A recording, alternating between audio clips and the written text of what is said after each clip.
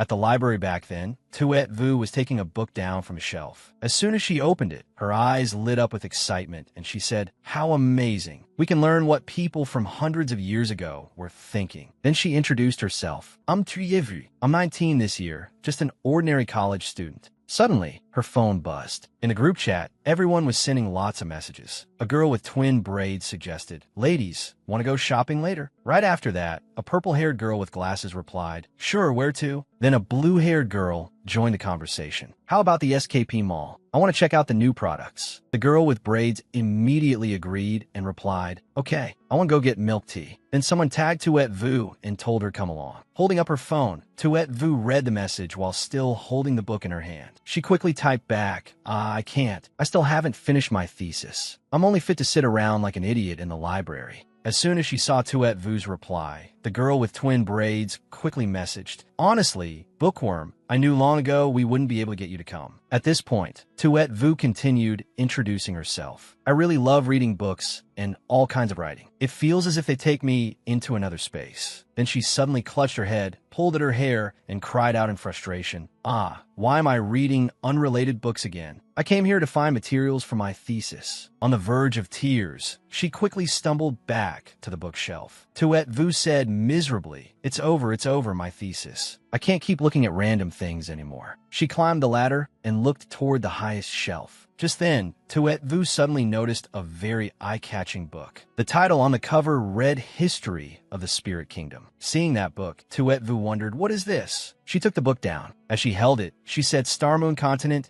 History of the Spirit Kingdom. Curious, she opened it and looked inside. Tuet Vu immediately asked in confusion, "A mysterious, ancient novel?" Then she began reading what was written in the book. It described a nation with a long history. The book stated that Triad Nac, one of the greatest kings in the history of the Spirit Kingdom, had quelled every rebellion against any ruler. Tuet Vu continued narrating what was written in the book. He used various methods to extinguish the flames of war and led the Spirit Kingdom and the Ba-Air Empire into a glorious era. The story said that he was the king most supported by the people and also the most extreme dictator. The man with golden hair and green eyes was Triad Nac, the 14th king of the Spirit Kingdom, a man of great achievements who also detested women to an extreme degree. The book also stated that when he took office, all traces of women disappeared from the civil and military officials. The academy for girls that had been built by a queen in history was also abolished. This hardline king used all sorts of reasons to drive women out of public spaces and keep them inside their homes. Not only that, the book also said that even when it came to his own children, he had a mindset that valued sons over daughters. He wholeheartedly wanted to pass his throne to a man like himself. But the story also described how things went against his wishes. His concubines in the harem bore no sons, only 6 princesses. By the time the queen gave birth, the state preceptor predicted that this child would become the successor who would lead the Spirit Kingdom into an even more glorious age. After hearing that information, everyone in the Spirit Kingdom, from top to bottom, was filled with anticipation. Returning to the present, Tuet Vu was walking down the ladder when she tripped and fell. The book slipped from her grasp. As she slowly fell toward the ground, she cried out in panic, Then the book and its pages scattered all over the floor. On the Star Moon Continent, inside the royal palace of the Spirit Kingdom. At this moment, the king was seated high above. Below him stood many knights carrying swords at their sides. Tuet Vu looked at the scene and thought, why does this imagined scene feel so real? Looking up at the king seated on the throne, Tuet Vu continued thinking, but this king is really handsome. Suddenly, someone came in and said happily, Your Majesty, Her Majesty the Queen has given birth. Shocked that she could hear their voices, Tuet Vu wondered, why can I hear what they're saying? At that moment, another thought flashed through her mind. I don't know why, but it seems like I've transmigrated into this world. At the Moon Palace, the queen had just finished giving birth. The midwives were holding a child. At that moment, Tuet Vu said to herself, and what's worse is, immediately after the announcement, His Majesty has arrived, Triad Nac walked in coldly. Everyone there lowered their heads and knelt. As soon as Triad Nac entered the room, the queen, sweat covering her face, smiled and said, Your Majesty, I have named the child Tuet Vu. What do you think? Tuet Vu then continued what she had been saying. Back then, I became a newborn baby. Tuet Vu had reincarnated into the body of an infant with smooth golden hair and beautiful green eyes. At that moment, she wondered, it's the same as my name. Is this a coincidence? At this moment, Triad and AC raised his eyebrows and held Tuet Vu in his arms. Immediately afterward, he quickly lifted the swaddling cloth. At the royal palace square, at this moment, the people were whispering among themselves. The queen must have given birth. I wonder if it's a little princess or a little prince. I think it's a little princess. If she inherited His Majesty's appearance, she would definitely be the most beautiful princess on the Star Moon continent. But His Majesty doesn't like princesses. At this point, a woman with pink hair asked, aren't there already 6 princesses? With a sympathetic expression, the blue-haired woman beside her said, exactly, that's the most frightening part. The woman continued, if it's still a princess this time. I heard that the concubines who gave birth to princesses were all deposed. Then, suddenly, Triad and AC walked out from inside while holding a child. The people around him shouted excitedly, His Majesty the King. Look, His Majesty the King has come out. As soon as Triad and AC raised the baby toward the sky, someone said, the Spirit Kingdom has. And as soon as they saw the baby urinate, everyone around continued, a prince. At that moment, all the people were overjoyed and happy. Congratulations to His Majesty the King and Her Majesty the Queen. At that moment, Tuet Vu said to herself, I didn't turn into a man. She continued thinking, the little prince receiving the people's blessings in front of everyone is not me, even though he is being regarded as the queen's child. At the Moon Palace, Tuet Vu was happily playing with the decoration hanging above her cradle. As she fiddled with it, she thought, I'm the queen's real child. At that moment,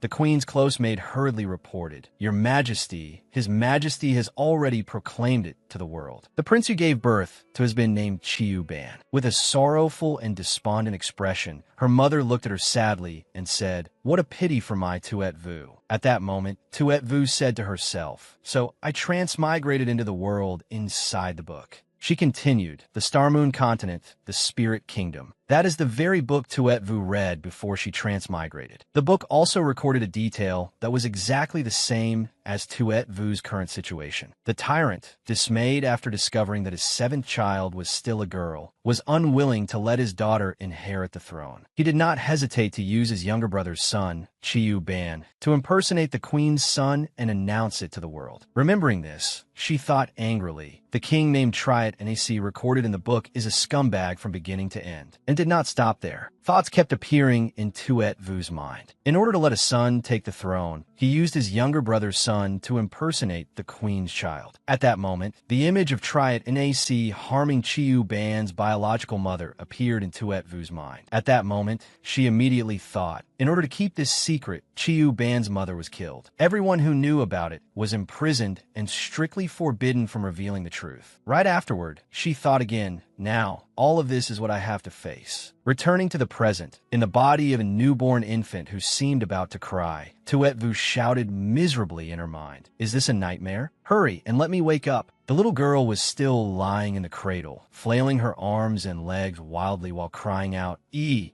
this is a dream. This is a dream. Hurry and let me wake up. Could her life be considered a chain of tragedies? In my previous life, my parents both passed away early. Because of that, I longed for a complete family even more than ordinary people. Memories of a little girl lacking the love of her parents appeared. Her parents. Then the mirror of those memories suddenly shattered again. I once wished to have both my father and mother by my side. Could that be considered too greedy? And so, she came here to a place no different from a royal palace, with a father who intensely craved a son. Yet she was a daughter. The man spoke softly. The little girl thought, what is this cold-faced guy saying? The man looked at her, his face showing disappointment and disgust. He lifted her by the collar. What use is a 7th daughter? It seems they are all equally weak. Just one look was enough to tell that this person had been hoping for a son. It seemed he valued boys over girls no less than expected. She absolutely did not want her father to be such a pervert. This person's expression did not improve much. He continued, bring Chiyu Ban here. Beside him stood a woman holding a child who was still sound asleep, with a pacifier in his mouth. He looked extremely adorable. The man spoke coldly. Queen, the state preceptor predicted that the child you gave birth to would be the successor who would lead the spirit kingdom into a more glorious era. Queen, remember this well. This is your child. The queen lowered her head with a gloomy and sorrowful expression. Yes. He glanced at the child lying in the cradle, frowned, and replied, "Send it to the divine tower." As if the little girl understood what the other party had said, she was somewhat stunned. After all, the divine tower he mentioned was a place for offerings to the gods. Those who were sent to the divine tower had only one path before them, death. But according to them, their souls were summoned by the gods. The child realized what her future life would be like and immediately burst into loud sobs.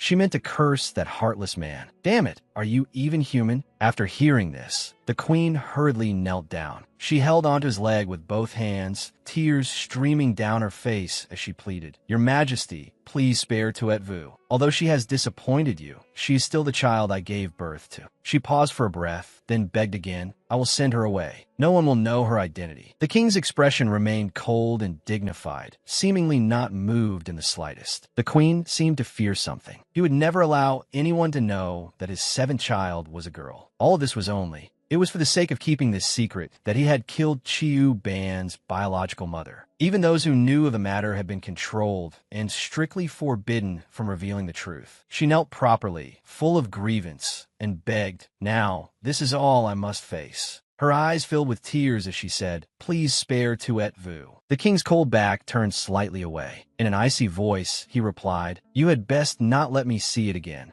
Outside the royal palace, a horse-drawn carriage was arriving. A girl wearing a red shawl gently handed the child in her arms to a strange man. Then she quickly turned away. Even though she knew she could not bear it, there was no other choice. With tear-filled eyes, she could only watch as that person carried her child and slowly walked far away. "My daughter, take care of yourself, and may we never meet again." The child named Tuet Vu had already understood her fate. She had been sent away as soon as she was born, and because she was a girl, her father had wanted to kill her. He truly was despicable. The weather today was very beautiful, and the air was exceptionally fresh. The afternoon sun shone outside a small town bordering the royal capital. The maids were still chatting about what had happened outside. One of them said, "Have you heard? The Baron brought back a child, but he already has 3 children, and yet he still went outside and got someone pregnant." One spoke, and the other listened. "Men are all the same. The two of us truly feel ashamed for the Duyi family. Who knows which woman fell victim this time? But the Baron usually seems so honest and straightforward. As expected, even when sneaking around, he's the same. Poor Lady Kaisak Lamb. If she finds out, she will definitely be heartbroken." Inside a large room, a woman was sitting in front of a vanity table. Standing beside her was another guard. The guard seemed to be recounting something to her. After listening, she could only sigh sadly. Sigh, what a hard life. Then, suddenly, the room door was flung open. A boy causing a commotion ran in from outside, and behind him, the maids kept trying to stop him. "Young master, a nap air, you mustn't." The boy ran in and asked sternly, "Hey, is what the servants said true?" This boy was the second son of Baron Duyi, named Napair. He was 12 years old this year. Seeing him run in, the woman asked in a stern voice, "A Napair, you're no longer a child. Why are you still so reckless?" As soon as she finished speaking, another young man appeared. This person was handsome and dignified. He was the eldest son of Baron Duyi, named Muley Air, who had just turned 15. His personality was calm and cautious. In his hand, he was also holding the hand of another child who still looked naive.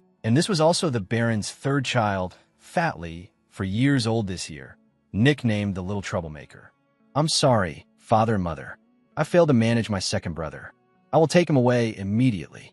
Count D raised his eyebrows and replied, "Forget it. All of you come in." He lightly raised his hand, pointed toward the child lying in the cradle, and said, "This is something all of you must know as well. Starting today, she is your younger sister. Her name is Tuet Vu." Tuet Vu looked up with bright, sparkling eyes, appearing truly innocent and pure. The room now carried a strangely cold atmosphere. Count D and his wife seemed to be facing their 3 sons, waiting to be questioned. The count spoke first, instructing his sons, "Everyone must get along." A Napair, who was at a rebellious age, immediately found it unacceptable. Impatiently, he shot back at his father's instructions. "You suddenly brought back an illegitimate child. How do you still have the nerve?" Seeing that the situation was not good, the more mature Muley Air quickly held held his younger brother tightly to stop him from acting disrespectfully toward their parents. A nap heir struggled, trying to break free from his brother's grip, but failed. Unable to sit still, he kept pointing as his mouth loudly spat out harsh words. "Let me go. Coward. You people are letting this old man ruin our family name." Muley Ayres said nothing, but the expression on his face seemed to show that he was also dissatisfied with the sudden appearance of this little sister. The youngest son, Fat Lee, was still clutching the hem of his brother's clothes when he suddenly asked mischievously, "Who is the mistress?" This made the Count, his wife, and Muley Ayres able only to shake their heads and sigh. In contrast, a nap heir looked very pleased with his little brother's question and immediately could not hide his smile. Kai Saklam had no intention of continuing to argue with her sons. All of her attention was drawn to Tuet Vu, and she gently picked her up in her arms. She stepped in to stop the argument between the children. "All right, stop talking. I have already forgiven your father. What are you all making such a fuss about?" However, Kai Saklam still could not calm a nap heir, who had been angry all this time. He continued pointing and shouting loudly while his older brother tried to stop him. "Mother, it's really not worth it. You should get out with that mistress." It seemed that what a nap heir had just said had exceeded the limits of Kai Saklam's tolerance. She stood up and shouted to stop the chaos. "Shut your mouth. No one is allowed to say another word. All I know is that from now on, Tuet Vu is a child of our family." A nap heir could no longer argue back against his mother. Angrily, he shook off Muley Ayres' hand.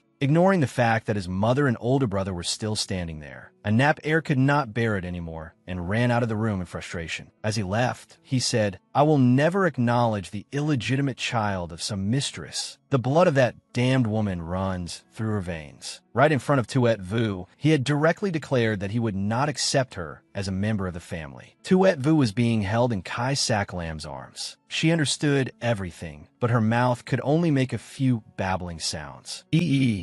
Watching a nap heir's back as he left, Kai Saklam showed a helpless and unhappy expression, as if she was already far too used to her son's hot temper. Worried about a nap heir, she instructed Muley Ayres, "Hurry and follow him. Muley Ayres, go after a nap heir quickly. Don't let him get worked up and do something foolish." Although Muley Ayres still agreed to her request and said, "Yes, mother," his expression immediately showed displeasure. It seemed he was also dissatisfied with the way his mother had handled things, but he did not say it aloud. All this time, Muriel had not said a word about Tuet Vu's appearance, but his expression and his cold gaze said everything. He turned away icily without even glancing at her. It seemed he did not agree to let Tuet Vu become one piece of their family either. Under Muriel's sharp, chilling stare, Tuet Vu could not help trembling. Seeing such intense reactions from the three boys, she could only think to herself, her gaze turning cold. These children really won't be easy to get along with. Catherine was holding Tuet Vu in both arms when her husband reached out and drew her into his embrace. Troubled, the two of them whispered to each other. The Countess spoke first. The children seemed unable to accept her. The Count could do nothing but say, "There's no other way. We'll take things one step at a time. That person has done us a favor." Tuet Vu's background absolutely must not be exposed. Catherine could not help asking in distress, "But do we truly have to hide it from the children?" By the time you returned today, rumors were already spreading through town. If even the children misunderstand you, then how will our family face what comes next? Out of caution, Count Duyi could only comfort his wife. The more people who know, the more dangerous it becomes. Let others say whatever they like. And just like that, I was settled into the Duyi household. Although my brothers did not accept me, everyone else treated me quite well. As the household servants bathed Tuet Vu, she thought to herself. The servants could not help being delighted by Tuet Vu's tiny body, and they kept laughing and praising her. "Oh my, look, my lady. Lady Tuet Vu is so healthy. She must weigh 4.1 kilograms. When young Master Avery was born, he was only around 3 kilograms. Seeing that the servants did not reject Tuet Vu, Catherine could not help smiling. Letting the servants bathe her body, Tuet Vu sank into her own thoughts alone. After all, adults never remember what it was like when they had just been born. In my previous life, were my parents this happy when they took care of me too? After Tuet Vu finished bathing, her diaper was changed neatly. She was placed into a soft cradle. Seeing this, the Countess could not hold herself back and sweetly stroked and played with her. "Haha, are you Lady Tuet Vu?" Seeing this, Tuet Vu grew endlessly embarrassed. Her head spun as she thought to herself, "Having my bare bottom handled by someone else. This really feels a little wrong, no matter how I think about it."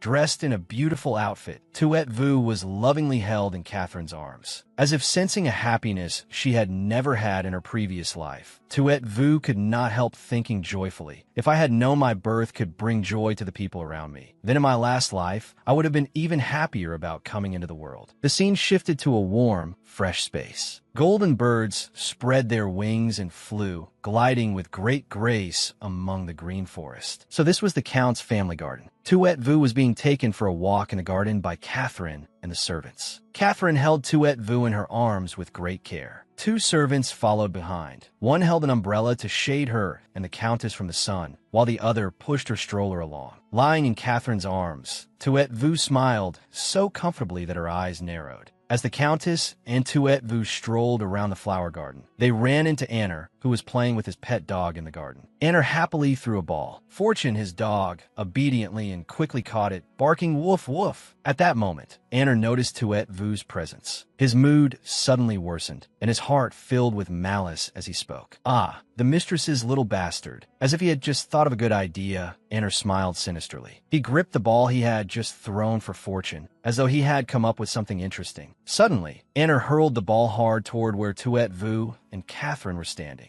As usual, Fortune quickly ran toward the place where the ball was flying. It opened its mouth wide, ready to catch it. Catherine and the servants had only just realized that Fortune was rushing over. They could not react in time and could only cry out, "Ah!" Catherine was startled badly. She cried out in panic, and both her hands suddenly loosened, causing Tuet Vu, who had no idea what was happening, to start falling. Catherine immediately panicked and reached out in fear, wanting to catch Tuet Vu. Seeing the situation go beyond what he had intended, Anner could not help panicking too. Both of them were so frightened that they screamed. Count Dui saw this and ran over, frowning as he said, "Anner, look at what you've done." It turned out little Tuet Vu had fallen out of the stroller. Everyone hurried over. The little girl lay on the ground and burst into tears. At that moment, she was screaming in her head, "It hurts so much I'm dying." Seeing this, Catherine hurriedly picked the little girl up and soothed her. "Good girl, don't cry. Don't cry." The maids beside her checked the little girl and said in panic, "Oh my goodness, is there a bump on her head? What if the fall damaged her?" Boo-hoo, that was too scary. Seeing this, Count Dui quickly stepped forward to ask about her. "How is Tuet Vu? Is she hurt?" Seeing him, the little girl looked at her father and cried, "Wah wah boo-hoo." But what she wanted to say was that her head had not been damaged from the fall. It only hurt. A while later, the doctor came to examine her and said, "By heaven's blessing, Lady Tuet Vu is fine. It is only a superficial injury. Apply medicine and she will be all right." Everyone stood beside the little girl's cradle and looked at her worriedly. Catherine turned and scolded, "Anner, how could you do something like this? If something had happened to Tuet Vu, how would you explain yourself? Did you ever think that if this led to your fortune being punished, what then? Where have your kindness and conscience gone? I'm truly ashamed to have a son like you. For the next 3 months, you will stay shut in and reflect properly. Get over here and apologize to your younger sister." Hearing his mother scold him like this, Anner could only stand there in a daze. He clenched his fists and stayed silent. Suddenly, a voice came from behind him. It turned out to be Muriel. He said, "Are you stupid?" Catherine frowned and turned around to shout, "What are you standing there for? Get over here." Suddenly, young Avery, who was below, tugged Anner's hand and said, "I'll tell you a secret. This baby is a witch. You can't mess with her. You really are stupid." "No." Seeing this, Muriel knelt down beside Avery and asked, "How do you know? What did you do?" Seeing this, the little boy hurriedly shook his head and said, "No, I didn't do anything." Then Muriel suddenly stood up, grabbed Avery by the collar, and said, "If you use forbidden magic on an ordinary person, do you know how you'll be punished?" Seeing this, Avery hurriedly said, "Big brother, spare me. I only used the lowest level dark magic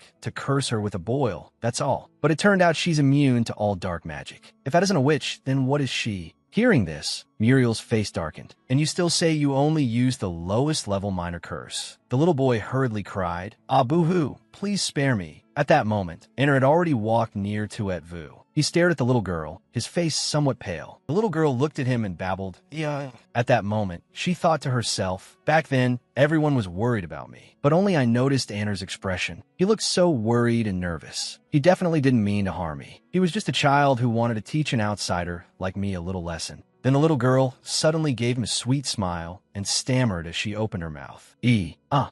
Seeing the little girl smile, Anner blushed and said, "Ah, she." She smiled. In an instant, his hands and feet became flustered. Her tiny hand reached out and touched Anner's hand. She held his hand and smiled. Their parents stood there watching and said, "Look, this child was only impulsive for a moment. Aren't they getting along quite well now?" Boo-hoo, I was truly worried to death. Anner's face grew redder and redder. It seemed the little girl had touched his heart. He thought, she's just an innocent baby. Tuet Vu lay on the bed, using her small, soft hand to hold Anner's finger, cheerfully babbling, "Ikaka." What she meant was, don't be sad. I didn't get hurt from the fall, and I'm not angry with you. Anner stared wide-eyed at her. It seemed his heart also began to waver. Tuet Vu spread her two tiny hands toward him and grinned brightly. I like you. I like you the most, Anner. Anner no longer had the ability to resist this little sister. It was as if he had wandered into paradise, and his lips even curved into the shape of a heart. So cute. Avery and Muriel watched from the side as Anner fell head over heels in affection. Avery crossed his arms in front of his chest and mocked his older brother. Look, second brother has been bewitched by her. No matter how you look at her, she doesn't seem like a newborn baby. Eldest brother Muriel also spoke up. You don't seem like a 4-year-old baby either. The little boy could only fall silent, his expression full of unwillingness. When Lady Catherine was holding Tuet Vu in the room, Anner cautiously peeked in. "Mother, can I come in?" When she was feeding Tuet Vu milk, he barged in again and asked, "Mother, can I come in?" When she was lulling Tuet Vu to sleep, Anner ran in again. "Mother, can I come in?" In the end, his mother finally replied, "Anner, your little sister needs to sleep. Go outside and play for a while." Looking extremely wronged, his eyes watery, he stared at her. "Father ordered me to stay shut in at home for 3 months, so I can't go outside." As soon as he finished speaking, he turned to look at Tuet Vu and said softly, "Why does she sleep for so long?" Anner happily sat down beside her and rubbed Tuet Vu's little foot as she slept soundly. "I'll play with my little sister." Because Anner was always chasing after Tuet Vu, the puppy that usually played with him was forgotten and could only lie in a corner, whining. Seeing Anner like his younger sister so much, Catherine agreed. "All right, Anner, your sister is asleep, so stay here with her. Make sure she doesn't fall or have any accidents." He happily obeyed.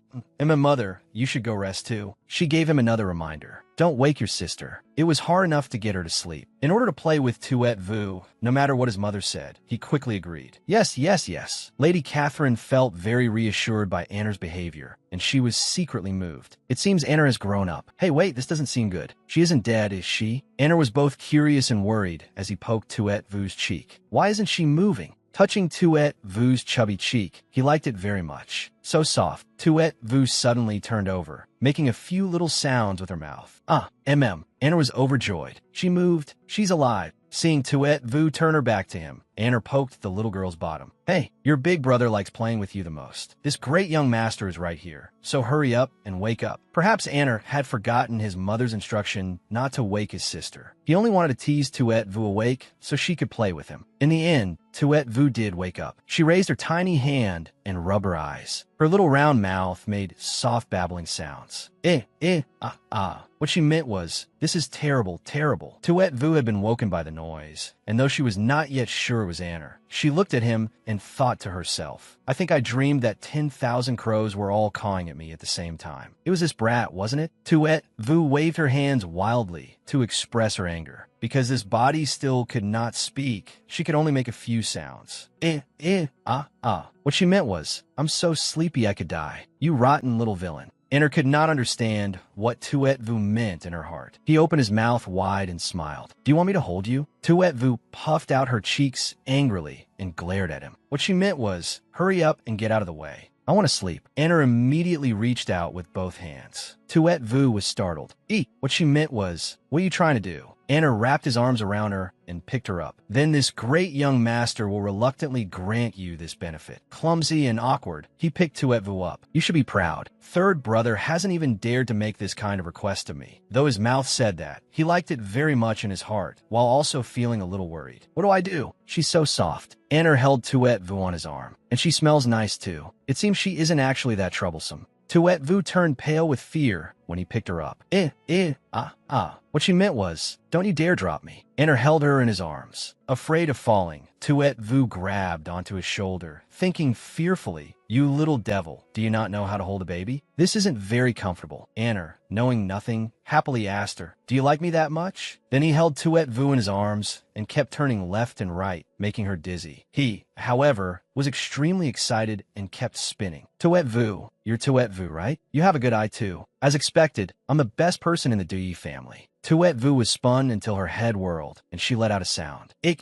What she meant was, I'm so dizzy, big brother. Anner pressed his forehead against Tuet Vu's. Since you wholeheartedly admire me, then I'll reluctantly accept you too. He closed his eyes and held her, immersed in happiness. Hearing him say this, Tuet Vu also blushed shyly. In my previous life, I was an orphan. I originally thought that transmigrating into this world was a punishment heaven had given me. But now I don't feel that way. It seems I really do have a home now. Lady Catherine always loved and carefully cared for Tuet Vu. The maids in the household also welcomed her happily and never made things difficult for her. She told herself that over these past few months, Lady Catherine had done her utmost to take care of her every day. Tiny Tuet Vu held the milk bottle in her mouth and drank, extremely happy. While drinking milk, she closed her eyes tightly and sighed in her heart. So soft, so warm. Seeing Tuet Vu's eyes tightly shut, Catherine worriedly asked, Tuet Vu, why are you so sleepy? You don't even have the strength to drink milk. The maid beside her smiled and said, during the day, I saw a young master Anner playing with a young lady for a very long time. She must be tired from playing. Tuet Vu slowly opened her eyes. Because she was sleepy, they were watery. She spoke up. In her heart, she complained. Was I playing with him? That brat treated me entirely like a toy. I am exhausted. Although Count D could not help with much, he still did not treat her like an ordinary newborn. He would discipline his 3 sons right in front of her. In the study, the 3 older brothers read books while enduring Count D's strict supervision, while Tuet Vu sat to one side, freely playing and having a wonderful time. Count D taught them sternly. Muriel has already been admitted to the Royal Academy. Anner, how are your studies in the arts going? Today, I'll test you on mathematics first. Hearing that he would be tested, Anner broke out in a cold sweat. Father looked down at the test. The question was, what is 17 plus 23? Anner hesitated, not knowing whether he should choose 45, 27, or 40. He stammered, Beside him, Muriel wrote coldly while speaking up to mock him. Idiot. Avery, sitting beside them, immediately answered, choose C, father. This seems like a good chance for me to understand this world. Tuet Vu slowly crawled toward the 3 older brothers who were studying. She crawled over and sat down beside Anner, then glanced at the test paper in his hand. Count D had no objection to Tuet Vu's actions. He only said to Anner, Anner, if you still refuse to study properly, I can only send you to a church school.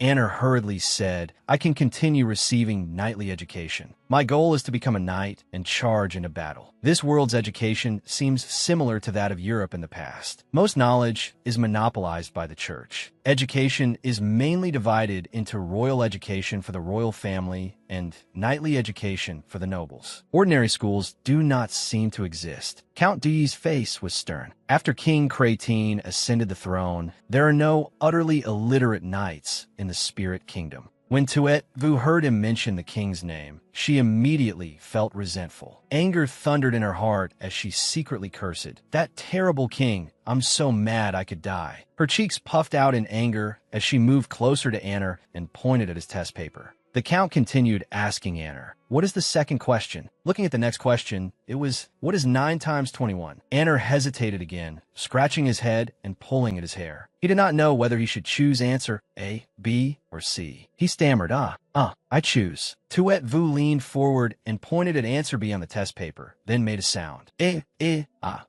What she meant was, Anner, choose this one. Anner actually trusted Tuet Vu. He immediately told his father the answer. I choose B. His father did not know he had help and said, correct. Anner was so delighted he nearly bloomed. Ichuza kurali. He hugged Tuet Vu and kept kissing her. As he kissed her, he praised her. Tuet Vu, you really are my little lucky star. I got it right. Tuet Vu was forcibly kissed by him until her head spun, and she could only complain in her heart. Your foundation is far too weak, brat. Work hard on your remedial lessons. Anner smiled until his eyes curved and lifted Tuet Vu high into the air. The three people around them looked at him helplessly. Suddenly, Avery said, "Brother, you cheated." Anna immediately protested. "Who cheated? You malicious little brat." Hearing the little boy say that, Tuet Vu also looked over. Avery pointed at Tuet Vu. "She taught you. She's a witch." Anna immediately flew into a rage. "Don't talk nonsense, you little brat." Anna waved his hand in front of the little boy. Count Duyi spoke up. "Enough, stop making noise," he said to Anna. Anna obediently take remedial lessons with Muriel. Then he turned to Avery. "And you, Avery, I heard you used a curse on your younger sister." Hearing this, Tuet Vu turned pale, and anger also rose in her heart. "Damn it, this brat dared to use a curse on me? So this is a world of magic? I want to tear you apart." Hey. Avery put on a pitiful look, tears welling in his eyes. He explained, "Is that a curse spell? I only wanted to make her stop crying, mother. Besides, it didn't work at all. I think my power must not be strong enough to hurt anyone. Or maybe she has an unusual constitution." Tuet Vu listened until she was stunned, her eyes round and her mouth slightly open. The unusual constitution Avery was referring to usually meant the rare few who were naturally immune to magic. Most of them were witches or bad people. Tuet Vu angrily waved her little hands around and shouted in simple baby babble. In her heart, she cursed, "It's him. It's him. It's definitely him. That master of fake innocence." Avery immediately shot her a gaze as sharp as a knife, his whole body radiating a gloomy, murderous aura. But Tuet Vu suddenly grew worried.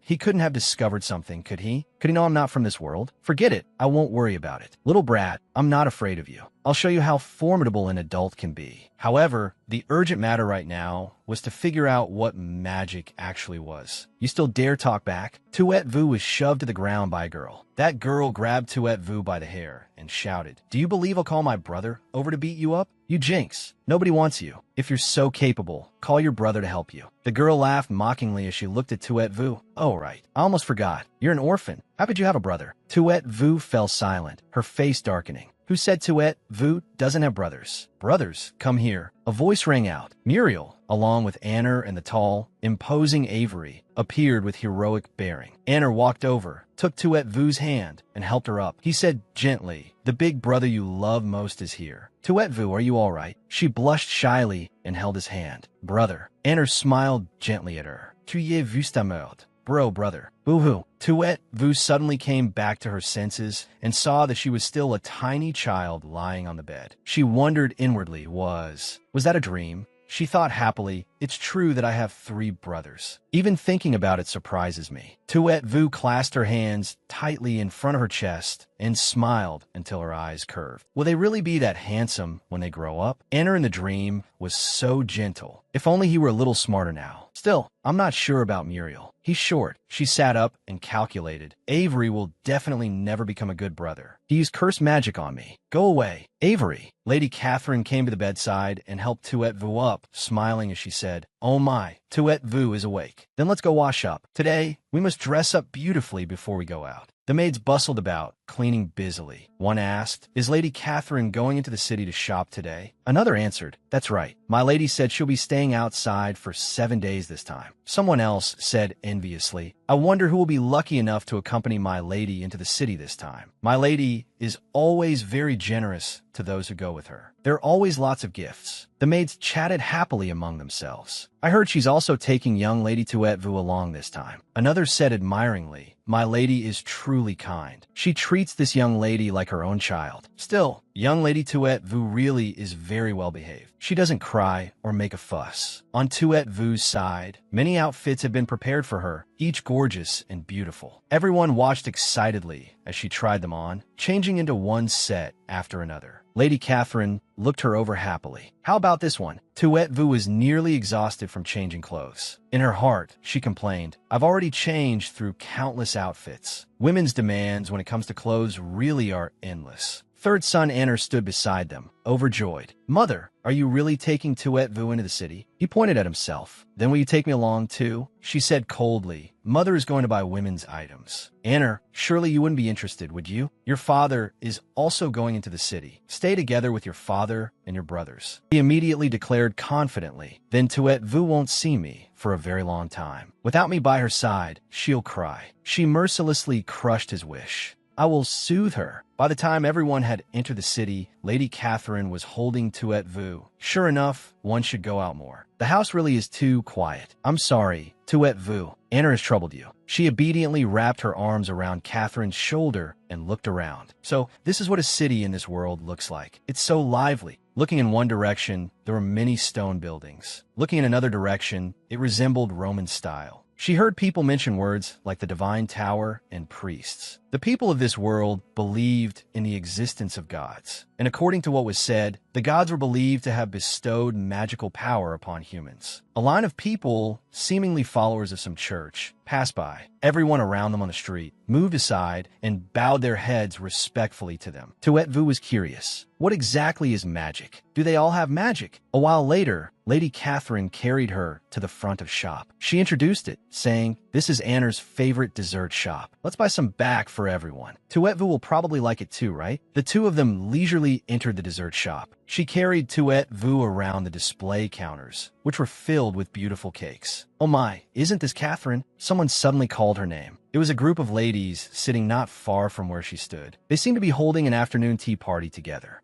A lady with long purple hair smiled and said, "So, this is the legendary child?" Her laughter carried mockery. Tuet Vu looked at that woman and suddenly felt uncomfortable. "Oh no, I have a bad feeling. Catherine, I didn't expect to meet you here." Someone said, "That's true. After what happened in your family, anyone in your place wouldn't want to go out and see people." Lady Catherine politely went over and sat with the three ladies. The purple-haired lady sighed, pretending to be full of sympathy. "Baron Duyi really has gone too far. He still hasn't handed that woman over even now." She covered her mouth with her fan and secretly laughed at her. "He is still protecting her. Has he not thought about your feelings at all?" Another lady's gaze was indifferent, as if she were bestowing a little sympathy upon Catherine. Stirring the tea in her cup, she said, "But this must truly be hard on you, Catherine." Lady Catherine looked troubled. "It isn't hard." In her heart, she thought, "Why did I come in here?" The purple-haired lady continued to sneer. "Don't you know? This child is the daughter of a mistress. I truly don't understand why men are like this." The person beside her chimed in, "Ah, how unfortunate." The three of them comforted her outwardly, but inwardly, they were secretly laughing at her. Tuet Vu looked at them. These people are bullying Catherine. No matter what world it is, no matter one's age, identity, or status, there will always be the humiliation of the weak by the strong. The purple-haired lady added fuel to the fire. "Although she is a daughter and cannot fight for the inheritance, if you accept this sort of thing, men will certainly take a mile after being given an inch. How about I introduce you to a priest? Send this child to the church." With a splat, the lady was startled. Tuet Vu had splashed food on her. She looked at her and babbled, meaning, "I didn't do it on purpose." Lady Catherine gave a slightly stiff smile. A person of morals would not argue with a child. She turned to Tuet Vu and asked worriedly, "Tuet Vu, are you all right?" Tuet Vu smiled and stretched her arms toward her. "Manga." She meant that she was fine, and she kept calling Mama. "Tu vu?" Catherine was delighted. "Tuet Vu called me mother." She was overjoyed. "Tuet Vu called me mother." Acting spoiled, Tuet Vu raised her hands, held Catherine's face, and planted a kiss on her. Manga. The three ladies sitting with them were surprised when they saw this affectionate mother and daughter scene. They were stunned. Lady Catherine smiled proudly and joked, "This child is far too attached to me. As long as she sees me, she won't cry or fuss. Although I didn't give birth to her, she's even closer to me." She added, "Women shouldn't value men too much either. Sometimes relying on children is even better." She asked with both seriousness and gentleness, "Isn't that right?" Lady Catherine dotingly rubbed Tuet Vu's head. It was clear that Lady Catherine truly loved this child. When the purple-haired lady heard what she said, her face turned sour. Another person spoke up, "That's not wrong. Speaking of which, isn't your child still being fostered at your husband's family's home, even now?" Seeing that the situation was unfavorable, the purple-haired lady immediately changed the subject. "Let's not talk about that anymore. I forgot to introduce everyone." She extended her hand. "This is Lady Busty. She is outstanding. She can now frequently enter and leave the royal palace. Her elder sister is the little prince's personal attendant, personally chosen by Her Majesty the Queen. She's now also a trusted confidant in front of His Majesty the King." Looking at Lady Busty, who was feeding a child in her arms, it was very easy to recognize that the child was the little prince, Chiuban. A woman who was somewhat younger than the others smiled and said, "It is thanks to His Majesty's favor. However, my sister has her own difficulties too. I heard that the previous person was executed for some unknown reason. Because of this, the female attendants in the palace are replaced in batches every 6 months. The purple-haired lady laughed falsely. Oh my, your elder sister is wealthy and noble. She'll be fine. The other woman immediately replied, yes, yes. Tu as vu soudainement remember. That's right. The book said that in order to prevent Chiu Ban's identity from being exposed, Cherno was extremely strict with the maids in the palace. Everything is indeed proceeding according to history of the Spirit Kingdom. The book recorded that the Dui family treated Tuet Vu very well. Tuet Vu spent a peaceful yet brief childhood here. Unfortunately, because she became an ordinary person with no abilities after Cherno and Chiu Ban learned of her whereabouts. Her life fell into a tragic situation in which she had no strength to resist. She was controlled by others. The Tuet Vu in the book seemed to turn into a puppet, ignorant and numb, manipulated by others at will. She made up her mind. No, since I have begun this life, I absolutely cannot sit around and wait for death. In this world, how can I take control of my own fate? I know too little information. Sure enough, I still have to rely on that. A while later, the two of them left the cake shop. Tuet Vu pointed with her hand. She meant, this is it. Magic. The thing she was talking about was the thick magic book placed before her eyes. Catherine had brought her to a bookstore, holding a long list in her hand. Tuet Vu was surprised. Why does Muriel need so many books? Can he even finish reading them? She waved her hands toward the pile of magic books. She meant, I want that. Lady Catherine picked up one and handed it to her. So you like this? She thought to herself, this child doesn't even know how to read yet. Why does she like books? Tuet Vu accepted the book, hugged it tightly to her chest, and gave Catherine a bright smile. She wanted to say thank you. Her heart was resolute. Magic begins here. The female lead's eyes widened, her mouth slightly open in astonishment. She was excited about something. The servants and even the head maid around her all held their breath and fell silent, watching. The floor was glossy, cool, and smooth. Light shone upon the walls and window frames in a distant, splendid, graceful way. In front of the little girl were many teddy bears, dresses, all kinds of jewelry for her, as well as ribbons, scarves, pillows, blankets, and stuffed animals such as ducks and rabbits in every size and variety, dazzling with all kinds of colors. But she approached those stuffed animals and the candies as if searching for something. She did not truly care about those cute items. The servants were extremely excited because they were certain she would like them, but they still could not be sure what she would choose. They smiled and asked, making their guesses inwardly. Which one does Tuet Vu like best? Which one will she choose? She remained innocent and uncertain, her eyes wide and hesitant. Tuet Vu's hair was held in place with a blue bow and decorated with a pretty ribbon. She found the red-covered book and happily murmured. She took it out, dust still sparkling on it. Tuet Vu flipped through the pages gently, with an interest rarely seen in small children. Her mother, Catherine, smiled kindly. Her hair was tied up, making her look extremely mature. She stroked her chin and said happily, I told you all. Tuet Vu likes this book the most. Catherine even asserted with certainty, that's right, she only wants this. Back then at the bookstore, she clung to me and insisted that I buy it. The girls could not believe their eyes. They chatted enthusiastically. How miraculous, one girl said. Another girl quickly chimed in. Could this child be a goddess descended to Earth? But during all this, Tuet Vu was still flipping through the book and reading with a certain excitement. As she read, she thought, the writing of this world is different from my own. But after I came to this world, I can recognize it all. Because of this, she could continue reading what was written in the book. The magic of the Star Moon continent was believed to have two kinds of origins. One school believed that the god who created the world used his power and spread it into every corner of the world. Incantations were the codes that unlocked this divine power. Those with special constitutions could, through different incantations, unlock limitless energy. The other school believed that the god created the world from the elements. Magic incantations had the automatic function of extracting these elements.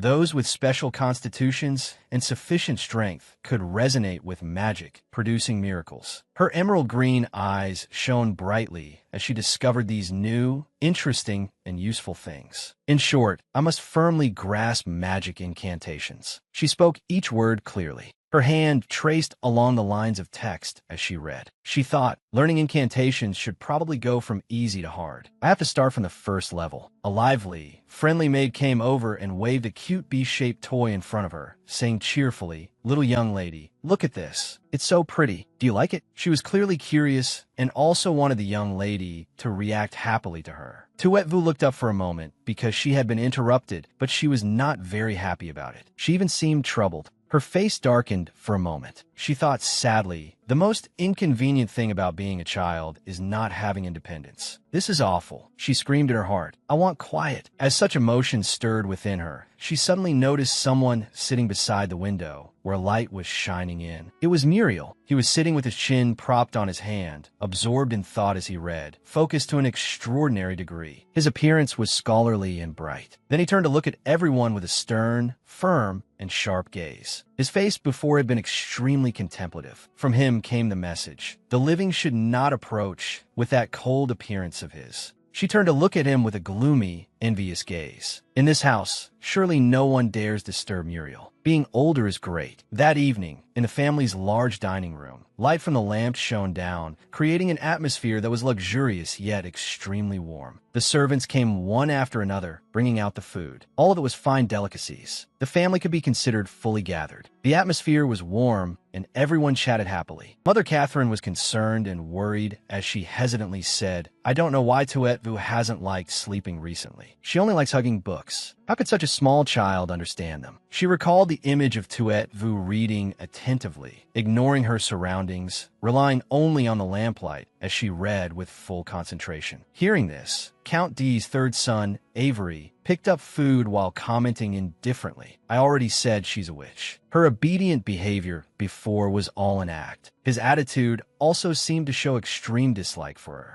After saying that, he timidly looked at the silent Muriel and the dark-faced Anna. It seemed that both of them were dissatisfied with that remark. They looked at him unhappily. At that moment, Count Stephen D cut his steak and said, "Children grow up. It's very normal." He enthusiastically revealed a gentle and excited smile, voicing his own thoughts and expectations. After a little more time, Tuetvu will be able to sit in a chair and eat. Children really do grow quickly. I'm truly looking forward to it. The clothes he wore were his usual attire, blending with a warm and gentle atmosphere. Suddenly, the light vanished, and the dining room became pitch black. Everyone in the room was shocked and stunned.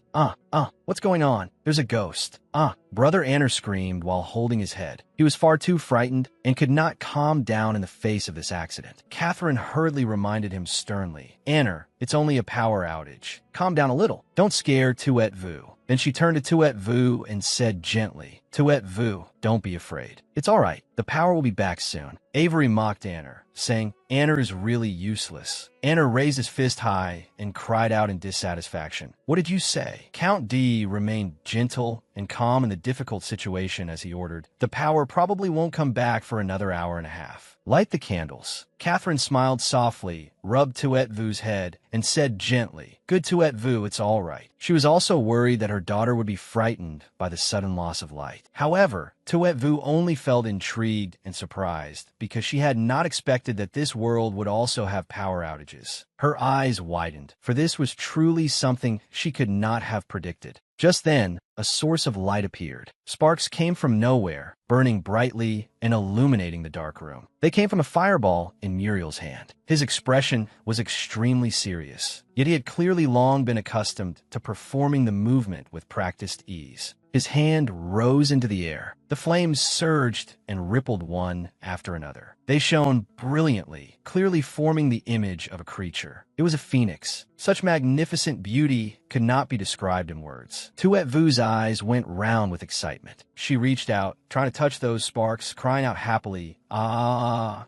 It was as if she were surrounded by light that she herself had created. That feeling made her want to engrave it into her memory so that she could do it herself one day. The fire had been lit and the candles on the walls had been kindled. The room instantly brightened again. Both parents smiled gently. Anna could not help being surprised. Avery was delighted, and Tuetvu was the most excited of all. Her eyes shone brightly. The scene before her was truly beautiful. The phoenix had descended beside Muriel. Muriel was sitting in his room, attentively reading a book with a solemn air. Just enough light filtered in from outside the door to bring out the delicate colors of the curtains and the plants in the room. His gaze was fixed, and those eyes of his were a striking blue that seemed to draw people in. Just then, there was a knock from outside. Knock, knock. He went over and opened the door with a creak. Sunlight fell across part of the doorway, looking sweet and pleasant, giving off a warm, classical feeling. Dressed neatly, Muriel stepped out. He showed no emotion at all. The sunlight behind him seemed perfectly cheerful, in complete contrast to him. The one knocking on the door was Tuet Vu. She was still crawling on the floor, a cute, sparkling glow radiating from her. Her face was plump, and her big, round eyes made it impossible to resist the urge to hug and pamper her. Her mouth curved in a slight smile, showing that she was very happy. Even so, he still coldly lifted her up and said with a darkened expression, "Mother, tell the maids to watch Tuet Vu properly. Now she keeps wanting to run outside. I'm not comfortable with her showing up here. I've run into this several times already." He continued in irritation, while she was already scrunching up her face and crying from the pain of being suddenly picked up. Catherine had her back turned to the two of them. She had just been looking at the fresh morning roses when she heard Muriel speak. At this moment, he looked no different from a demon, while Tuet Vu was like a poor little rabbit shrinking in fear. "It's because Tuet Vu likes you that she came to you."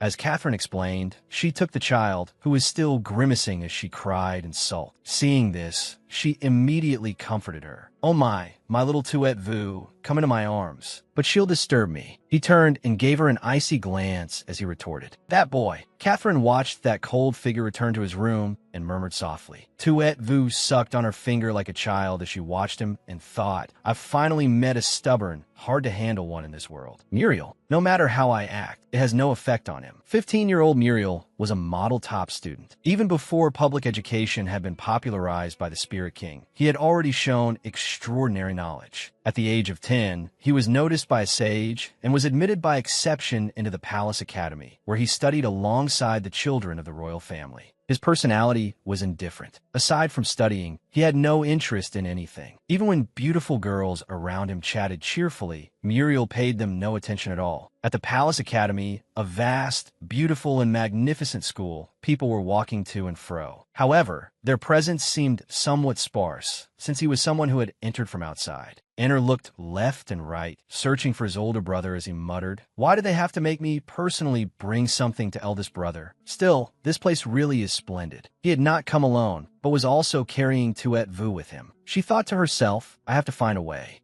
Eldest brother is coming out. When he saw Muriel coming out through the gate, with many beauties accompanying him, Anner spoke up. One girl said to him, "Muriel, let's go eat together later." He quickly noticed Anner and Tuet Vu. Hearing the girl say that, he lifted Tuet Vu up. She still had not understood what was happening. He had already held her in his arms and answered the girl's invitation. "Sorry, I have to look after my younger sister." Both Anner and Tuet Vu looked indignant. They frowned, clenched their fists, and parted their lips slightly, because they felt as if they had been tricked by Muriel. The girl replied, "All right then, another day." Her face darkened as she turned and left. Anner's expression also turned gloomy as he asked Muriel, "What kind of lie was that?" Muriel calmly replied, "She's a duke's daughter. Neither you nor I can afford to offend her." A baron was the lowest rank, and Muriel was the son of Baron Dewey. Here, above barons were viscounts, above viscounts were counts, above counts were marquises, above marquises were dukes, and finally, above them all was the royal family. He seemed to think about something as he secretly watched the duke's daughter disappear into the distance.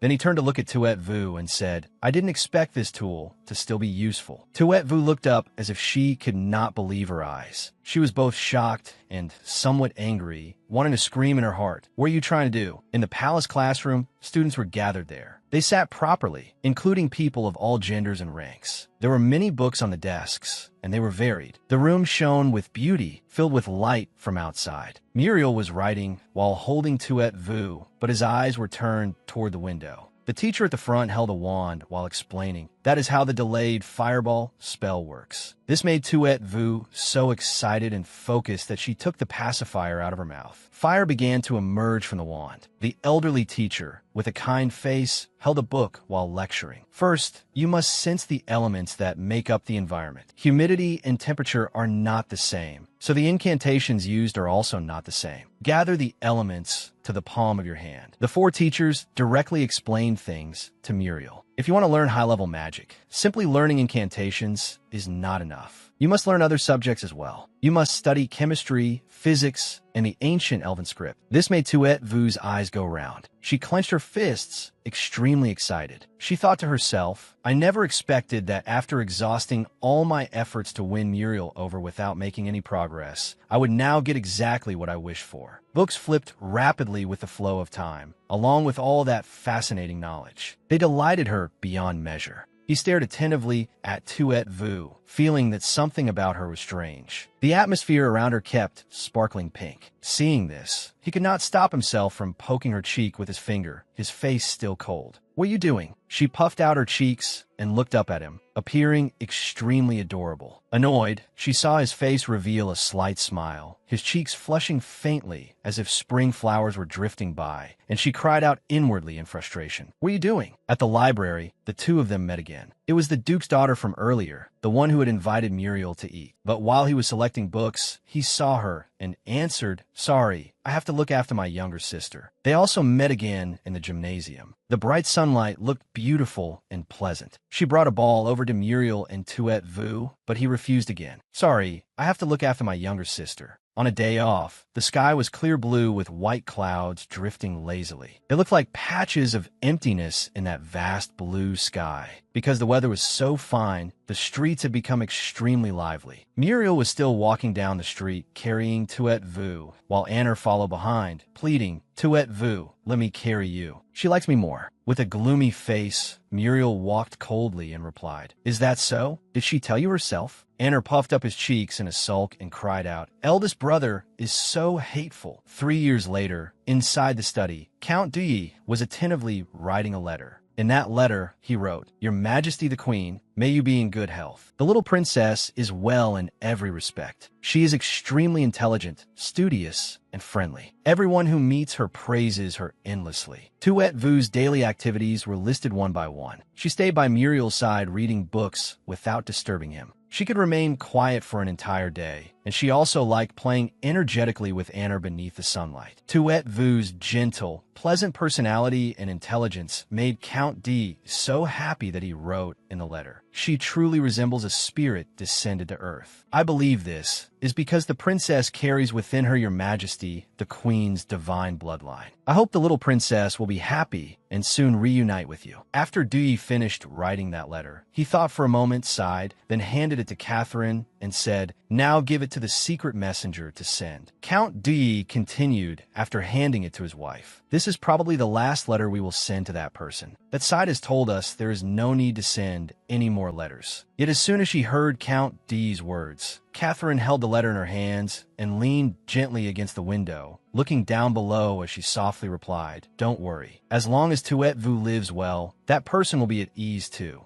Down in the garden at that moment, maids of all ages surrounded Tuet Vu as they laughed and talked happily. Little young lady, let's tell stories again. Little young lady tells stories the best. As soon as they finished speaking, she smiled and replied, What do you want to hear? Today we won't tell stories about princes and princesses anymore. Let's change to something else. As Tuet Vu spoke, she thought, I never expected fairy tales to be this popular. Looking back at the time that had passed, she said to herself, 3 years have flown by in a flash. Telling stories from books to win people's hearts and gather everyone together is also very important. Then Tuet Vu spoke again with firm confidence. In this life, I absolutely won't let anyone bully Tuet Vu again. At this moment, she gracefully pointed both hands at her face and cheerfully told a fairy tale to the servants there. Once upon a time, there was a girl whom everyone loved when they met her. Everyone called her Little Red Riding Hood. With eyes full of confidence, Tuet Vu enthusiastically told them the fairy tale. One day, Little Red Riding Hood went into the forest to bring food to her grandmother. At this time, Count Dui and Catherine were standing together in the study, looking through the window toward Tuet Vu. Up there, Count D stood with his hands clasped behind his back, Catherine beside him, watching her with a happy smile. At this moment, he began to speak. Tuet Vu is not an ordinary child. With a happy expression and eyes curved in a smile, Tuet Vu's foster mother smiled and replied, "Is that so? She is too clever, too understanding of people's hearts. How is she like a 5-year-old child?" She continued simply, "She is basically an adult in a child's body." But Count Dui had different thoughts. He quickly voiced what was on his mind. That may not necessarily be a good thing. At this moment, the two turned to look at each other. Suddenly, Count D continued, "If she were merely outstanding here in the countryside, then that would be fine." Her foster father looked out the window and shared his worries with Catherine. "But if some royal prince or high minister takes notice of her, I fear that person only hopes Tuet Vu will live a peaceful life and does not want her to become involved in court politics. And besides, Tuet Vu's identity is extremely secret." So, he continued speaking.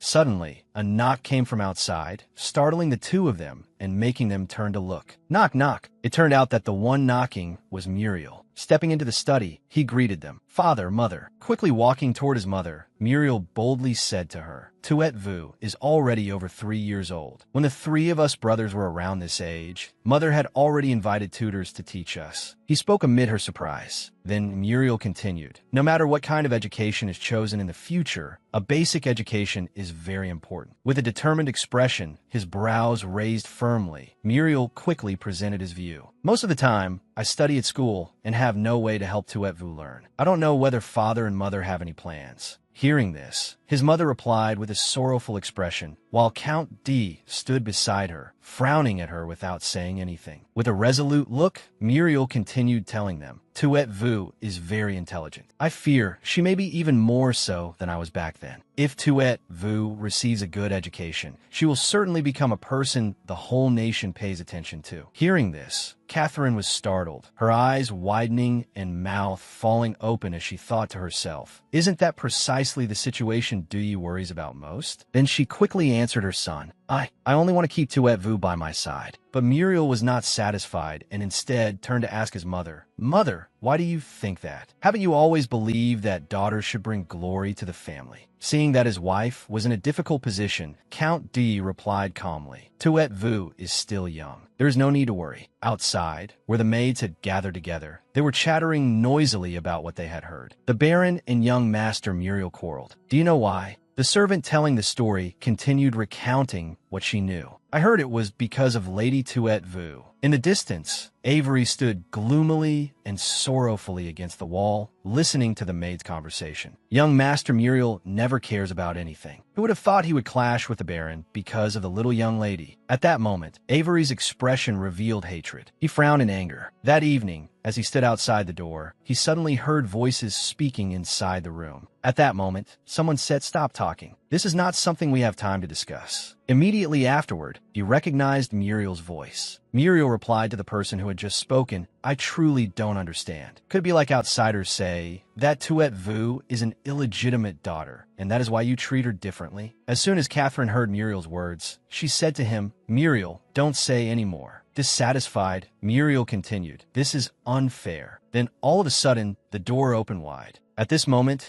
Muriel walked out of that room in displeasure and brushed past him. Avery, ignoring Avery's words, he walked away without looking back. Eldest brother, seeing his older brother like that, Avery frowned in anger and asked himself why his eldest brother's heart filled only with that little wish. Immediately afterward, Avery thought, "In the past, mother and my brothers all loved me very much." He remembered when he was still little. Back then, his mother had held him in her arms and smiled as she said to Avery's 2 older brothers, "Avery is your younger brother. As his older brothers, you must love him too." At that time, Muriel had also gently touched him and coaxed him, be good," and Anner had loved him just the same. Anner had said then, "I'll buy you candy to eat." But one day, his mother looked at Tuet Vu with that same loving gaze and gently said to the 3 brothers, "Tuet Vu is still little. You must take good care of her." Then Avery said to himself, after that, everything changed. The days with Tuet Vu were all unhappy days for him. As soon as Avery entered the room and greeted his mother, what he received in reply was his mother being busy taking care of Tuet Vu. "Avery, I'm very busy right now. If you're hungry, go to the kitchen and have the servants cook something for you, all right? Avery's sorrowful thoughts surrounded the boy's mind. Everyone was circling around that illegitimate daughter. Even with Muriel, on that day, when Avery happily carried his books and followed behind him, saying, "Brother, take me to school with you," all he received was Muriel's cold indifference. No, the school does not allow entry. Because of this, the hatred in the boy's heart grew stronger and stronger. Why can she receive all of this? Returning to the present, his face was dark. Behind him, Tuet Vu had just stepped in through the door. As soon as she entered the room, seeing the person in front of her, she thought Avery. With a hateful expression, Avery frowned angrily, clenched his teeth, and said to her, "I will never accept you." As soon as she heard those words, Tuet Vu was surprised and did not understand what had happened. In a saddened mood, her tone also became somewhat dispirited. People really cannot make everyone like them. The little girl gently placed a hand on her chest. "Avery hates me like this because of Muriel. He is the only person in this family who still broods over me being an illegitimate daughter." In Anner's large study, the two siblings were still studying diligently. While Tuet Vu was still absorbed in her books, Anner had collapsed onto the desk, one hand still propping himself up. His expression still showed boredom, laziness, and suffering. Why does everyone have to do homework? Boo-hoo, I want to use this precious time to go outside and play. Tuet Vu continued to ignore him, and the little girl focused on thinking. I heard Muriel wants me to receive the same basic education as my 3 older brothers, but it seems Catherine and Count Dewey do not agree. Perhaps Count Dewey is worried. If I receive too good an education, and if a situation like Muriel's happens, I may be targeted by the court and my identity may be exposed. The pages of the book continued to turn. Inside were vast amounts of information waiting to be unlocked. And in the history books, I also lost my life because my identity was exposed. But without education, I can only be an ordinary, insignificant person. And when that time comes, I'll only be able to fold my hands and wait for death. Tuet Vu thought to herself. Then the little girl slammed the book shut and let out a thoughtful sigh. So Muriel isn't wrong. Count Dewey is even less wrong. I can't let them argue because of me. Sitting beside her was Anner. He was still crying over the pile of homework he could not solve. Tuet Vu, what's wrong? The little girl smiled faintly and replied, "Brother Anner, I'm going to look for Brother Muriel. I'll be right back." Hearing that, the boy quickly grabbed onto her clothes, biting them and acting spoiled with her. "Tuet Vu, is it because you don't like me anymore?" His eyes were still full of tears. Then he rolled around and continued acting spoiled with her. "You think I'm stupid and can't do my homework, so you don't like me anymore, right?" Tuet Vu let out a soft sigh, weary and helpless. In Muriel's room, Tuet Vu was sitting across from him, while he calmly took a sip of tea. The little girl said sadly and gloomily, "This isn't right, is it, brother?" Hearing that, Muriel answered without hesitation, "Why don't you want to invite a teacher? Do you think you can study on your own?" His expression became much more serious. "Are you afraid I'll argue with father and mother? Then have you heard everyone gossiping, saying that because you're an illegitimate daughter, you're being treated differently? Do you want to just sit there and accept other people's speculation?" He paused for a moment, then continued, "These things are slandering all of us." Tuet Vu shook her head. As though she did not care, she answered firmly, "I don't care what other people say. I know father and mother and my brothers love me very much. That's enough." Muriel gently blew on the cup of hot tea and said softly, "I love you too." Tuet Vu immediately said cheerfully and confidently, "Of course." Then Muriel walked over gently and stroked the little girl's head. "Don't worry, I won't argue with father and mother." Tuet Vu answered coquettishly, "You promised."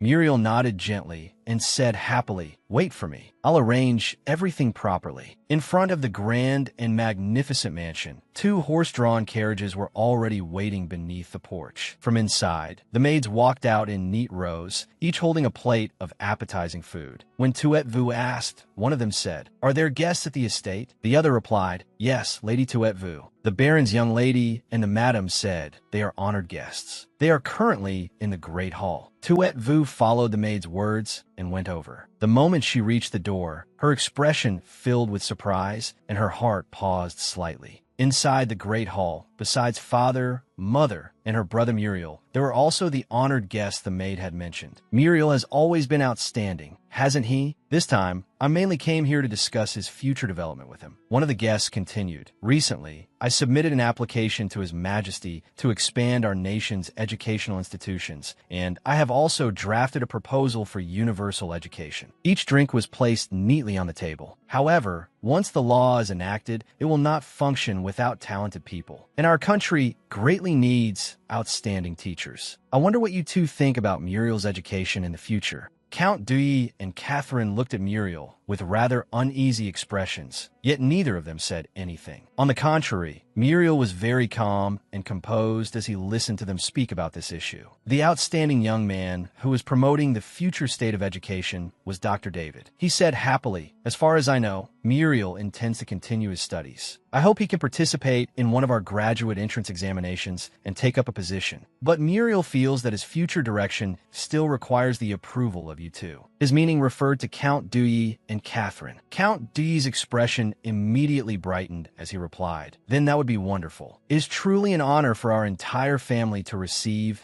Dr. David's recognition." Standing at the side, Tuet Vu heard everything. Just then, the maids happened to enter. Because of her curiosity, she accidentally bumped into one of the servants, and very quickly, all the food in that maid's hands fell to the floor. Tuet Vu said remorsefully, "I'm sorry. I didn't mean to." Because of this moment of carelessness, Muriel called out to her, "Tuet Vu, come here." After hearing him, she was somewhat stunned. The other three people were no less surprised. Following her elder brother's call, Tuet Vu entered the great hall, where her parents and the honored guest were seated.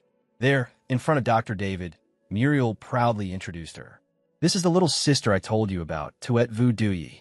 Seeing this, Dr. David glanced over and smiled. The legendary cold Muriel. Who would have thought he liked his little sister so much? Muriel's mood suddenly changed. He abruptly became cold, frowned, and said, "Like her? Not exactly." Tuet Vu could not help being shocked. Countless exclamation marks appeared in her mind as she looked at Muriel, who raised his teacup to his lips and drank. Muriel spoke unhurriedly. "It's only pity." Dr. David offered a few comments about Muriel's attitude. Muriel's assessment of this little sister is indeed very special. Muriel calmly praised Tuet Vu. "After spending a long time with her, teacher will discover that this little sister of mine is special." Teacher, Tuet Vu had been standing there all this time. Muriel opened his mouth and called her over. "Tuet Vu, come here and greet my eldest brother's teacher, Dr. David. This teacher of my eldest brother is a renowned scholar." Sitting at the side, Dr. David could not help looking forward to seeing the special little sister Muriel had praised. Tuet Vu seemed to suddenly remember something. Using the memories of her previous life, she recognized Dr. David's identity and tremendous influence. Dr. David was a figure mentioned in the history books, a grand scholar of the spirit kingdom, a famous educator, and also a trusted confidant of King Jernak. Seeing that their daughter remained silent, the Count and his wife spoke up to remind her. Tuet Vu, hurry and greet him. As though understanding his son's intention, Count D wondered inwardly, is Muriel trying to make Dr. David value Tuet Vu as well? At this moment, Tuet Vu and the Count seemed to share the same thoughts. They had the same idea and were secretly calculating. In her relationships with everyone, when she first entered the Palace Academy, Tuet Vu's identity would be in danger. Count D silently worried about his adopted daughter's future. Tuet Vu seemed to understand the hearts of Count Duyi and his wife as she thought, then Duyi and Catherine will be worried. Although Tuet Vu and the Count and his wife were not related by blood, they were constantly thinking and worrying about one another. Duyi could not help feeling uneasy as he thought for Tuet Vu's sake. I cannot let Tuet Vu perform too well. Tuet Vu also knew very clearly what she should do and reminded herself, I cannot attract his attention. She could not let her brother and that doctor wait too long. Tuet Vu grabbed her skirt and ran over, silently apologizing to Muriel in her heart. I am sorry. She unexpectedly ran over and hid behind Muriel's leg while he was still calmly drinking tea, pretending to look frightened in front of everyone. Muriel was immediately surprised by her unusual behavior. He frowned in confusion and wondered to himself, what is this girl doing? Seeing this, Duyi could not help being surprised as well, but he quickly cooperated. He gently stroked Tuet Vu's head and asked with concern, encouraging her, Tuet Vu, what's wrong? Hurry and greet the guest. Be good, Tuet Vu. Tuet Vu's actions matched Dee's thoughts from moments ago, making him wonder, why does this child's reaction seem as if she knows what I'm thinking? Has she seen through me? Tuet Vu continued hugging Muriel's leg tightly. She kept pretending to be afraid. Even when Dr. David looked toward her, she still acted timid and avoided him, unwilling to come closer. David seemed to sense that he was an unwelcome guest faced with her behavior. He could not help feeling disappointed in the Tuet Vu before him, who was avoiding him. Although David did not say it aloud, he quickly looked down on her in his heart. This timidness is probably normal in the eyes of adults, and also the most harmless. As though sensing something, Tuet Vu thought inwardly, this won't leave an impression, right? Seeing the atmosphere gradually becoming awkward, the doctor hurriedly waved his hand and smiled. It's all right, it's all right. She's only a child. Seeing this, Muriel could only sigh aloud in endless frustration.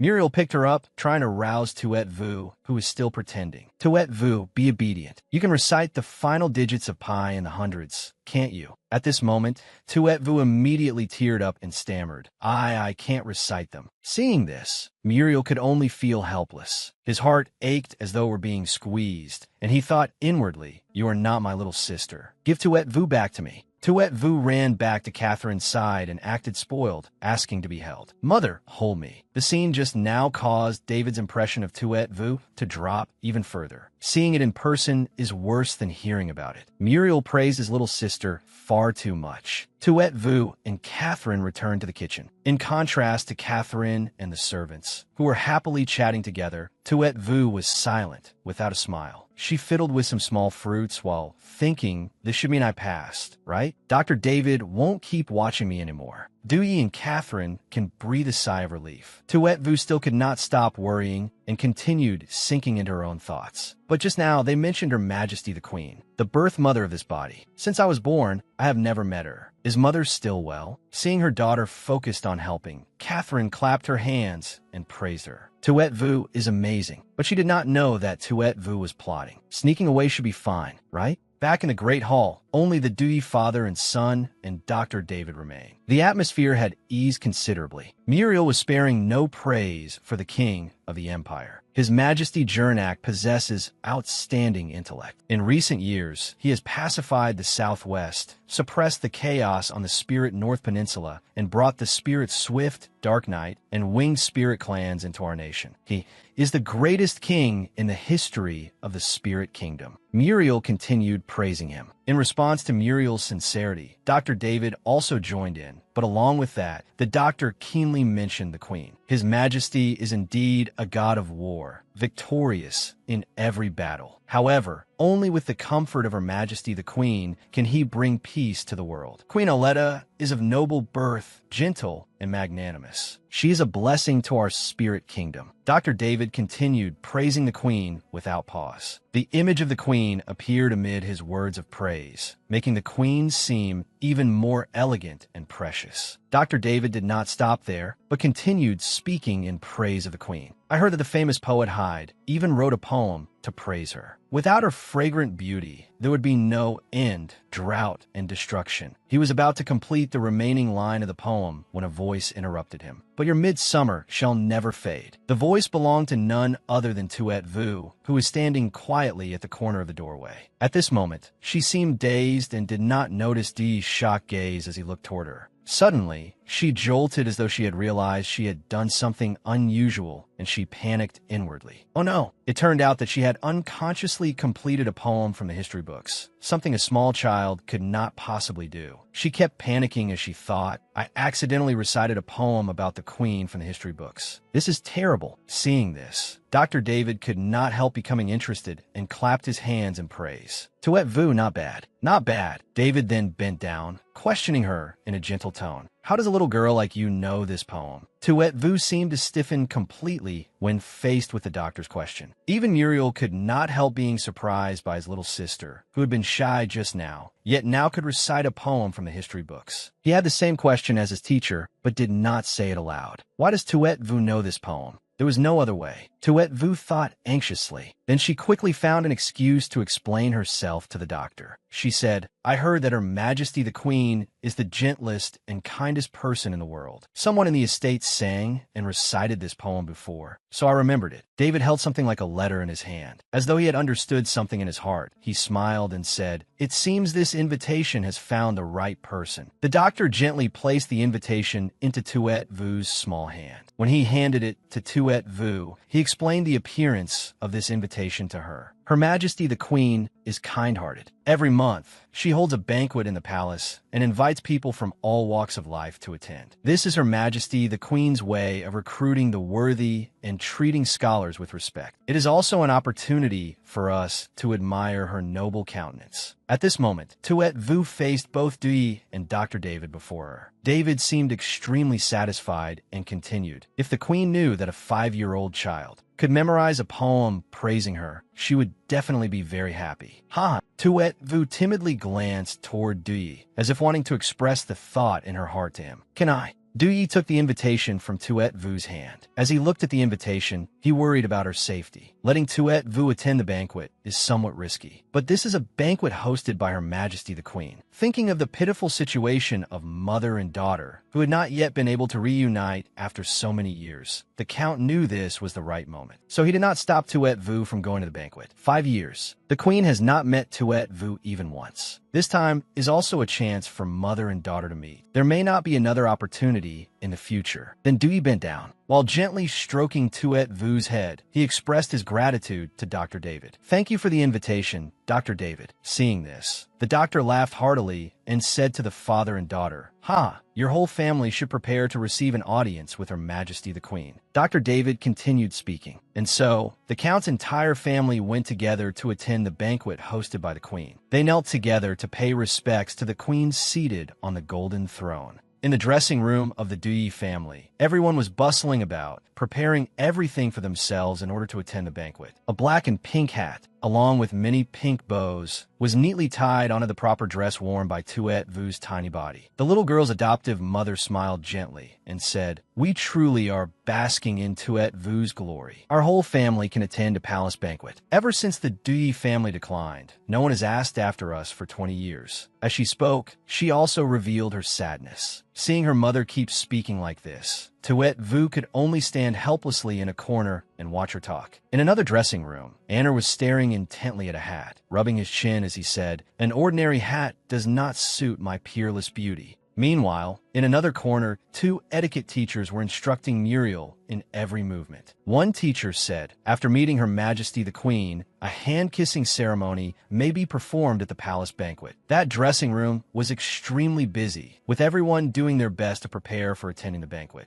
In another scene, Avery seemed uncomfortable with something as he stood still in one place, frowning. Suddenly, a voice rang out. It turned out to be Tuet Vu. She said, "Brother Avery, come with Tuet Vu to the banquet." Although she was smiling, in her heart she thought, "I've invited you like this already. You should at least give me some face." But no. Hearing that invitation, his face darkened and he answered coldly, "Humph, who would want to go?" Hearing that, she frowned and puffed out her cheeks, thinking inwardly, "Humph, stinky brat, why are you so awkward?" Then Avery turned away, waved his hand, and said, "I don't want to go." After that, he turned and left. In the royal palace, Jernak was speaking with his steward. The steward said, "Your Majesty, I sincerely ask Your Majesty to consider this." Jernak said in silence, "You mean that in this vast world, among all living beings, ordinary commoners and royal nobles are no different and should receive the same education?" Seeing this, the steward hurriedly replied, "Your Majesty, the gods created the world. The royal families indeed possess extraordinary divine blood. But among tens of thousands of commoners, there are also a few with extraordinary natural gifts. I have a student whose aptitude is 1,000 times greater than mine. Your Majesty's blessings extend across the world, which is why children of the goddess have appeared many times upon the great land of our spirit kingdom. If we carry out comprehensive education for the masses, then even more people will become pillars of the nation. This is a blessing for our spirit kingdom, Your Majesty." He explained clearly to Jernak,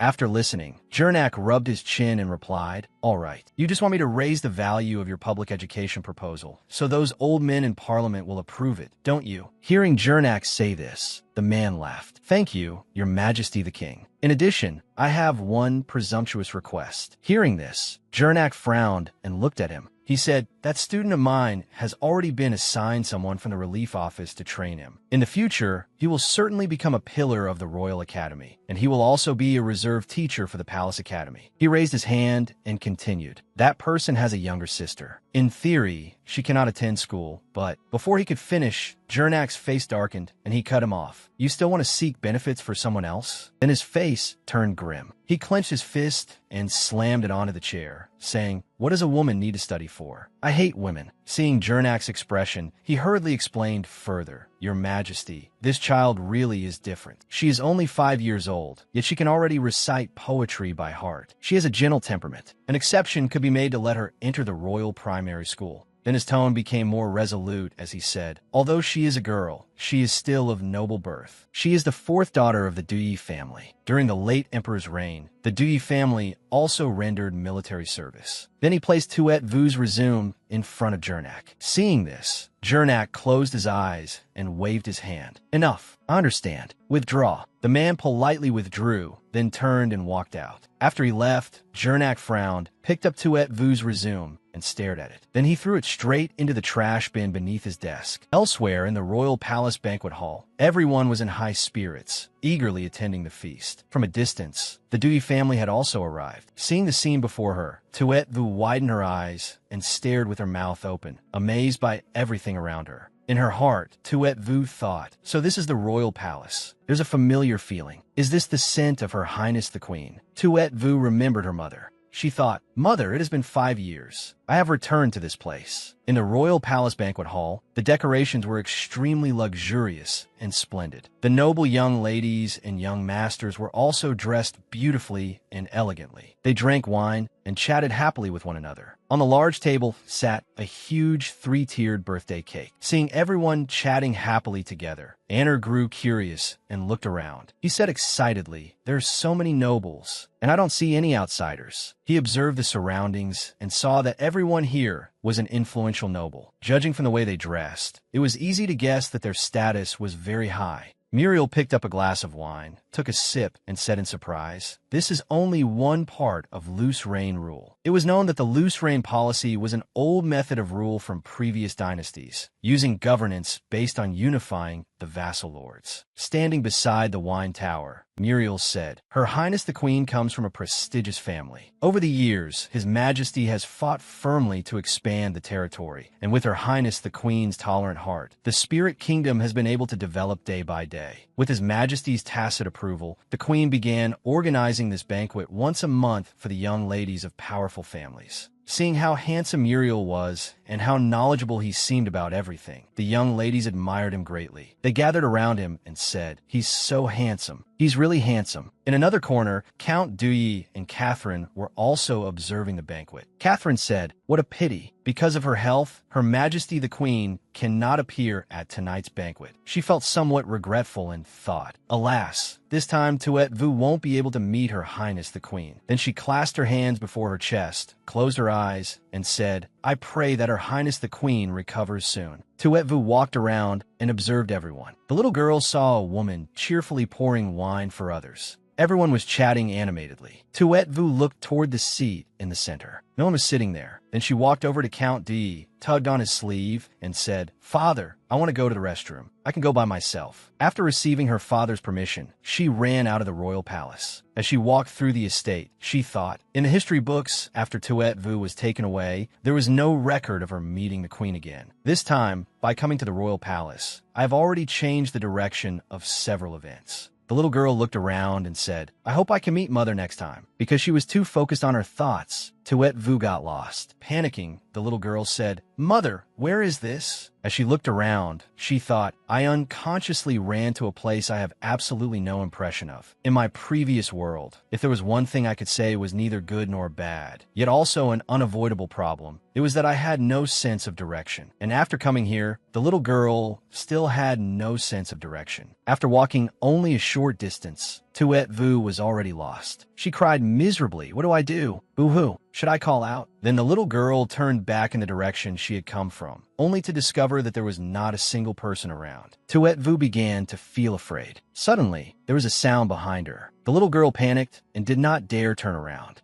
The footsteps drew closer and closer.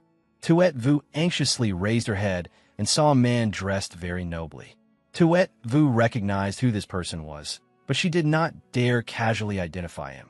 Jernak walked closer to Tuet Vu and asked, "Who are you? Why did you barge in here?" Tuet Vu looked nervously at the man before her and recalled what her mother had once told her. "Tu y as vu? Promisme. After you enter the royal palace, except when Her Highness the Queen asks you something, you must not speak to anyone." "All right." At that time, the little girl had obediently nodded and replied, "All right, I'll be good." So now, when Tuet Vu met the king, she also did not want to speak. The little girl stammered, but Jernak was still staring at her coldly, making her somewhat afraid. Instead of answering, Tuet Vu turned and left. She used all her strength to run quickly in the opposite direction and thought, "I'm dead. I'm dead. That's Jernak. If I get caught, I'm definitely dead." When she realized that Jernak behind her was still watching her, the little girl grew even more panicked and wanted to run faster. But her path ahead was blocked. A group of people wearing royal uniforms surrounded her. This was the king's personal guard. A guard grabbed the little girl and carried her over to Jernak. The difference in strength between the two sides was too great, so Tuet Vu could not resist. The little girl could only helplessly let the guard carry her away. After they approached the king, one guard handed the little girl over to him. Jernak also reached out and took the little girl. The adult and the child looked at each other like that. After receiving the child from the guard, Jernak held her in his arms and stared at her, trying to determine who this little girl was and how she had managed to break in here. Seeing Jernak staring at her like that, Tuet Vu thought fearfully, "There's a terrifying invisible pressure on him, just like a demon." So Tuet Vu could not bear facing the king at such a close distance. The little girl struggled, demanding to be put down. In the end, the king complied with her wishes. He placed the little girl on the ground and stepped back. Seeing this, two guards immediately drew their swords and rushed toward Tuet Vu. One raised his sword high and said, "Insolent commoner, how dare you break into the royal palace and startle His Majesty the King?" Looking at the two large men before her, the little girl trembled in fear, her face ashen. Then the two guards each took one side and dragged Tuet Vu outside. The little girl could do nothing and could only cry loudly. Tuet Vu tried to reach her hand toward Jernak and said, "Don't." Seeing that the little girl still refused to reveal her true identity, Jernak ordered his two subordinates, "Kill her." Hearing this, Tuet Vu became extremely frightened, as if the end of the world had come for her. After hearing the order, the two guards immediately obeyed. They released the little girl onto the ground and pointed their swords at Tuet Vu at the same time, causing her to burst into tears and beg to tell everything. But seeing that the little girl had learned fear, Jernak did not continue frightening her. He told the two men to withdraw and asked Tuet Vu, "Can you speak? Who are you?" Tuet Vu tried to look pitiful. She looked at Jernak with watery eyes and hesitantly said, "Ah." The little girl anxiously thought, "What do I do? Will he kill me? No, he won't recognize me." But I still can't stop trembling in fear. Thinking that she might be killed and that her identity might be exposed, Tuet Vu nervously gripped her dress tightly. But seeing the little girl's pitiful appearance, Jernak softened. He thought, "What is this feeling? Sympathy? No, it's disgust." Then he smiled and said, "What a pitiful child, afraid, tiny and lost, like a little puppy with no home to return to." Seeing that the king no longer intended to kill her, Tuet Vu was very happy. But when she heard herself being compared to a puppy with no home to return to, she immediately became unhappy. The way she looked at the king was not very friendly. Jernak then ordered the subordinate behind him, "Find out where this child came from." The subordinate immediately bowed and replied, "Your Majesty, there is a banquet in the palace today. This child may have come along with the guests. Since she intruded upon your Majesty, I will take her." When Tuet Vu heard this, she immediately felt afraid. She was afraid Jernak would recognize her identity. Fortunately, he only said, "No need. Take her back." The subordinate accepted the king's order and respectfully replied, "Yes."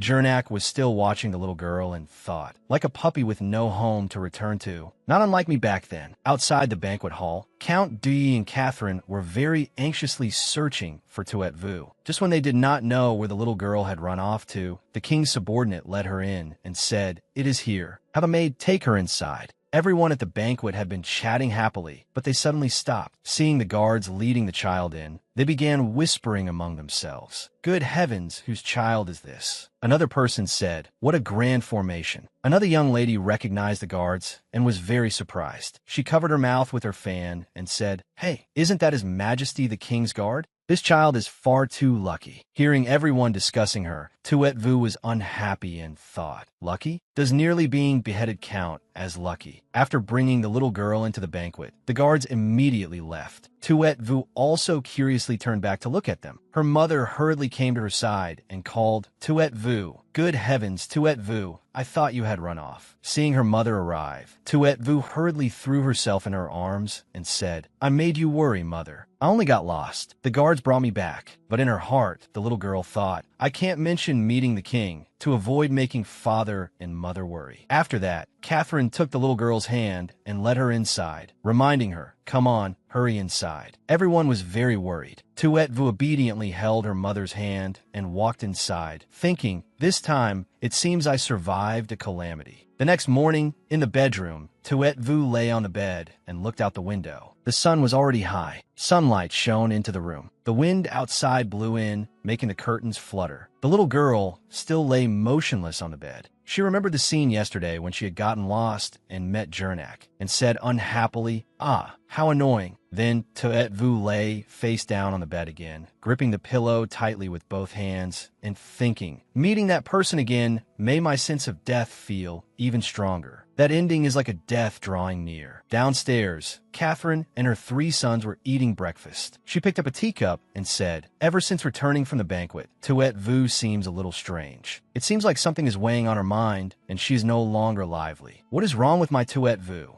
Seeing his mother so worried, Muriel also recalled Tuet Vu's gloomy face at the banquet and felt very worried. He asked with concern, "Is Tuet Vu still sleeping?" Catherine raised her hand to her forehead and rubbed her temples. She closed her eyes and sighed, saying, "Yes." The maid already went to call her. She said she would get up in a little while. Muriel was holding his teacup and about to drink. Hearing his mother say this, he frowned and said, "Tuet Vu never used to sleep in. Could she be sick?" Avery, sitting beside them, also offered his own guess. It could also be that she saw a ghost. Hearing this, his mother was displeased. She immediately raised her hand, smacked the boy on the head, and said, "What nonsense are you saying?" After being hit, Avery immediately raised his hand to rub his head and cried, "Ow!" At this moment, Muriel was deep in thought. He remembered last night's banquet, when the king's guards brought Tuet Vu in and said, "It is here. Have a palace maid bring her in." He also remembered the look Tuet Vu gave the guards. Thinking of this, he wondered, did something happen to Tuet Vu in the royal palace? At the same time, in the royal palace, the king was sitting at his desk. He once again remembered the strange little girl from yesterday and felt that she was both familiar and unfamiliar. He looked toward the document box beside him. Inside were Tuet Vu's file and related information. The little girl was also the person Dr. David had recommended and praised repeatedly. He snapped his fingers. 3 sheets of paper in the box immediately flew into his hand. With a serious expression, he read the detailed information listed on them. He carefully observed the little girl's portrait on the paper and said, "It's her, the pitiful puppy, the pitiful puppy." In Dr. David's office, Dr. David was sitting in his chair when Muriel walked in. He opened the door and asked, "Dr. David, did you need something from me?" Seeing him arrive, David said happily, "I have good news for you. As for the matter you entrusted to me, your teacher truly spared no effort. Today, His Majesty the King can be considered to have relented. Your younger sister Tuet Vu has a chance to enter the royal primary school." Hearing this, Muriel said happily, "That's wonderful. Thank you, doctor." Dr. David removed the glasses from his eyes and wiped them briefly with a cloth. Then he put the glasses back on his right eye and said, "However, don't be happy too soon. His Majesty the King will interview her personally." After returning home, Muriel met Tuet Vu and told the little girl about this. After explaining the king's requirements, he said, "That is how it is. As long as you pass His Majesty's interview, Tuet Vu, you can attend the royal primary school." Hearing that the person interviewing her was the king, Tuet Vu was shocked and thought to herself, "What?" Seeing the surprised expression on her face, Her elder brother thought the little girl was very happy, so he sat down, rubbed her head, and said, "Congratulations, Tuet Vu." But in truth, the little girl felt very troubled and worried. She was afraid of facing Jernak directly. 4. In an important meeting, King Jernak sat in the center, presiding over the conference. Below him was a long table. Everyone sat around it, focused on the king. In front of each person was a sheet of paper containing important content. A close minister sitting in the first seat stood up and expressed his opinion. "Your Majesty, that old man David brought up the universal education proposal in the meeting and actually demanded that every noble territory establish a school for commoners to study in. This is utter nonsense. How much money would that cost?" Another person stood up and spoke. "Exactly. Are we also supposed to steal the jobs of the church's monastery schools? For thousands of years, education on the Star Moon continent has been handled by the Pope. Aside from them, who does such a thing?" Another person stood up to state his view. "Besides, why would commoners want to study? David deserves death." That's right. Your Majesty, you must seek justice for us." The king was still listening attentively to everyone's opinions. Then he replied, "Understood." The personal guard standing beside His Majesty then reminded him of today's schedule. "Your Majesty, it is time." At the gate outside the palace, 2 palace maids led Tuet Vu inside and said, "Please wait here." After that, the 2 of them went out. Seeing that the palace maids had left, the little girl turned her head and looked around. She thought, "The king's interview actually requires me to enter the palace alone, and I'm in such a huge palace. Oh no, I'm a little panicked." The more Tuet Vu thought about it, the more afraid she felt. The little girl cried inwardly and said, "Boo-hoo. If Muriel were here, that would be great." 10 minutes later, still no one had entered. After waiting for a while, the little girl felt even more uneasy. Tuet Vu looked around once more and thought, "Is there really no one here?" But she did not know that the king was watching from the upper floor. The subordinate behind him was also looking down and observing. Seeing Tuet Vu's anxious and restless appearance, the subordinate said, "She seems to be frightened. Should we call a maid over?" But the king replied, "No." He continued watching Tuet Vu intently. At this moment, the little girl's hands were clenched together and held before her chest, as if she were somewhat frightened and tense. Jernak thought, "Afraid? That's right." He then said to the guard, "She is afraid and weak. She does not know what to do." Down below, Tuet Vu was very anxious. She waited and waited, but no one came, so she had no choice but to move closer to the curtain. She stood beside it and thought, "No one can see me, right?"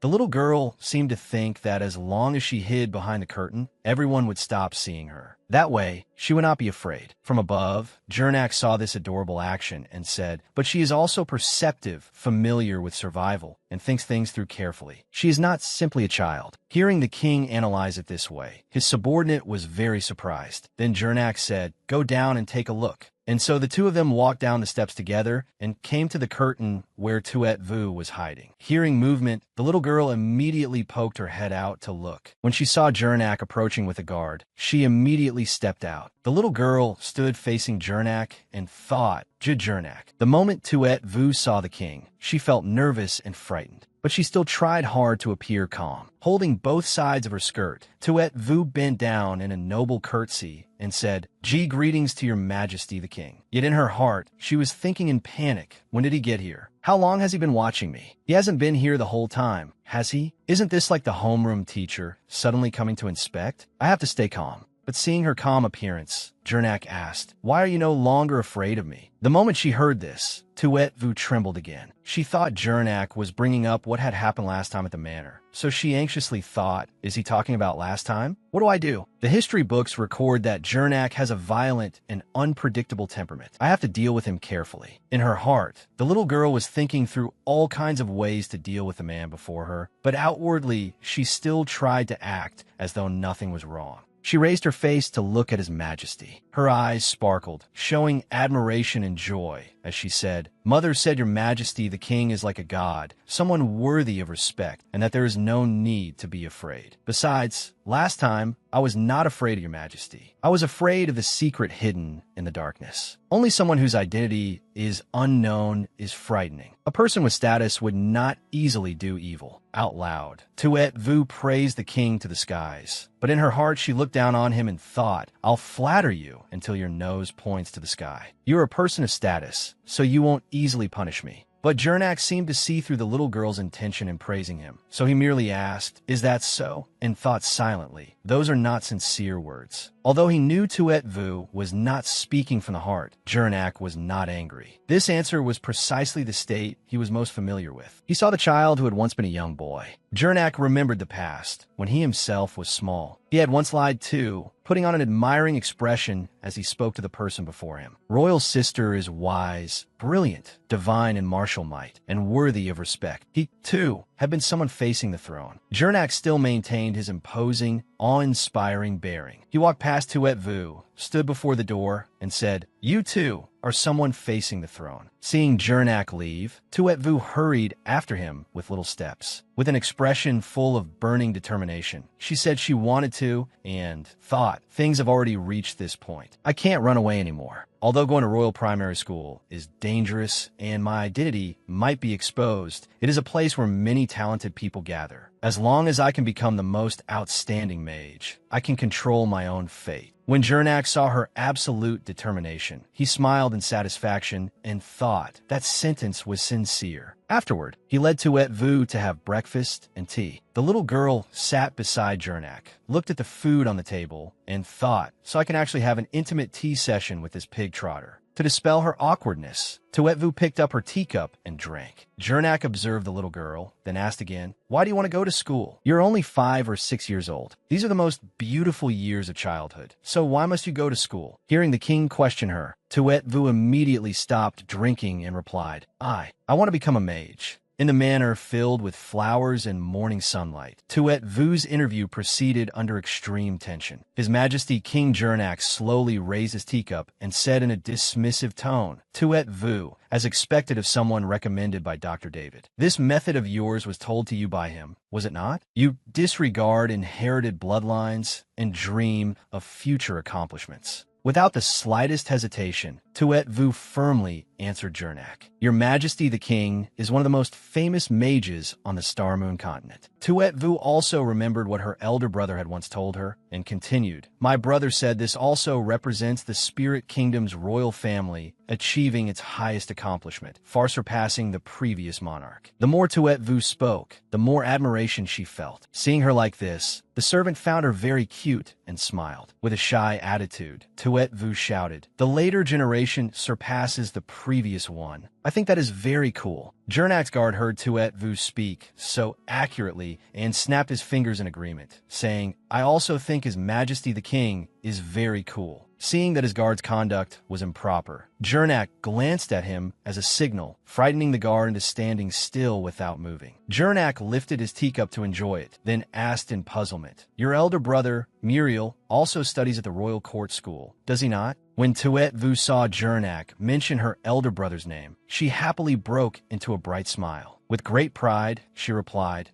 Brother Muriel is the most outstanding person. He was admitted directly. The atmosphere in the manor grew even warmer under the golden rays of sunlight. Tuet Vu silently reconsidered Jurnak and thought, this pig trotter doesn't seem that scary after all. Seeing that the interview had become somewhat awkward, Jurnak spoke up and continued asking Tuet Vu, "What do you know?" The question seemed a little abrupt, so Tuet Vu did not know how to react. Then she unconsciously said, Seeing Tuet Vu's surprise, Jurnak looked at her and continued, "What specialty do you have? Let me test you." Feeling that Tuet Vu seemed to have forgotten the very purpose of her coming here, Jurnak said challengingly, "This is an interview right now. Have you forgotten?" Jurnak's words seemed to hit Tuet Vu right where it hurt. She hurriedly spoke up to explain.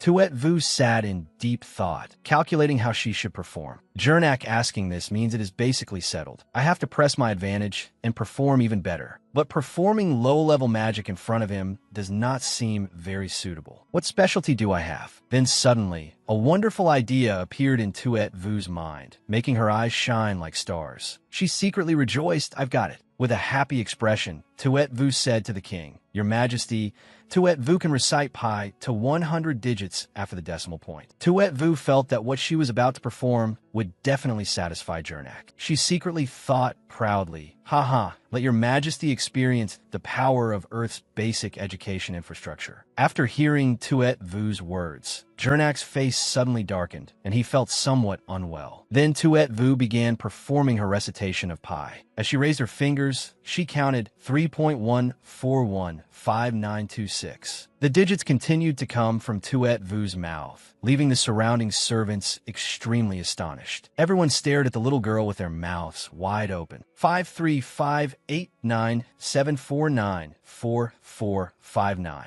The more Tuet Vu recited, the darker Jernak's face became. He sat with a solemn posture, tightly gripping the teacup on the table. In a daze, Jernak felt as though someone's hand were touching his back. It turned out that sensation was the image of the queen embracing him. Seeing this happen after Tuet Vu arrived, Jernak thought silently, it has come again. This feeling. Then suddenly, Jernak angrily stood up and walked away, calling for his servants. Someone, Jernak ordered the servants to take Tuet Vu away, escort her out of the palace. Hearing this, Tuet Vu was extremely startled and silently wondered what happened. After giving the order, Jernak walked off without looking back, leaving Tuet Vu to be taken away by two servants. She could only stand frozen and watch him go. Seeing this, Jernak's guard spoke up in Tuet Vu's defense, trying to salvage the situation. Your Majesty, little Tuet Vu truly is very impressive. Just now I used magic to count, and she really did not get a single digit wrong. But seeing that His Majesty King Jernak's expression was far too terrifying, he could only fall silent and did not dare say another word. The guard obeyed Jernak's command and led Tuet Vu out of the palace. As they walked, the servants' discussions rang out continuously. What happened to His Majesty the King? The person who could recite Pi correctly seemed to be only the previous monarch, who was also His Majesty the King's eldest royal sister. The previous monarch was famous for having an excellent memory. Only she could memorize the digits after the decimal point of Pi at the age of 5 or 6. Does His Majesty miss the previous monarch? By this time, the guard had already brought Tuet Vu all the way to the carriage waiting before the palace gate. Sitting in the carriage, Tuet Vu kept looking out the carriage window. In an uneasy mood, she secretly blamed herself. Did I do something wrong? After the interview, Jernak stood in the great hall, which was filled with darkness. He kept pacing back and forth there. Seeing that the great hall was too dark, two servants brought candles to light it for His Majesty the King and asked, "Your Majesty?" When His Majesty saw the two servants enter, Jernak hesitated, drew his sword, and slashed the candle away. Then he ordered, "Get out." The two servants were so frightened their faces turned pale, and they quickly obeyed. "Yes, yes, Your Majesty." The rumor seemed to have already spread to everyone standing outside the palace gate. The discussions grew lively. I heard that when the daughter of the Dui family went to meet His Majesty the King, His Majesty became angry and left. Someone exclaimed, "Heavens, His Majesty the King became angry?" A curious person asked those around him, "What exactly did that child do? She really must have courage as big as the sky." The person next to him also chimed in, "Exactly. This really is impossible to deal with." This time, the Dui family is in serious trouble. A whole week had passed, but Tuet Vu remained at home with a gloomy expression, silently thinking, "I carried this uneasy, anxious feeling and lived through one difficult week." Then Tuet Vu thought she was lucky to still have a bit of fortune left. At least I did not bring a burden upon the family. Thankfully, Jernak did not issue an order to punish the Dui family. If Anna found out, I'm afraid he would cause a huge commotion. Sometime later, her elder brother Muriel told her that he had received an invitation from Dr. David and wanted to bring her along. He said to her, "This time, it is an invitation from Dr. David." The people going there are all learned and knowledgeable figures in academic circles. Anna does not like reading. If he went there, he would only feel bored. And so Tuet Vu agreed to go with Muriel. When the time came, Catherine, Tuet Vu's mother, led her to the carriage and worriedly said to her, "Tuet Vu, you have never traveled far from home before." Catherine held Tuet Vu's adorable face and gently asked her, "Do you feel afraid? Did you bring enough things with you?" Seeing that her mother was too worried, Tuet Vu tried hard to comfort her and make her feel more at ease. "Mother, don't worry. Brother Muriel is going with me, so nothing will happen." Although she told her mother she was not afraid, Tuet Vu was still a little frightened. She worriedly thought Dr. David invited Muriel and me to his manor. I heard there is a special topic that needs to be discussed, but I feel like Muriel deliberately arranged it this way because he wants me to relax. Standing beside them was Tuet Vu's father, who was also instructing Muriel, "Take good care of your younger sister." "Father, don't worry. I will take good care of Tuet Vu." Her father felt curious and asked again to confirm. Dr. David truly used a pen to specifically name Tuet Vu and asked her to go with you? "Yes." As Muriel adjusted his cloak, he saw that his father was a little worried and immediately replied, "Yes, father. Teacher is someone trusted at His Majesty the King's side, so I think His Majesty the King is not actually angry." With an expression suggesting that everything was fine, Muriel continued, "I already said it. As the ruler of a nation, how could he possibly get angry at a child?" Avery suddenly appeared from behind his eldest brother Muriel and said unhappily, "Eldest brother, doesn't your conscience hurt? The Dewey family is clearly about to face a great disaster. You're taking the little witch out to avoid the storm, yet you say it as if you're so impressive and so partial to her." Seeing Avery speak so improperly, Muriel pulled the boy to one side to deal with him. "You brat, come here." Muriel pressed Avery into a corner of the wall. Then he gave him a sharp gaze like a warning and forcefully said, "Do you understand?" Frightened, Avery lightly touched his two thumbs together and answered in confusion, I understand. The carriage wheels gradually began to roll, and the figures of their family slowly disappeared from sight. Sitting in the carriage, Muriel saw that Tuet Vu had not been cheerful at all this past week, so he curiously asked, "Are you still bothered by the matter of the king's interview?" Tuet Vu raised her pitiful eyes to look at Muriel. Hearing him say this, she sensed that he was worried about her, so she silently thought, "He arranged this chance to go to the manor this time because of me. I can't let him worry." After thinking for a while, Tuet Vu replied to Muriel, "Everything had been going fine, and then I had no idea what happened." The more Tuet Vu spoke, the more disappointed she became. She had completely taken to heart what had happened at the manor that day, and continued. He suddenly darkened his face and left. Then Muriel suddenly reached out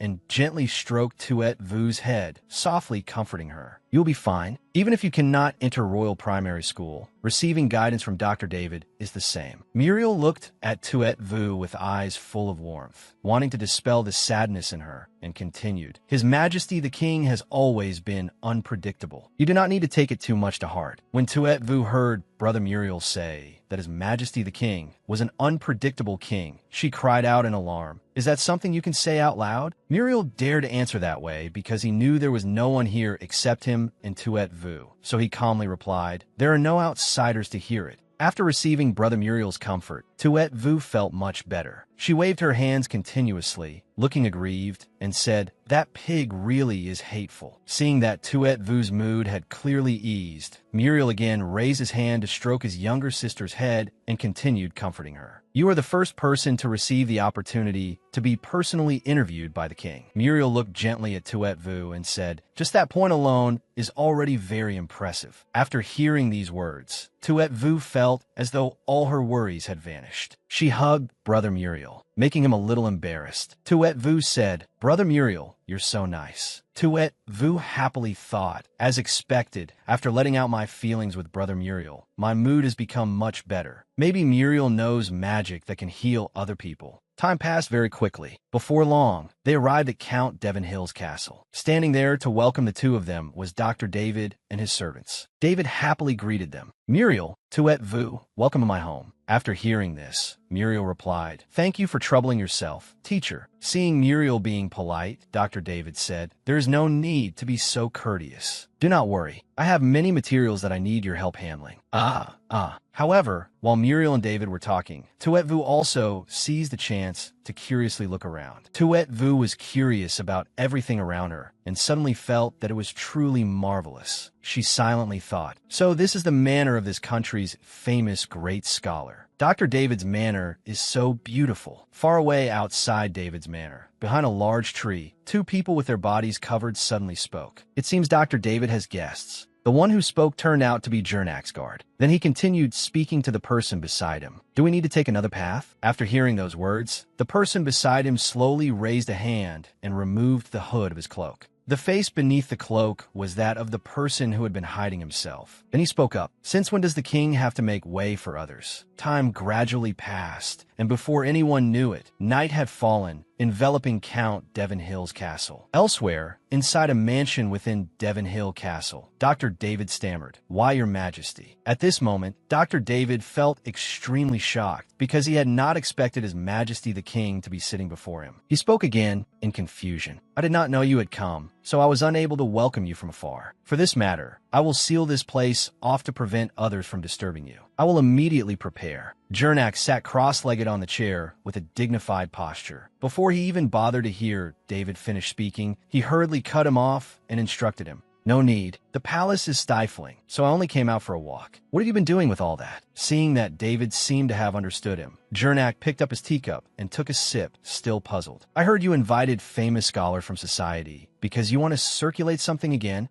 After hearing this, David immediately replied to His Majesty, yes. It is the universal education proposal. If it is approved, we will need teaching materials. I was planning to wait until the teaching materials took shape, then submit them for your Majesty's review. But while Jernak set down his teacup, David stood up and explained to him, at present, this manor has gathered many sages and scholars. If they learn that His Majesty the King values these teaching materials so highly that you personally came here to supervise them, they will certainly feel deeply honored. Suddenly, David became excited again and again. His eyes shone like stars, and he bounced with delight as he exclaimed, Your Majesty, I am so moved. Early tomorrow morning, I will arrange for everyone to pay their respects to Your Majesty. But what answered David's joy was an extremely cold sentence from Jernak. We'll see. Jernak put one foot up against the table, his expression angry and imposing as he warned David, Don't probe me and arrange my schedule. Seeing that His Majesty the King was angry, David suddenly felt guilty and frightened. He took out a handkerchief to wipe away his cold sweat and replied fearfully, yes. After warning David, Jernak stood up, walked straight toward the door, left David behind, and said, I'm going for a few laps. You do your work. After hearing this, David immediately replied, yes. The next day arrived with warm sunlight filling the space. In the king's villa, 2 servants were busy cleaning when David came over and asked, Where is His Majesty? The maid who was sweeping immediately answered, His Majesty went out hunting early this morning. After hearing this, David could only clutch his head helplessly.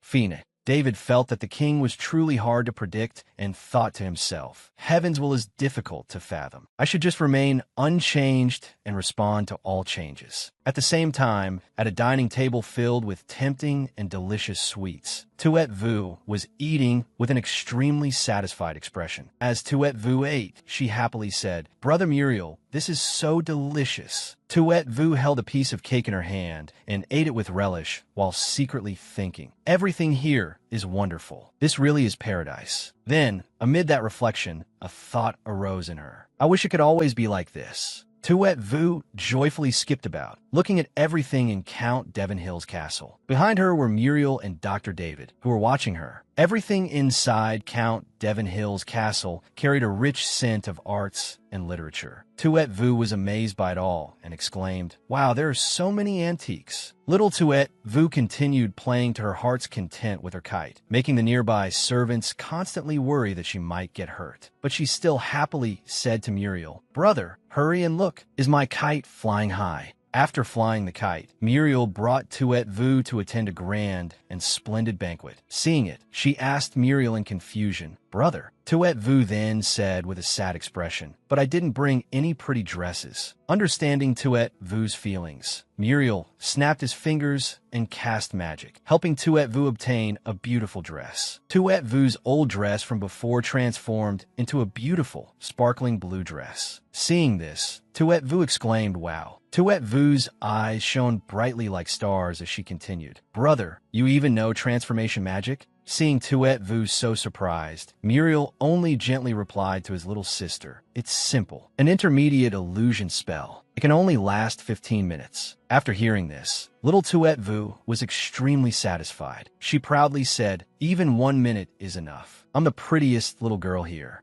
After the banquet, the next day, Tuet Vu stayed with her brother in the library. She stood in one place and thought to herself, After spending several days playing with me, Muriel has begun working on the task arranged by Dr. David. Standing in a corner of the library, Tuet Vu was very shocked as she looked at everyone around her, then inwardly panicked. There are so many people. They want to create a set of basic teaching materials belonging to the spirit kingdom. Muriel sat reading the teaching materials seriously. That image radiated an intellectual beauty beauty that was hard for anyone to match. Then David came forward to ask Muriel's opinion. This set of teaching materials of ours must include various mediums. Muriel thought seriously, then answered, I think we can add the spirit language, but there's no need to add overly deep or extensive content. Would familiar songs work? David held the teaching materials with a serious expression and said, basic education should go from the basics to more in-depth knowledge. David continued speaking, but up to now, I still haven't thought of a name for this set of teaching materials. First, it must be official. It must be solemn, but also not too awkward to say. Standing near Muriel, Tuet Vu suddenly spoke up as well, contributing her own idea. How about calling it the standard compulsory education materials? Then Tuet Vu stood with her arms crossed and explained proudly, receiving education is an obligation that every citizen must strive to accept. Hearing such words from a little girl, the scholars also began whispering among themselves, voicing their doubts. I don't understand compulsory education. Learning knowledge is a joyful thing. Why use obligation, as if binding people with labor? It seemed that everyone still did not understand what she meant. So Tuet Vu happily spoke up to answer their doubts. Only by turning the autonomous acceptance of the education system into compulsory education for all citizens, with a certain mandatory nature, can we ensure that everyone has the opportunity to receive fair education. After hearing Tuet Vu's explanation, David felt that this name was extremely reasonable, so he also voiced his agreement. Then let us call it the standard compulsory education materials. Our generation must work hard. David grew excited, his eyes again shining as brightly as stars. He thought to himself with satisfaction, I never expected that the lifelong wish I have pursued would be answered by a single sentence from this little girl. David said, when the youth are strong, the nation will be strong. In this life, I must search for peerless geniuses like this. At this moment, David raised his thumb and vigorously praised Muriel's little sister. Muriel, this little sister of yours is truly a treasure. Muriel and Tuet Vu looked at each other happily. Amid the enthusiastic applause from everyone around them, the cheerful atmosphere suddenly changed because a voice appeared. His Majesty the King has arrived. Tuet Vu became a little flustered. When she turned around to look, a large shadow covered her entire body. In the library, the cheerful atmosphere was suddenly shattered by the voice. His Majesty the King has arrived. Then Jernak slowly walked in through the gate. Jernak entered with an expression that was both majestic and stern. Seeing Jernak walk in, Tuet Vu immediately felt a chill from a strange smell and secretly thought in fear. Is this the smell of blood? Suddenly, Tuet Vu felt dizzy. Her vision darkened because of the blood scent. While Jernak stood before her with his guards, Muriel saw Tuet Vu faint. He hurriedly and quickly caught her, then shouted, Tu vu? After quite some time, Tuet Vu finally woke up. She was lying on a warm bed and slowly opened her eyes. When Tuet Vu opened her eyes and saw that everything around her was far too unfamiliar, she immediately sat up and secretly assessed the situation. Where is this? It seems I fainted just now because of the smell of blood. Little Tuet Vu then wondered inwardly, where's Muriel? Why am I here? Tuet Vu was startled when a group of servants suddenly appeared out of nowhere and asked, Young Lady Tuet Vu is awake? Wanting her doubts answered, Tuet Vu asked a maid, Hello, miss. Where am I? The maid immediately replied, You fainted just now. It was His Majesty who brought you here. This is the temporary residence Count David prepared for His Majesty the King, another villa inside Count Devon Hill's castle. Tuet Vu showed a blank and confused expression, unable to believe her own ears. The servant cheerfully continued. His Majesty the King ordered an early morning hunt and brought back a black bear. It was at the scholar's request. No one expected it would frighten young Lady Tuet Vu. As the servant spoke,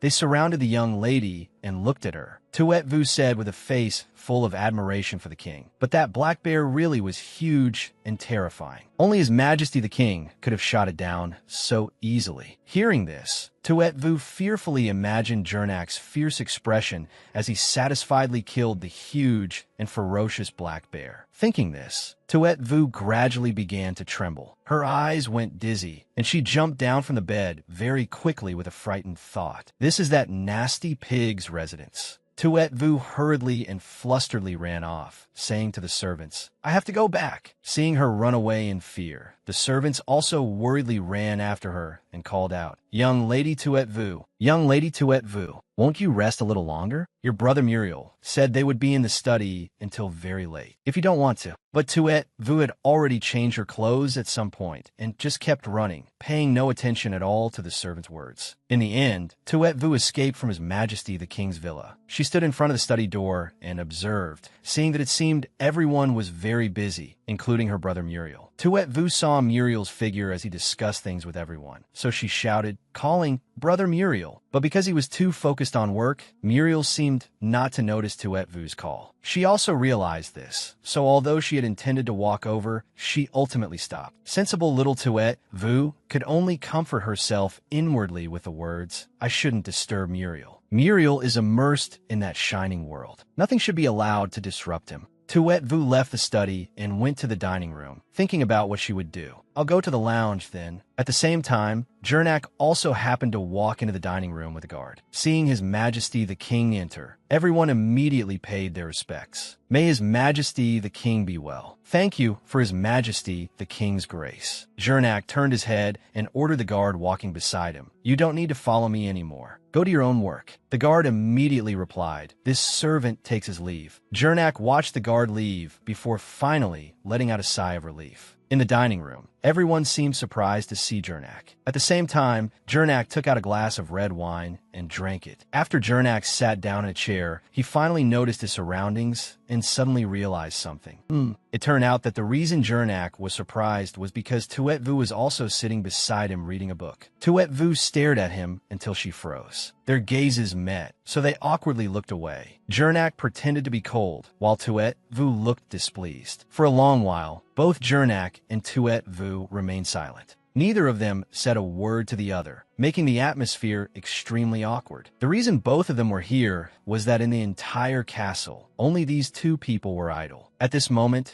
Tuet Vu awkwardly kept staring at her book when suddenly her stomach growled. The sound of Tuet Vu's hungry stomach seemed to reach Jernak's ears, and he turned his face to look at her. Tuet Vu could no longer bear the hunger, so she stepped down from her chair, intending to reach for the cake on the dining table. But she could not reach it, so she sadly thought to herself, "I can't reach it." Suddenly, Tuet Vu looked at Jernak and pondered for a long while in hesitation. Jernak was puzzled when he saw that Tuet Vu was now walking closer to him. All of a sudden, Tuet Vu grabbed Jernak's hand, startling him in confusion. Jernak's eyes widened, even more surprised when he saw Tuet Vu sitting on the chair, holding his hand, and looking at him pitifully as she said, "I want to eat that little cake over there. Can you get it for me?" At the dining table, while Jernak was holding his wine glass and drinking, Tuet Vu came to his side and looked up at him intently, as if she had something to say. Jernak also looked coldly back at the little girl and did not move. The little girl put on a pitiful expression, her eyes watery as she looked toward him and said, "I can't reach it. You're the only adult here." Seeing that the little girl was very adorable, Jernak could not resist and ended up indulging her. Jernak reached out, picked up the serving tongs, grabbed the large piece of cake Tuet Vu pointed to, and placed it onto the little girl's plate. After getting the food she wanted, the little girl smiled happily until her eyes curved and said, "Thank you." Jernak looked at the little girl's face and again thought of the queen. The two of them had quite a few similarities, but their personalities were not alike at all. Tuet Vu seemed much more cheerful and lively. Yet he thought that the two of them were actually not the same. Outside, guard Ham Tuong opened the door and walked in. He was very surprised when he saw the scene inside. The atmosphere was harmonious. Jernak was drinking wine, while Tuet Vu obediently stood beside him, eating cake. The space was quiet, but also very peaceful. After finishing the cake on her plate, Tuet Vu held the plate toward Jernak again and asked, "Can I have another macaron?" Jernak cooperated very well and helped the little girl. He picked up the serving tongs and placed a red macaron onto her plate, while Tuet Vu looked at him with sparkling eyes. Seeing the harmonious scene between the two of them, guard Ham Tuong thought in shock. His Majesty the King actually picked up a cake for a child. No, the important thing is that young Lady Tuet Vu actually dared to ask His Majesty the King. After giving the little girl the pastry, Jernak saw his subordinate walk in. He knew Ham Tuong had something to report, so he immediately went outside.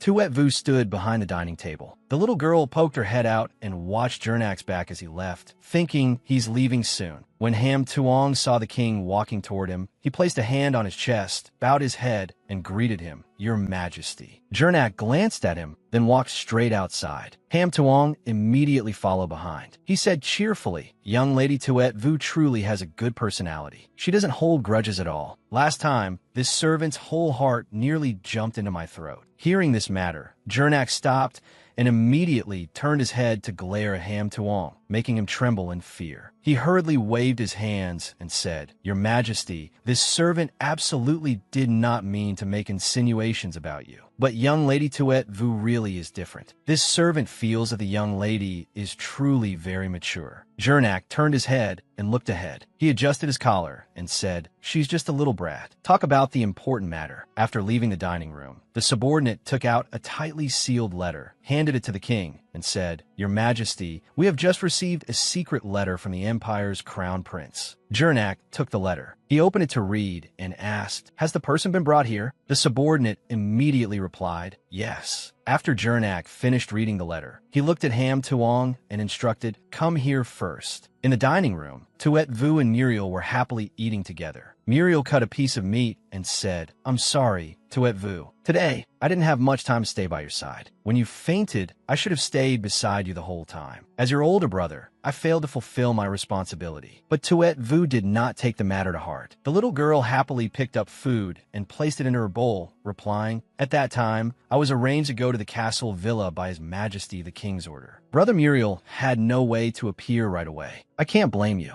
Besides, I'm healthy now." Muriel looked at the little girl again and said, "Although I know that your being arranged to stay in the villa was His Majesty's grace, to be honest, I am not happy in my heart. Royal authority took away an older brother's right to stay beside his little sister at an important moment. This king of ours has no concept of family affection at all." Tuet Vu felt that her brother's words were somewhat going beyond control, so she reminded Muriel, "Your thoughts seem a little treasonous and disrespectful." But he did not seem to care at all. Muriel picked up his wine glass and said, "I'm only speaking the truth. Don't you hate that person?" Tuet Vu absent-mindedly picked up food and thought, "Clearly, I should hate that nasty pig very much. He separated me and mother. But when I think about how he helped me with a few little things, I actually feel quite happy. I'm so useless. What kind of biological father and daughter are we? I have to guard against him." While the little girl was absorbed in thought, Muriel secretly took out a blue hat that was very meticulously and elaborately designed, then placed it on Tuet Vu's head. He said, "It's for you." Tuet Vu took the hat down. Seeing the hat, the little girl felt very happy and said, "It's so beautiful." After eating, Tuet Vu wore that hat out to the manor and happily played around. Warm sunlight shone down on the castle's estate. Brilliant, colorful butterflies were also fluttering about. When Tuet Vu saw the butterflies, she was very delighted. The little girl happily chased after them, but no matter what, she could not catch them. While chasing the butterflies, Tuet Vu stopped before a lake. The water in the lake was clear and blue, reflecting the little girl's adorable appearance. When Tuet Vu looked at her reflection in the lake, she felt very delighted. Suddenly, from high above, a large bird with blue feathers swooped down and used its beak to snatch Tuet Vu's hat. The little girl hurriedly held onto her hat and shouted, "Let go of my hat!" But the bird stubbornly refused to let go. It used all its strength, trying to snatch the hat and fly away, but it failed. Seeing that it could not take the hat, it finally let go and only yanked off one flower from the hat before immediately flying away. When Tuet Vu saw that the bird had taken the flower from her hat, she cried out angrily. After the bird got the flower from the hat, it immediately flew up to a high tree branch where its master was waiting. Andy reached out his hand. The bird immediately landed on his hand and dropped the flower into his other hand. After receiving the flower, Andy felt his mood improve as well. He looked at the bird and said, "You lecherous bird. Could that little girl really be that pretty?" The bird seemed to understand human speech and immediately nodded over and over. Inside the room, Tuet Vu was sitting by the window, gazing at the beautiful scenery outside. Suddenly, the bird that had tried to steal her hat earlier flew over. When Tuet Vu saw the bird, she shouted angrily, "It's that rotten bird that stole my hat." The bird seemed to understand her insult, but it showed no fear at all. It still flew right up beside Tuet Vu and landed on the windowsill, its expression provocative, as if thinking, "So what can you do to me?" Tuet Vu angrily flung the window open and shouted, "Stop right there!" But the moment the window opened, the bird flew away again. Seeing this, the little girl immediately chased after it. Tuet Vu ran down the stairs and shouted, "Just watch me catch you." After leaving the castle, Tuet Vu ran in the direction of the bird, wanting to catch it. But the bird flew very fast. It kept circling above her head, making it impossible for Tuet Vu to catch it. After missing several times, Tuet Vu shouted angrily, "You rotten bird!" While she was absorbed in chasing the bird, the little girl did not pay attention to her surroundings. By the time she came to her senses, she had already arrived in front of the king. At this moment, the king's entourage was preparing to leave. Tuet Vu looked at everyone in surprise and thought, "This is..." Behind them, Ham Tuong saw the little girl and immediately smiled, saying, "Young Lady Tuet Vu, do you wish to follow His Majesty's carriage procession back?" But Tuet Vu felt that if she refused now, that would not work either, so she could only accept and agree. She had no choice but to say, "Aha, yes. Is that all right?" In her heart, however, she was secretly cursing that bird. Just now, the little girl had angrily thought, "That rotten bird made me embarrass myself." Afterward, everyone boarded the carriages and left. In front of and behind the carriages, guards on horseback surrounded them to protect the king's safety. Inside the carriage, Tuet Vu and Jernak sat beside each other. The space inside was very quiet. The little girl nervously clutched her skirt tightly and thought, "I never expected this wicked pig to let me ride in his carriage. Am I really just going back like this?" But Muriel still has to stay at Count Devonhill's castle to prepare the lesson plans. How did things turn out like this? Still, Enro must be missing me too. Muriel should also be able to work more at ease now. At this moment, Jernak was resting one hand against the carriage wall, looking out at the scenery outside and thinking, Ham Tuong is becoming more and more lawless. What is he doing arranging a child, hitching a ride home in my carriage? Then he turned to look at Tuet Vu and thought, if she makes a fuss, I'll throw her out of the carriage immediately. Suddenly, from outside the carriage, Tuet Vu saw the annoying bird from earlier. It circled above the carriages, then landed on the carriage in front. Tuet Vu immediately leaned her head out to look at the bird and thought, it stopped? Who is in that carriage? They can travel in the same procession as His Majesty the King. Back at the castle, I never heard that His Majesty the King had anyone else traveling with him. Perhaps because the journey was long, Tuet Vu gradually began to feel sleepy. The little girl leaned against the seat and fell asleep. In her dream, Tuet Vu saw herself lost. There was not a single person around her. With tears in her eyes, the little girl cried and called out, Dad, Mom, I'm here. Dad, Mom, where are you? But what answered her was only a terrifying silence. There was no one here. Tuet Vu continued crying and said, I'm here. She reached her hand forward and lowered it. Just as she was in despair because she had lost her way, someone came and took her hand. Tuet Vu looked up at the man and realized that this was Jernak. After that, Jernak held her hand and left together with her. Seeing that someone had come to help her and walk with her, Tuet Vu felt very happy and blessed. Because she was sleeping deeply, the little girl's head gradually tilted to one side.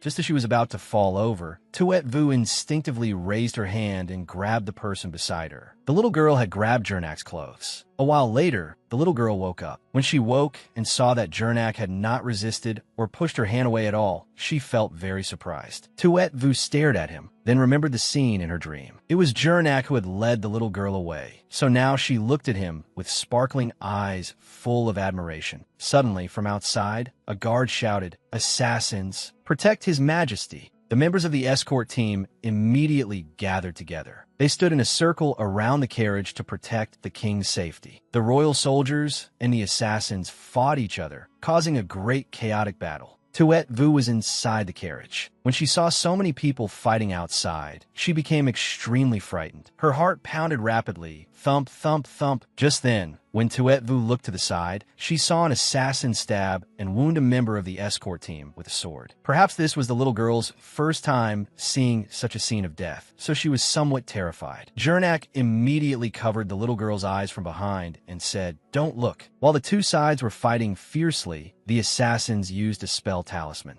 as the talisman rose up and gradually transformed into an enormous green python. It circled around and opened its mouth wide, hissing at everyone. While everyone was fighting tensely, the assassins used a spell talisman. An extremely huge green python appeared. It spat fire toward the group and hissed at everyone. Seeing this, the royal escort immediately gathered together and shouted loudly toward the python. Forward! Inside the carriage, Jernak also noticed that something was wrong, so he went out to observe. When he saw that it was only an ordinary type of spell talisman, he used magic and said, "Just some nameless small fry." After that, he waved his hand. A stream of golden light radiated from his hand and rushed toward the giant python. The escort team was just about to charge forward when they saw the king appear, so they said in surprise, "His Majesty the King." Jernak walked past the crowd, looked toward the assassins, and calmly ordered, "Kill them all." The escort team answered in unison, "Yes, Your Majesty," and continued dealing with the assassins. After everything had been handled, a guard returned to the carriage behind. Andy was sitting in the carriage, and on top of the carriage perched a bluebird. Ham Tuong looked into the carriage and asked Andy, "Are you all right, sir?" Andy calmly stepped out of the carriage and said, "I'm fine. You all prepared very thoroughly." Ham Tuong cheerfully replied, "From a moment His Majesty the King received the letter from Crown Prince Pol, everything was prepared perfectly. Although the Spirit Kingdom is not any great nation, we certainly do not lack outstanding mages." When the bird perched on the carriage heard this, it immediately chirped, and he suddenly remembered Tuet Vu. He turned his head to look at the guard and, embarrassed, scratched his head as he asked, "Where is that child?" Ham Tuong then led Andy to the carriage in front and called, "Young Lady Tuet Vu." Inside the carriage, Tuet Vu was sitting upright on the seat, covering her eyes with both hands. It seemed the little girl was feeling afraid. When Andy saw the little girl's appearance, he crossed his arms and looked at her. He smiled and said, "Young lady, you really are timid." After that, he stepped into the carriage, approached Tuet Vu, and said, "All right, it's fine now. Young lady, open your eyes."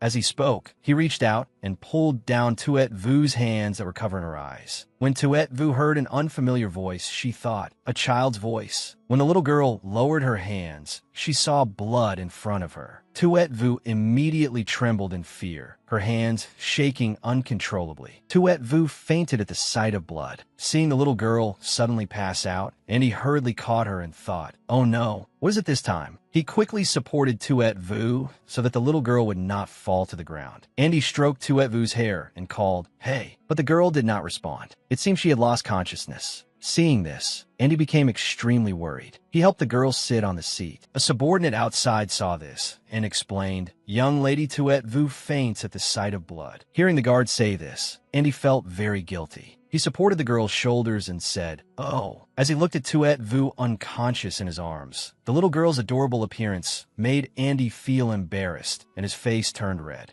After everything was resolved, the carriage procession continued on its way. After traveling a long distance, the group arrived at Count D's estate. Count D, Catherine, Anner, and Avery were already waiting at the gate to welcome the group. Ham Tuong led the carriage procession. He greeted the Count's family and said to Tuet Vu, "Young Lady Tuet Vu, I will return to report back now. Goodbye." Tuet Vu got down from the carriage and said happily, "Thank His Majesty the King for me, and thank you too, Ham Tuong." After that, the carriage procession left again. They continued their journey back to the royal palace. At this moment, Tuet Vu happily ran toward her parents and called, "Father, mother, brothers." Her mother was also very happy. She opened her arms to welcome the little girl and called, "Tuet Vu." As for her two brothers, one was excited and happy, while the other looked sullen and displeased. Tuet Vu ran toward her family and said, "I'm back." The little girl threw herself in her older brother Anner's arms and laughed very happily. Anner hugged the little girl and said, "Tuet Vu, you're finally back. Without your third brother by your side, did every day feel as long as a year? Let me see, you've gotten thinner. Boo-hoo, I missed you so much." Avery, standing beside them, was unhappy when he saw the two of them hugging each other so closely and said, "Humph." After that, everyone went into the house together. Tuet Vu walked into the villa and thought, "I keep feeling that back then. Besides that wicked pig, I also saw another person. Was it someone in another carriage?" While Tuet Vu was focused on thinking, Avery ran over from behind, patted her, and said, "Why do you have the scent of dark magic on you?" Hearing this, Tuet Vu hurriedly turned her head to look at her brother. Looking at her older brother's angry, sullen expression, the little girl did not understand what was going on. When Tuet Vu heard Avery ask that, she suddenly remembered that on the way back earlier, they had encountered assassins. Those bad people had used a spell talisman and created a huge green python, and Jernak had used magic to deal with it. But the little girl did not want to reveal this matter to Avery, so she only asked back, "Dark magic?" As for Avery, he kept staring at her to see whether the little girl was lying to him or not. Suddenly, Tuet Vu's face changed. Her eyes became dark and wicked. She said in a low voice, "Those who learned this secret are already dead." When Avery saw the little girl's sinister face and heard her threaten him like that, he was frightened. He shouted, "Ah, and immediately stepped back. When Tuet Vu saw her brother's appearance, she burst into delighted laughter. Ha! Only then did Avery realize that she had only been joking with him. Feeling both embarrassed and angry, he said, You were scaring me." But Tuet Vu continued laughing. Ha! Then the little girl raised both hands, shrugged calmly, and said, "You always scare me too. Now we're even." After that, she happily turned and left. Avery looked at the little girl's retreating figure, frowned, and thought, "I keep feeling that this Tuet Vu is no longer the same as before." That evening, in the king's bedchamber at the royal palace, after a tiring day of traveling and working, the maids were changing Jernak out of his clothes. He stood still as the maids removed his outer coat. Ham Tuong stood behind him and reported, "Your Majesty, the welcome ceremony for the honored guests from the Pole Empire and the banquet have been set. They will be held next Tuesday. Her Majesty the Queen is unable to attend, so..." When Jernak heard that the queen would not attend, he was very angry. He coldly turned his head to look at Ham Tuong. Ham Tuong, who was reporting, sensed His Majesty's gaze and immediately stopped. The space suddenly became terrifyingly silent. When the escort team saw Jernak's cold and frightening attitude, they all felt worried. Jernak put on his night robe and said, "Let her do as she pleases." Ham Tuong asked again, "Then who will you invite, Your Majesty?" Jernak looked displeased. He turned back to look at his subordinate and answered, "There is no need. Without the queen, am I unable to attend alone? Since when has the divine king needed someone else's presence?" Hearing this, Ham Tuong did not dare refute him. He could only lower his head and reply, "Yes, Your Majesty." After that, he handed a list to Jernak and said, "Your Majesty, this is the guest list for the banquet. Please look it over." Jernak saw that on the outside of the red guest list, there was a piece of paper attached with the words "Special Guest" Andy written on it. He took the booklet and asked in surprise, "Andy has someone he wants to invite?" The guard respectfully replied, "Yes, Your Majesty." Jernak opened the booklet. The guest Andy wanted to invite was Tuet Vu. When Jernak saw this name, he remembered the image of the adorable little girl when she had asked him to bring her food. He also remembered her panicked and shocked appearance when she saw the assassins dare to attack the royal escort. But remembering these things made Jernak somewhat thoughtful. After looking through the list and seeing that there was nothing unusual about the other banquet guests, he closed the guest list, handed it to the guard, and said, "Send it to the madam." Ham Tuong asked in surprise,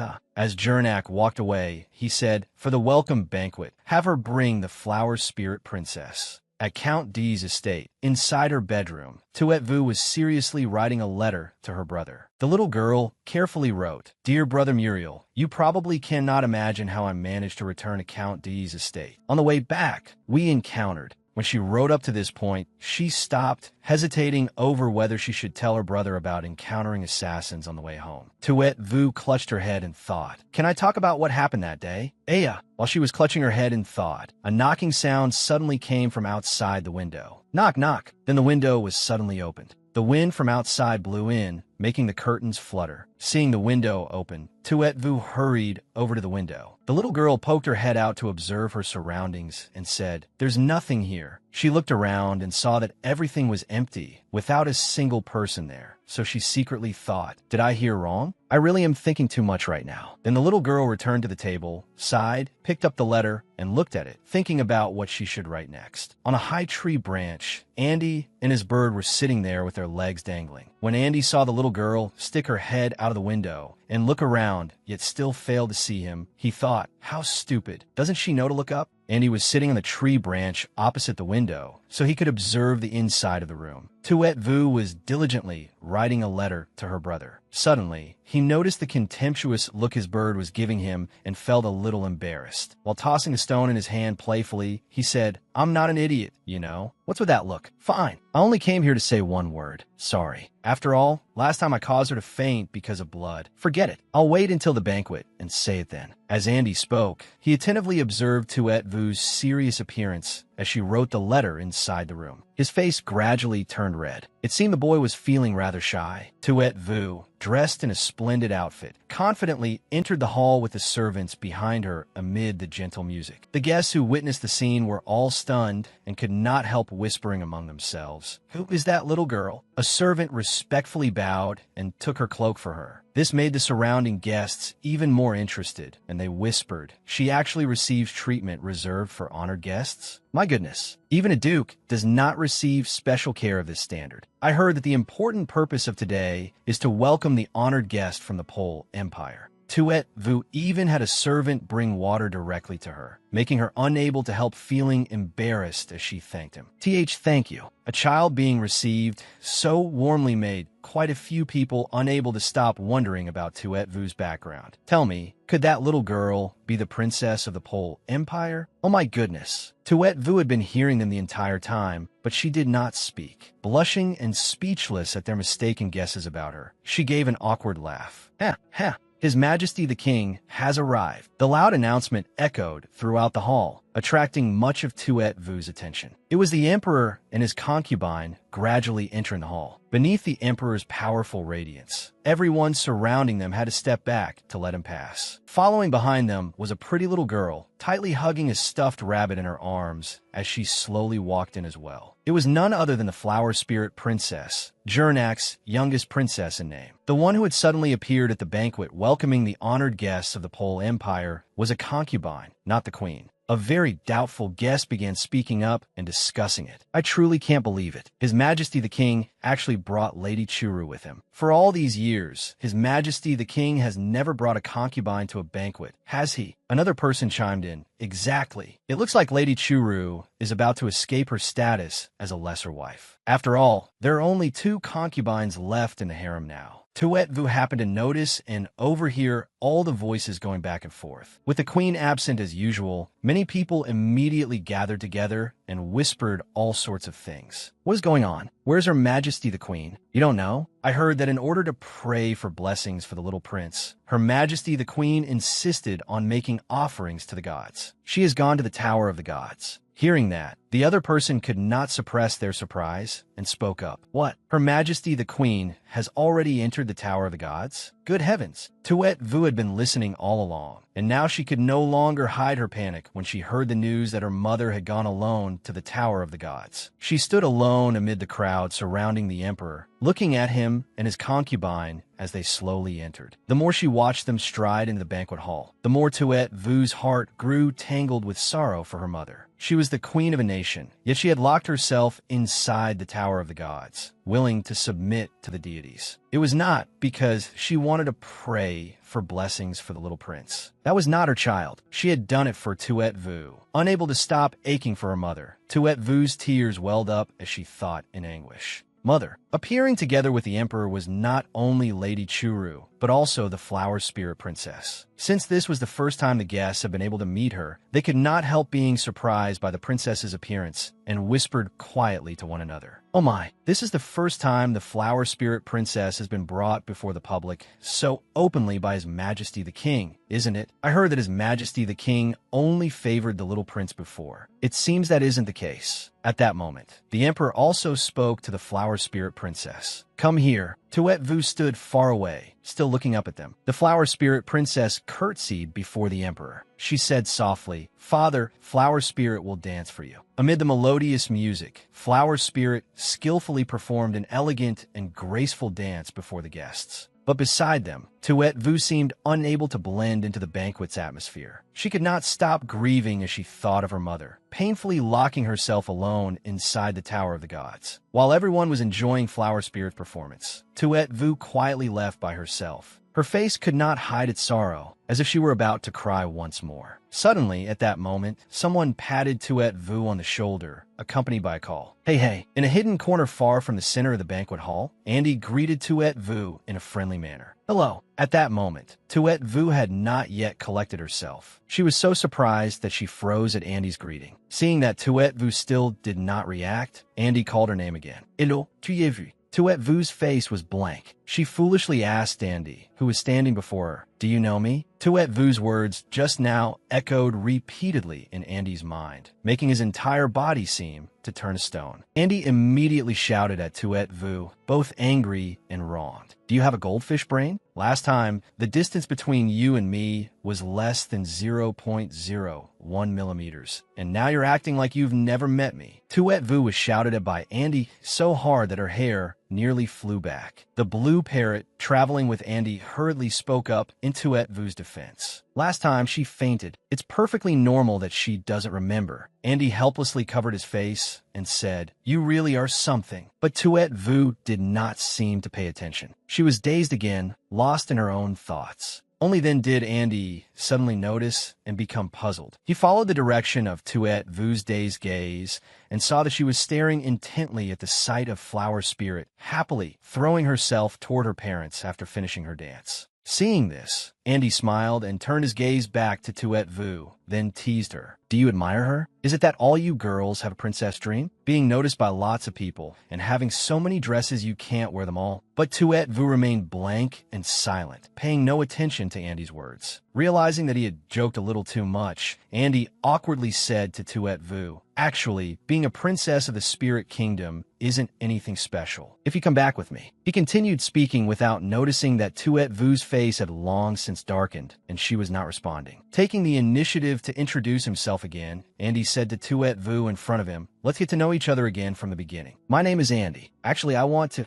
Before he could finish his confession, Andy was interrupted by a knight. Your Highness, so you are here. His Majesty the King is about to introduce the honored guests to you. Seeing that he could not stay any longer, Andy awkwardly rubbed his neck and answered the knight from earlier. All right, I'll come right away. He turned and walked away, but he did not forget to look back and say goodbye to Tuet Vu. Andy smiled brightly and said to Tuet Vu, Wait for me to come back. Faced with Andy's sudden behavior, Tuet Vu could not help being surprised. She asked herself in confusion, Are we that close? In the grand hall of the banquet, at the center of the hall, the king of the Spirit Kingdom solemnly presented a wreath to Andy in front of all the guests. Witnessing that beautiful scene made many people below sigh in admiration and whisper to one another. So this is the little prince of the Bull Empire. He's so handsome. He really is the prince of the empire? Of course. If not, then think about it. Why would he receive such treatment? Andy received the wreath. He smiled until his eyes curved and expressed his gratitude to the king. Thank you, Your Majesty. Facing Andy, the king did not say anything more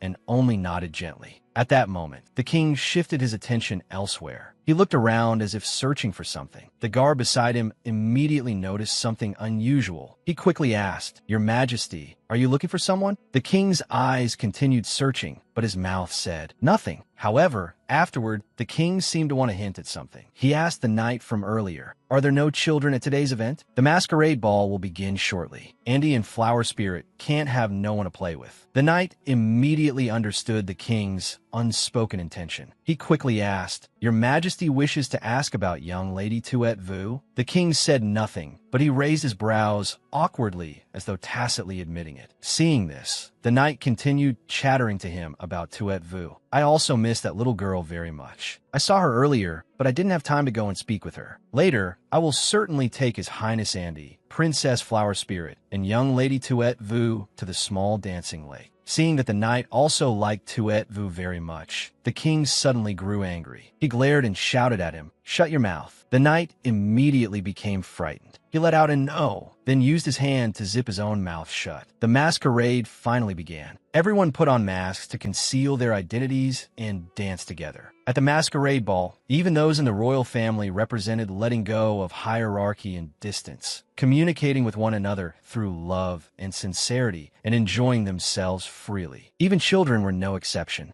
Tuet Vu put on a mask like everyone else. She wandered around the grand hall, her heart full of thoughts about her mother. The official history of the Spirit Kingdom did not record anything about Tuet Vu and the Queen meeting. Perhaps in her previous life, the Queen had already entered the Tower of the Gods. Weaving through the crowd, Tuet Vu walked while murmuring to herself, "I wonder if there is any way to enter the Tower of the Gods and meet Her Majesty the Queen." But because she was too absorbed in thinking about her mother, she did not notice that a little girl in front of her was also walking toward her. After that, neither of them paid attention and they bumped into each other. The little girl was Flower Spirit. She fell weakly to the ground and cried out loudly, "Ah!" Seeing Flower Spirit fall, Tuet Vu hurriedly and flusteredly reached out to help her. She apologized to Flower Spirit first. "I am sorry. Are you all right?" Flower Spirit had been bumped into, but she kept sitting on the ground and refused to get up. She frowned and blamed Tuet Vu. "You bumped into me and made me hurt so much." Tuet Vu gently reached out to help her. Not only did Flower Spirit not thank her, she continued raising her voice at Tuet Vu. "You hurt me, so if you want to apologize, go put on a servant's clothes. Our figures aren't that different, and we're both wearing masks. What if someone mistakenly takes you for Flower Spirit?" Tuet Vu had been kindly holding out her hand, waiting for Flower Spirit to take it. Now, hearing those words, her whole body stiffened. Flower Spirit did not stop and continued speaking arrogantly and bossily. "I'm right, aren't I, big sister?" Tuet Vu was so angered that her whole body trembled. She shouted at Flower Spirit, "What are you saying?" Seeing that her kindness was not accepted and that she had even been blamed in return, Tuet Vu did not hesitate to retort. "Then why don't you bump into me once, and then you go change into a queen's clothes? If someone else mistakes you for me, I think I would feel quite uncomfortable too. Thank you." Flower Spirit was talked back to, and she was no less angry than Tuet Vu had been earlier. After arguing back and forth for a while, the two of them now seemed like enemies who could not live under the same sky, hating each other to the utmost as they cried out, "Annoying."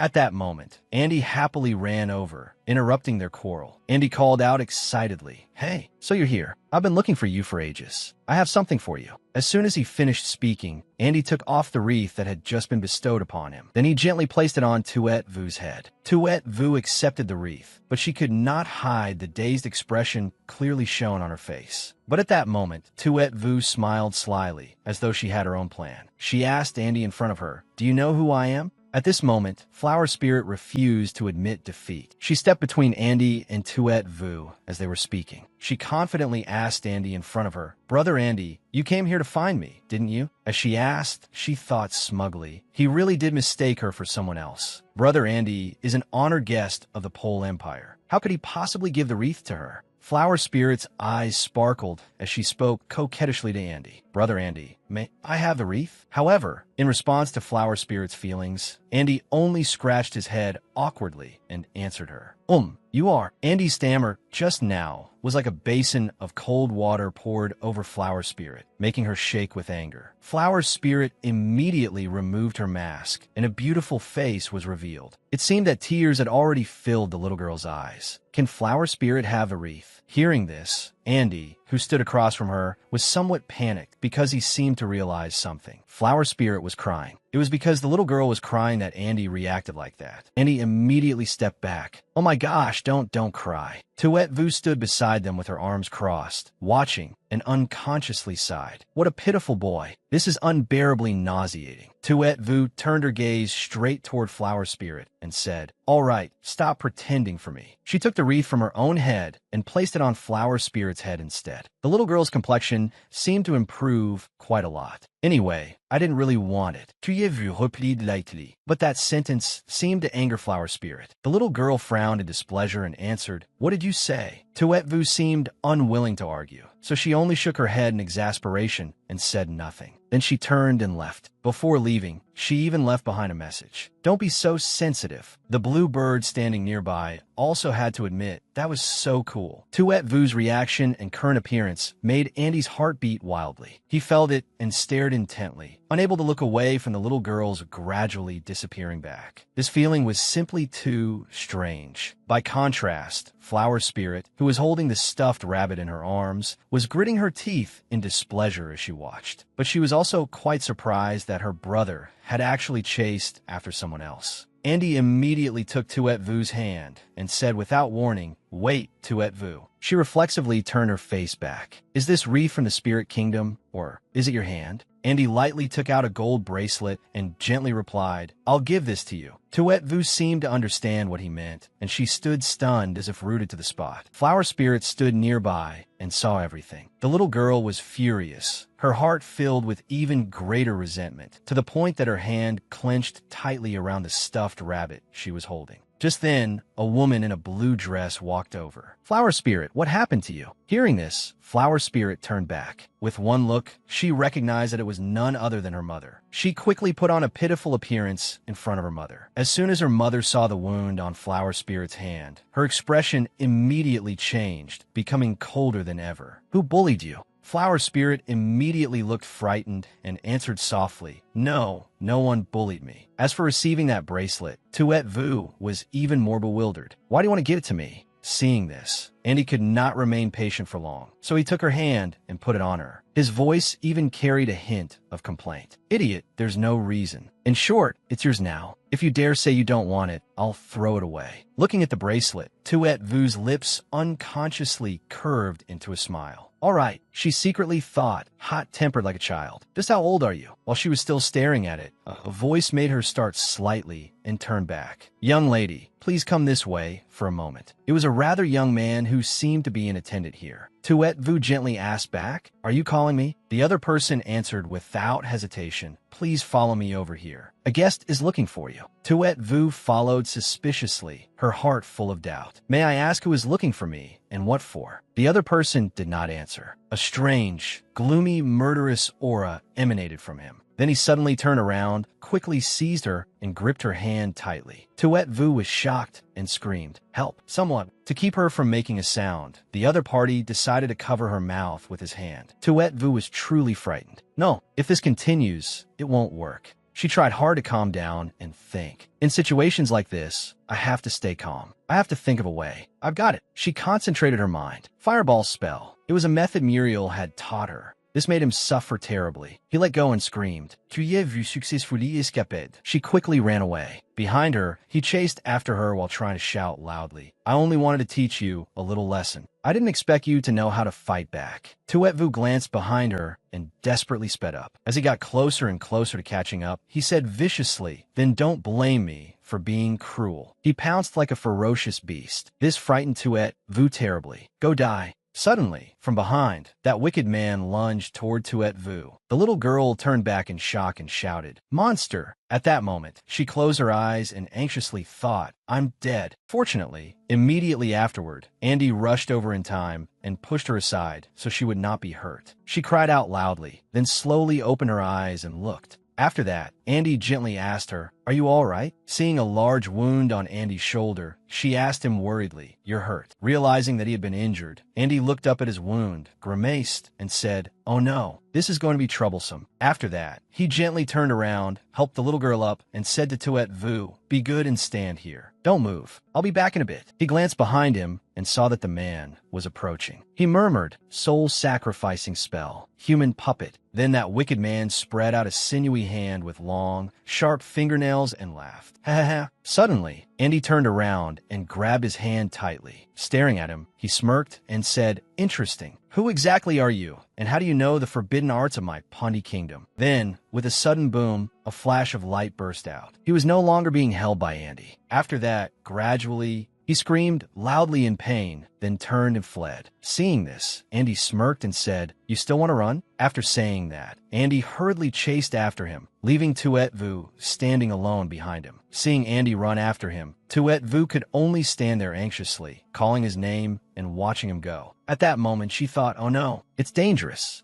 Then suddenly, a voice rang out. What is going on? What is this child saying? It turned out that everyone in the palace had hurriedly run outside to where she was to check the situation. At that moment, Flower Spirit and her mother walked over leisurely. Flower Spirit's mother said sternly, "What happened? What was all that screaming?" At that moment, Tuet Vu hurriedly turned back with a pale face and said, "There's a monster, and he chased it outside. He's in danger." But when she heard Tuet Vu say that, the woman did not believe her. Her face darkened as she said, "What nonsense are you spouting? How could there be a monster in the palace? Guards, take her away." Seeing this, Tuet Vu turned pale with fear and thought, "She doesn't believe me. What should I do?" Then everyone suddenly cried out in unison, "Your Majesty." It turned out Jernak had come out with the soldiers and arrived where little Tuet Vu was. Flower Spirit's mother saw this and also softly called, "Your Majesty." At that moment, Tuet Vu grew even more anxious, her face turning ashen. She thought to herself, "No one believes me. That pighead definitely won't believe me either. Will something happen to Andy? What should I do?" Suddenly, Jernak came closer, stroked the little girl's head, and asked gently, "What did you see?" Seeing Jernak behave like this, all the soldiers were stunned and alarmed. He bent down close to the little girl, looked at her tenderly, and said, "Were you frightened? What kind of monster was it?" Then he gently lifted the little girl into his arms. Seeing this, Tuet Vu looked at him and answered softly. His original form was an attendant. Then he suddenly turned into a very terrifying monster. Tuet Vu continued describing it. Andy said there was a human puppet. They ran that way. "Your Majesty, please save Andy." Behind the little girl, Flower Spirit was glaring resentfully at Tuet Vu with a twisted expression. Soon after, several soldiers went to search for Andy. They called loudly, "Over there, be careful. Prince Andy, where are you?" All the soldiers searched everywhere, continuously calling out, "Prince Andy, where are you?" Inside the room, Jernak had brought Tuet Vu into the castle and sat down on a chair. Tuet Vu said, "Andy saved me from the monster," then chased after it. She looked worriedly at His Majesty the King and reported, "Is that monster powerful? Andy won't be in trouble, will he?" Seeing Tuet Vu so anxious, Jernak gently turned to her and comforted her. "Nothing will happen. You should go rest first." After Tuet Vu left, Jernak and his men began discussing matters. The human puppet is a secret art of the Bowl Empire. At the scene, we found 4 kinds of magical power. Aside from Andy and the puppet, there was also a fireball spell, and before he could finish, Jernak interrupted and said, "The fireball spell must have been Tuet Vu." Hearing Jernak say this, his subordinate replied, "Oh, this matter may not be simple. Crown Prince Eucalyptus has activated the Grand Teleportation Array. He will personally come here tonight." At that moment, outside in the castle hall, Tuet Vu was walking anxiously. Then someone appeared before her. It was Andy. Her eyes widened, and she called out, "Andy." The little girl ran up to him, held his hands, smiled, and said, "That's wonderful. You're all right." But after seeing Tuet Vu like this, Andy suddenly darkened with displeasure, flung the little girl's hands away, and said, "Don't touch me." "Andy?" Tuet Vu called his name in surprise. Seeing the bracelet in Tuet Vu's hand, he suddenly flew into a rage. He glared at her. "Where did you get this bracelet?" In his heart, he was certain he would never give this bracelet to anyone else. This woman, Andy. Andy grabbed Tuet Vu's arm hard. "You thief. Your whole family steals things. You stole my belongings." Hearing him say that, Tuet Vu was truly furious. She shook off Andy's hand. "You're making trouble for no reason, and I was worried for nothing about whether something had happened to you."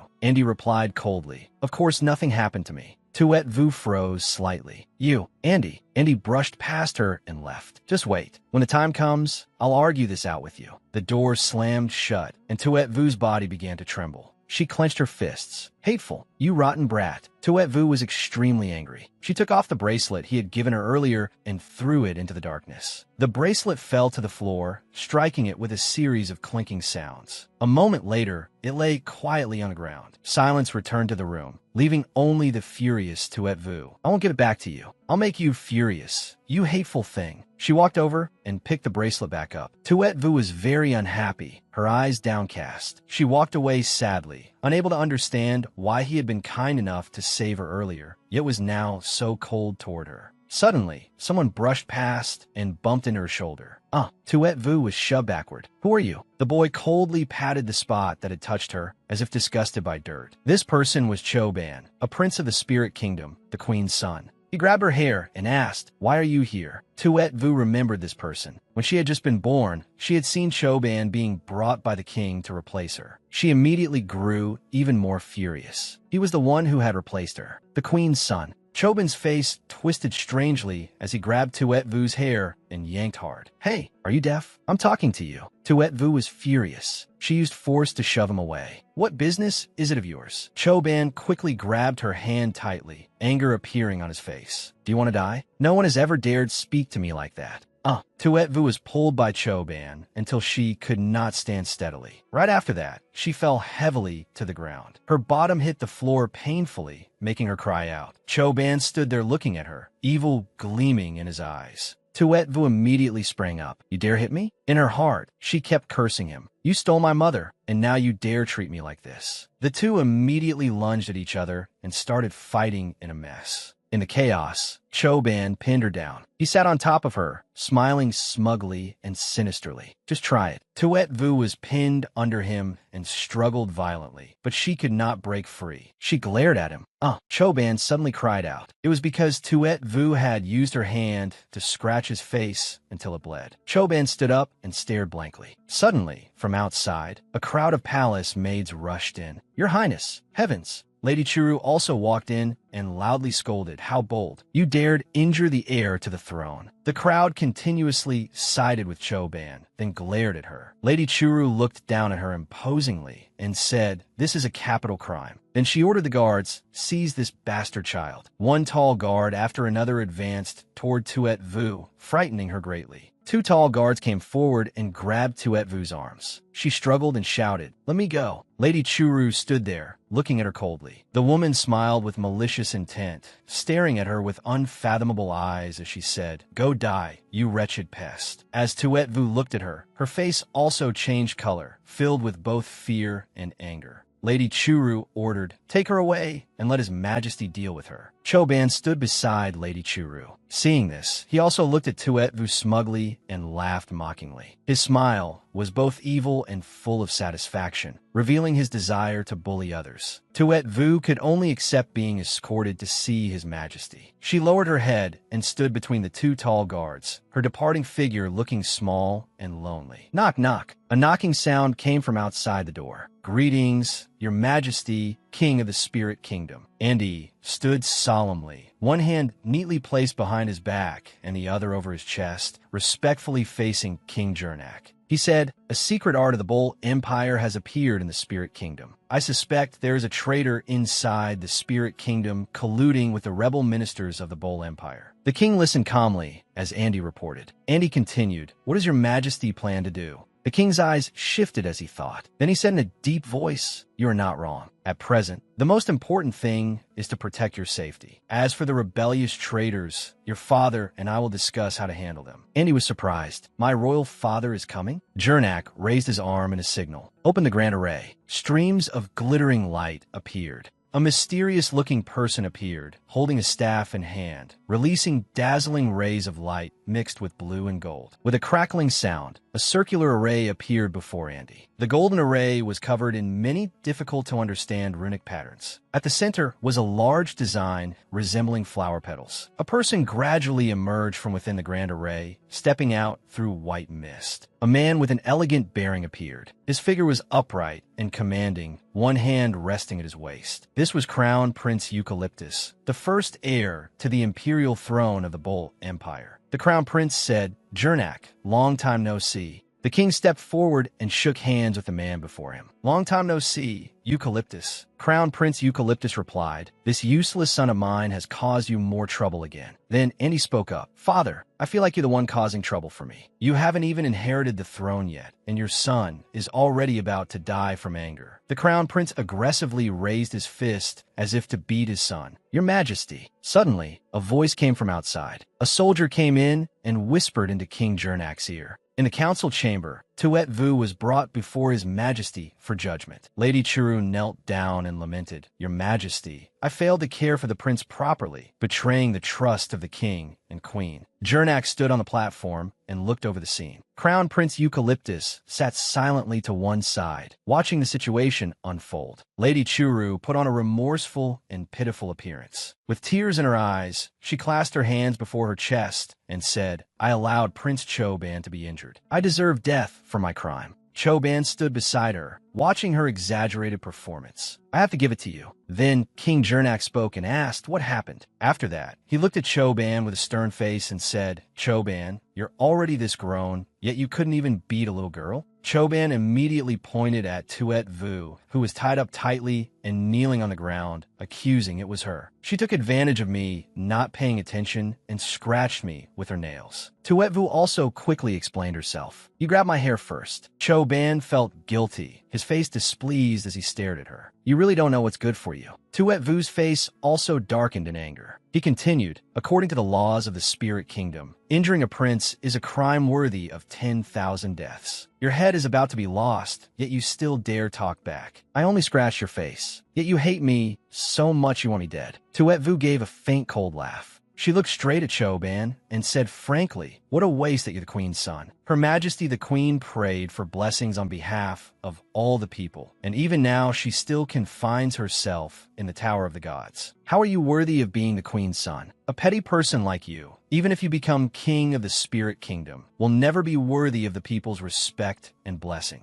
A delighted laugh rang out in the silent space. "What an interesting little girl." Crown Prince Eucalyptus laughed and said, "It seems your Spirit Kingdom is not entirely filled with weak girls after all." The moment Crown Prince Eucalyptus spoke, he immediately drew everyone's attention to himself. The Crown Prince said, "According to your laws, this little girl should be executed." Tuet Vu looked at him uneasily. The Crown Prince suddenly made a bold suggestion. "Why not let this little girl become a woman of our Bull Empire?" Lady Churu looked at the Crown Prince in shock and shouted, "What?" Everyone around them was also stunned and broke into an uproar. What is he talking about? Who is he? Crown Prince Eucalyptus smiled faintly and said, "Let the little girl become my daughter-in-law." What do you think, Jernak? The Bull Empire was a force the Spirit Kingdom had always wanted to draw to its side. If they could form a marriage alliance and become friends for generations, it would be a precious thing. If Tuet Vu served as the bridge for this marriage alliance, she would become a meritorious contributor to the Spirit Kingdom. The matter of scratching the heir to the throne would also be reduced from a major issue to a minor one, and from a minor issue to nothing at all. King Jernak rubbed his head, looking somewhat troubled. "Don't rely on the fact that you and I are familiar with each other to talk nonsense here, Your Highness Crown Prince Eucalyptus." The Crown Prince smiled brightly and waved his hand. Everyone was once again shocked and thrown into an uproar. His Highness Crown Prince Eucalyptus? He is Crown Prince Eucalyptus? Lady Churu and little Prince Choban, upon hearing his name, were also so shocked they almost turned to stone. Crown Prince Eucalyptus winked. "Well, a ruler's word is no joke." King Jernak said calmly, "Eucalyptus, your word are going a little too far. You're only the Crown Prince, aren't you?" The Crown Prince also said seriously, "Do you really think so? You don't believe in my ability?" Tuet Vu watched the two of them arguing over her and felt somewhat dissatisfied. They were discussing the rest of her life, yet it seemed to have absolutely nothing to do with her. She pressed her lips tightly together. Is this the law of power? But Tuet Vu was stubborn. She raised her head to look at the two of them and said clearly, "So becoming the marriage alliance partner of the Bull Empire is my only choice if I want to survive?" Andy, standing in a corner behind them, immediately poked his head out with an expression that was both surprised and worried. "A marriage alliance with this thief? It can't be me, right?" He looked at Tuet Vu. She also raised her eyes and saw him. Their eyes met. He was startled and immediately hid to one side, avoiding her gaze. His face slowly turned red, and he raised a hand to rub his chest. After the incident in the council chamber ended, King Jernak returned to his room. "I say, Jernak, are you actually listening or not?" Crown Prince Eucalyptus spoke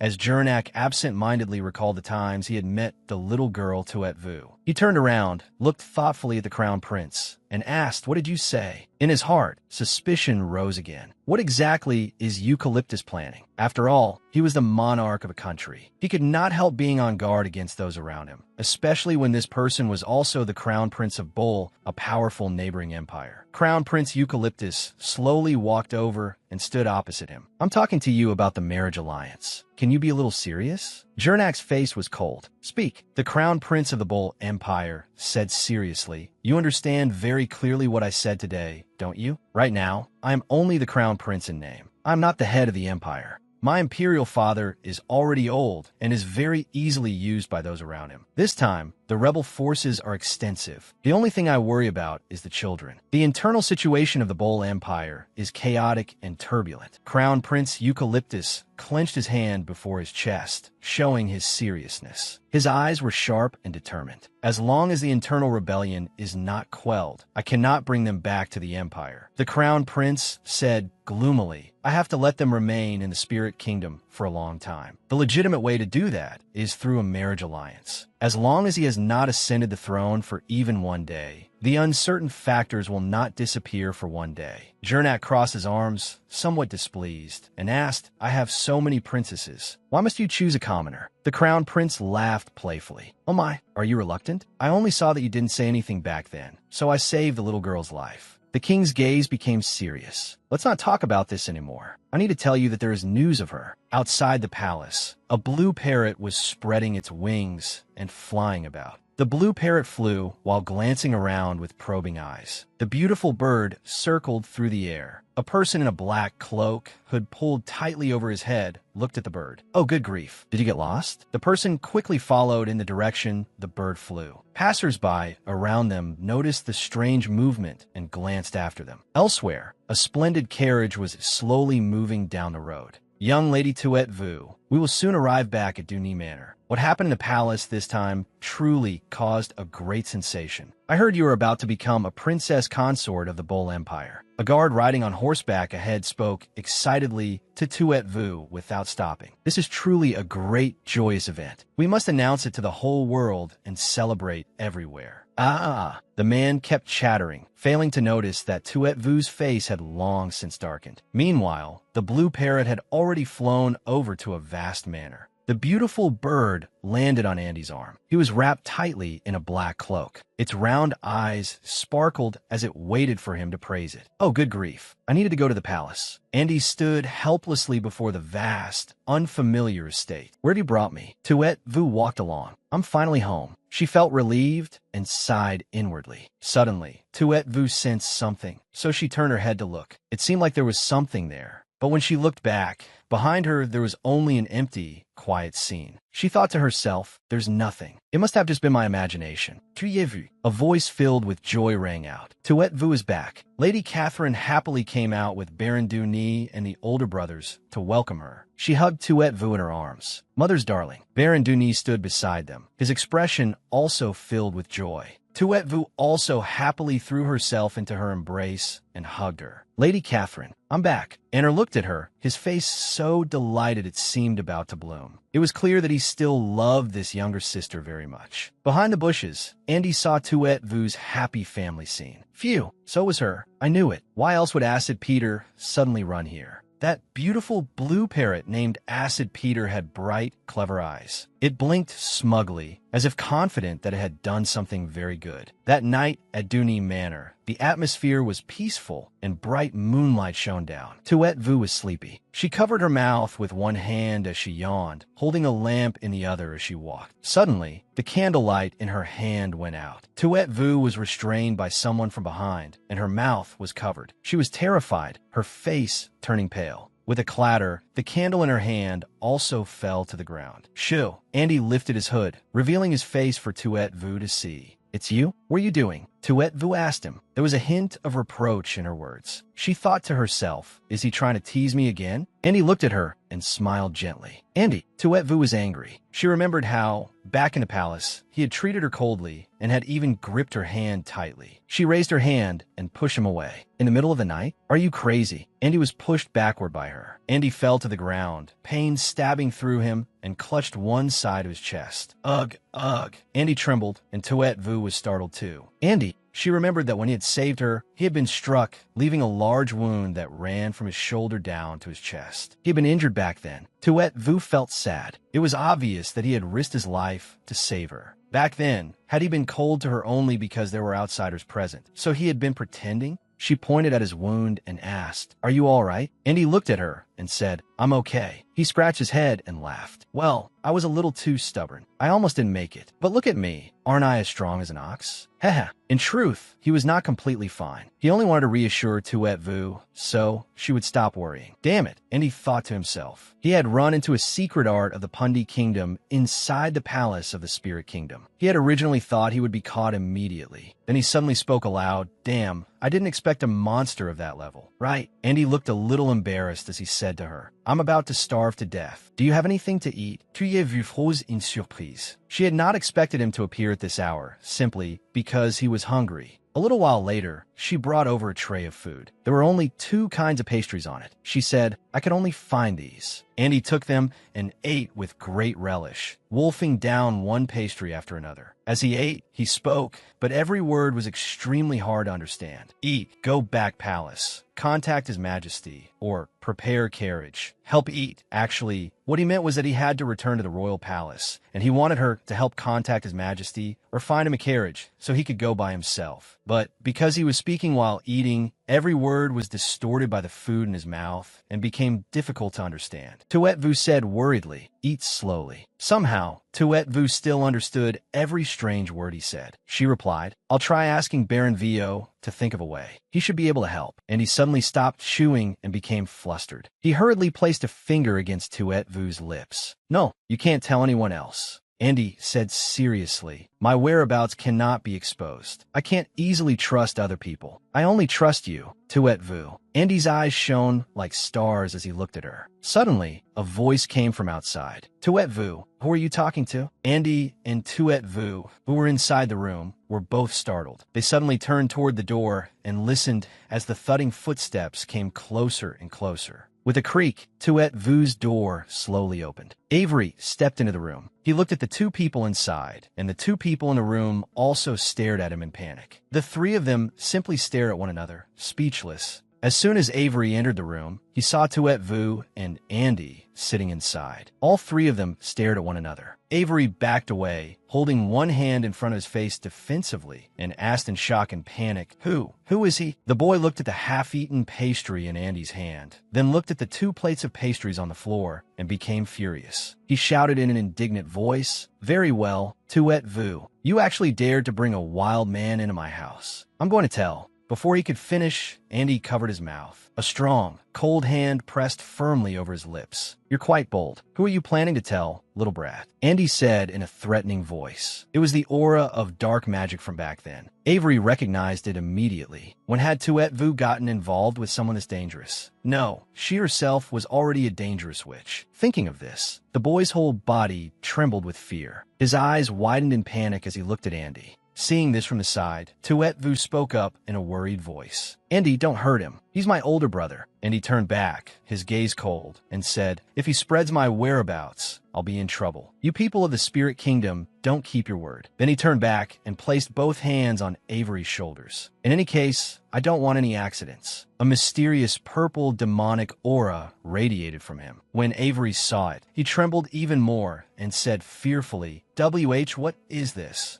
Andy folded his arms and looked at the boy, his gaze sharp. He warned, "You know what happens when you provoke me, don't you? If you're smart, keep your mouth shut." The magical power coming from him frightened Avery so badly that he collapsed onto the ground. Such terrifying power. The boy trembled and said, "Is this person a monster?" The boy used all his strength and scrambled out the door, shouting, "Aya!" His scream echoed throughout the corridor, carrying Avery's extreme fear with it. Tuet Vu and Andy watched him go, not knowing what to say. Cough, cough, cough. And he coughed a few times. Blood flowed from his mouth, and Tuet Vu asked worriedly, "Are you all right?" He raised a hand to wipe his mouth. His face had turned a little pale as he said, "In order to warn that brat, I used power I shouldn't have used. This is a bit troublesome. It seems I've caused trouble for you. I'll leave." Tuet Vu grabbed his hand and looked at him worriedly. "But your body," and he pulled his cloak hood tightly over his head, hurried to the window, and jumped down, leaving Tuet Vu standing there helplessly, filled with worry. In Avery's room, the boy had found quite a few books and tossed them messily across the bed. He flipped through them page by page, his eyes scanning line after line, as if searching for something important. No, this won't do." The boy said, "I have to tell father and mother. After thinking this, the boy sprang up and immediately ran off. His small legs rushed out of the room as fast as they could. As he ran, Avery shouted loudly, "Father, Mother, I have something important to say." Finally, he reached the room. The boy stared nervously at the door, stretched out his hand, and shouted, "Father." Tuet Vu brought a wild man from outside into the house. At the same time, the boy pushed the door wide open. The room fell silent. Everyone looked at Avery, who had just barged in. And unexpectedly, sitting on the chair was Andy, the wild man the boy had intended to report. He was sitting right beside Avery's father. Andy took a sip of hot tea and winked in greeting at him, as if nothing had happened. This is... Avery pointed at Andy, his expression displeased. Andy merely looked at him gently and smiled. Tuet Vu walked over and pulled her older brother's hand. "Brother Avery, hurry and sit down over here. You didn't expect this, did you?" The little girl smiled happily at him. Ew.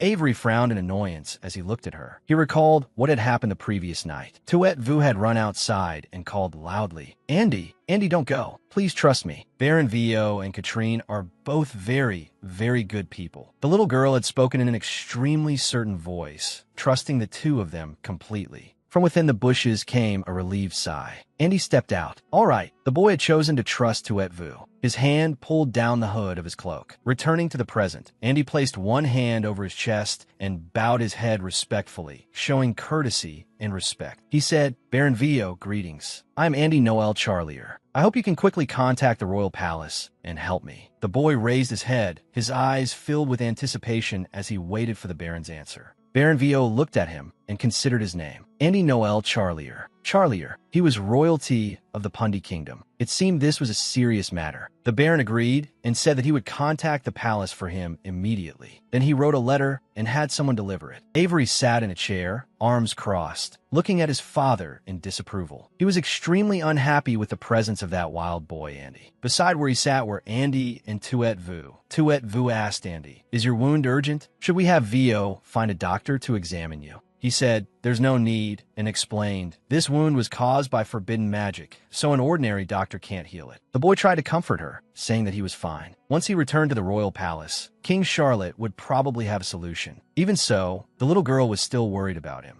At this moment, Anno rushed in, accompanied by his white dog. He shouted, "Tuet Vu, who is he?" The boy pointed at her and wailed loudly, "You don't like me anymore?" Tuet Vu pulled Andy over and introduced him. "Brother Anno, this is Andy, my good friend." Andy gave a friendly smile. Full of confidence, he shook Anno's hand and happily greeted him. Anno burst into tears. "Wah, Tuet Vu, you have another cat now." Baron Vio walked over with a smile. "I heard Tuet Vu say that you were injured while helping her. Tuet Vu has made a sincere friend. I'm happy for you children." Hearing this, the boy was very happy as well. He asked eagerly, "Then will you agree to let Tuet Vu return to the Pundi Kingdom with me?" The Pundi Kingdom? Baron Vio hesitated slightly. Outside, cheers rang out. "Young Master Muriel is back, Master! Young Master Muriel is back." The servants kept carrying things down without stopping. Muriel pointed to a box and said to his mother, "Mother, this is a gift for you. The others are for my younger siblings." Muriel, Tuet Vu called loudly from afar. The little girl had recognized him and waved in greeting. Then the little girl ran over and threw herself into his arms. He held her happily upon seeing her again. "Muriel, why are you back? I heard Dr. David say you had to stay there for another half a month." Tuet Vu could not hide her confusion as she asked him. He rubbed the little girl's head and said, "Because I missed you all, Tuet Vu." And he walked over and called to the little girl. Hearing the voice, Muriel turned to look. That one glance startled the boy, and he suddenly felt pressure. Andy raised a hand to the back of his neck and greeted him. He tried hard to maintain his bearing. In contrast to Andy's attitude, Muriel raised his brows and returned the greeting with clear dislike. His cold and distant gaze made the atmosphere tense. Everyone went into the reception room together. Muriel and Tuet Vu sat talking, while Andy stood by the window, admiring the scenery. Tuet Vu moved closer to Muriel and asked, "Brother Muriel, is Dr. David well?" He rubbed the little girl's head and said, "Very well. He often praises you. He is very satisfied with your proposal regarding compulsory education."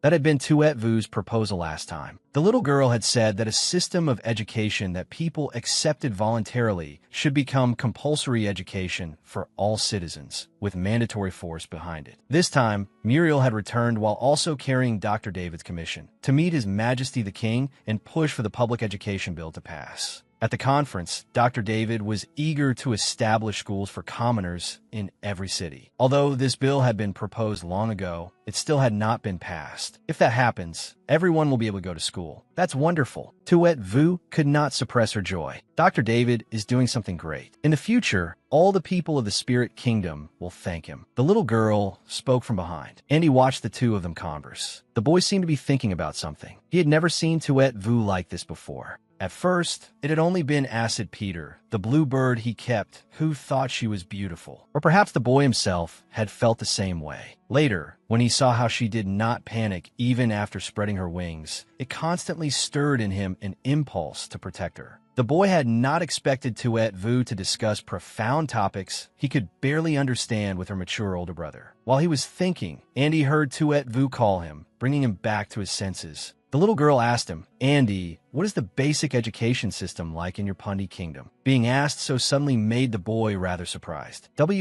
Muriel, who was drinking tea, turned and asked him, "Andy, how are your grades? Are you excellent in every subject?" Avery suddenly popped up from somewhere and mocked him.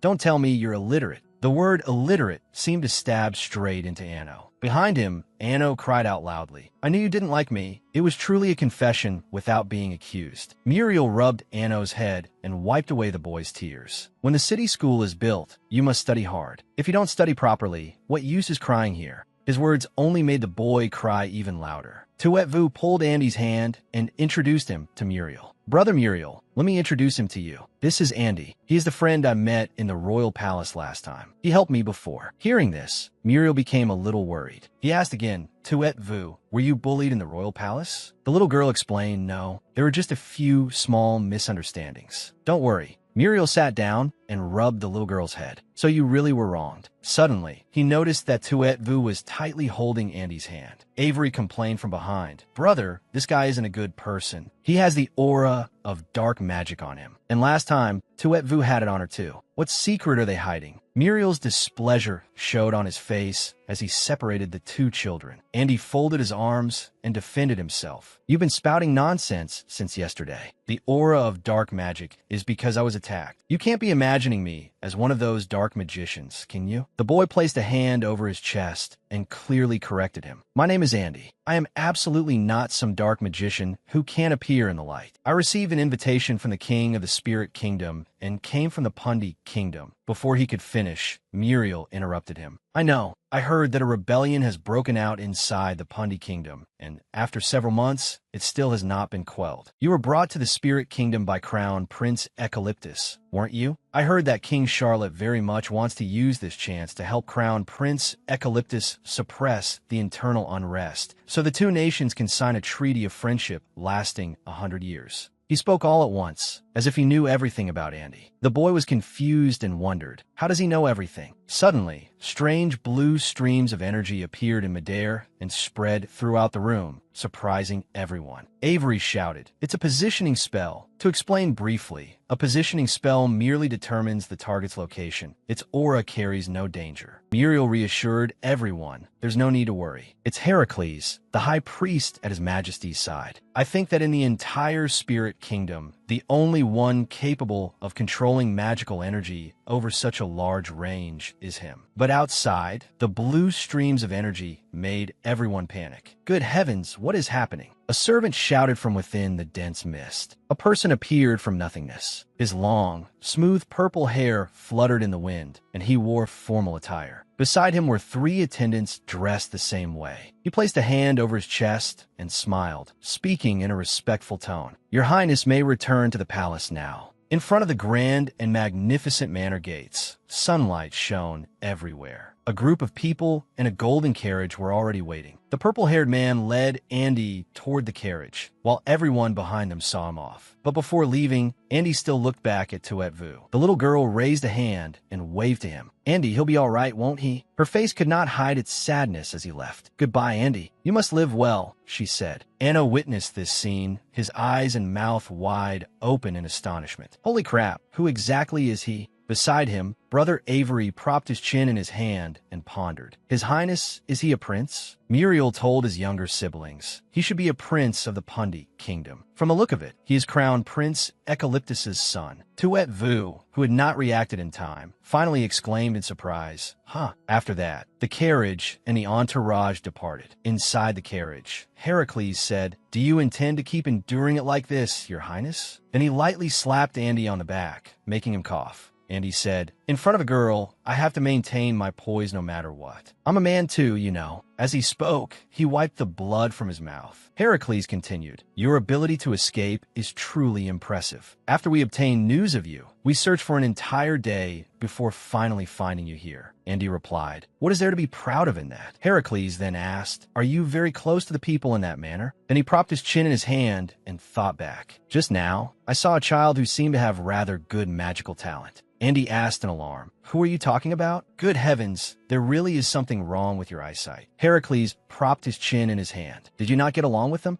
Back at the manor, Muriel was talking with Tuet Vu. "Actually, there's a main reason I came back this time. I heard that the Pundi kingdom intends to form a marriage alliance with us, and it was Crown Prince Eucalyptus himself who selected the marriage candidate. They said the one chosen was you, Tuet Vu." Hearing this news, Tuet Vu could not help being horrified. Muriel gently asked her, "Tuet Vu, a lot of things happened in the palace, didn't they?" Then he rubbed the little girl's head. Feeling wronged, she told him everything. "I don't know why that proposal was suddenly brought up," she continued. Hearing this, Muriel's heart ached for the little girl as well. So Tuet Vu had gone through so many frightening things. It was very scary, wasn't it? Tuet Vu held his hand and said happily, "I'm not scared anymore because I'm home now." He continued, "Although I don't know why Crown Prince Eucalyptus chose you, his demand is very clear. He wants our spirit kingdom to help him put down the internal rebellion and bring peace as a result. It will also allow his own country to recover its strength after the rebellion is suppressed. It kills two birds with one stone. For a nation, perhaps it would be a good thing." He turned to look at Tuet Vu. But Tuet Vu, he truly was very worried. Could she live far from home in a foreign land, marry someone she did not know, and become a political bargaining chip? But Tuet Vu was not the king's daughter. Perhaps this matter could still be turned around. After all, the king still had 6 princesses. So this time, Muriel wanted the king's opinion. He wanted His Majesty to cancel this absurd proposal. "Brother," Tuet Vu looked at him and pleaded, "Brother, it's very dangerous. Don't do that. Although having my life controlled by others makes me unhappy, I don't hate this matter that much." She thought to herself, "Brother doesn't know that leaving the spirit kingdom may be my path to survival. If my identity is exposed, there may only be death waiting for me." Muriel wondered, "Is the marriage partner Andy?" Tuet Vu replied, "I don't know. Crown Prince Eucalyptus didn't say." He rubbed the little girl's head. "Because it might be Andy, you don't hate it?" His words made the little girl blush bright red and step back, shouting, "No, that's not it. Of course not." She wondered, why would Muriel think that? How old is Andy, anyway? In the royal palace, a loud scream rang out. "What, marriage? I don't want to." That was Andy's scream. He kept resisting everyone around him. "I was only gone from the kingdom for a few days. What exactly have you people done?" Andy shouted furiously. Seeing his son lose control like this, Crown Prince Eucalyptus immediately said, "Son, calm down." Then Andy placed a hand on his chest and asked in a ringing voice, "Why must I enter a marriage alliance with a princess of the spirit kingdom? Has our Pundi kingdom declined to this point? Aren't you always saying that the men of House Charlier must forever stand upright between heaven and earth? I am a prince, yet now I have to sell my body." After hearing his son's question, Crown Prince Eucalyptus raised a hand to his head with a cold expression and said to him, "Andy, have you still not recognized reality? You were struck by the forbidden cursed puppet technique. Those people could appear at any time. I must let you boys remain in the spirit kingdom openly and legitimately until the rebellion is suppressed." Hearing his father's explanation, Andy crossed his arms with a sullen face and said loudly, "If you all made this decision while I wasn't here, then just let Anvin get married. It's not like anyone said exactly who has to be in the marriage alliance, right?"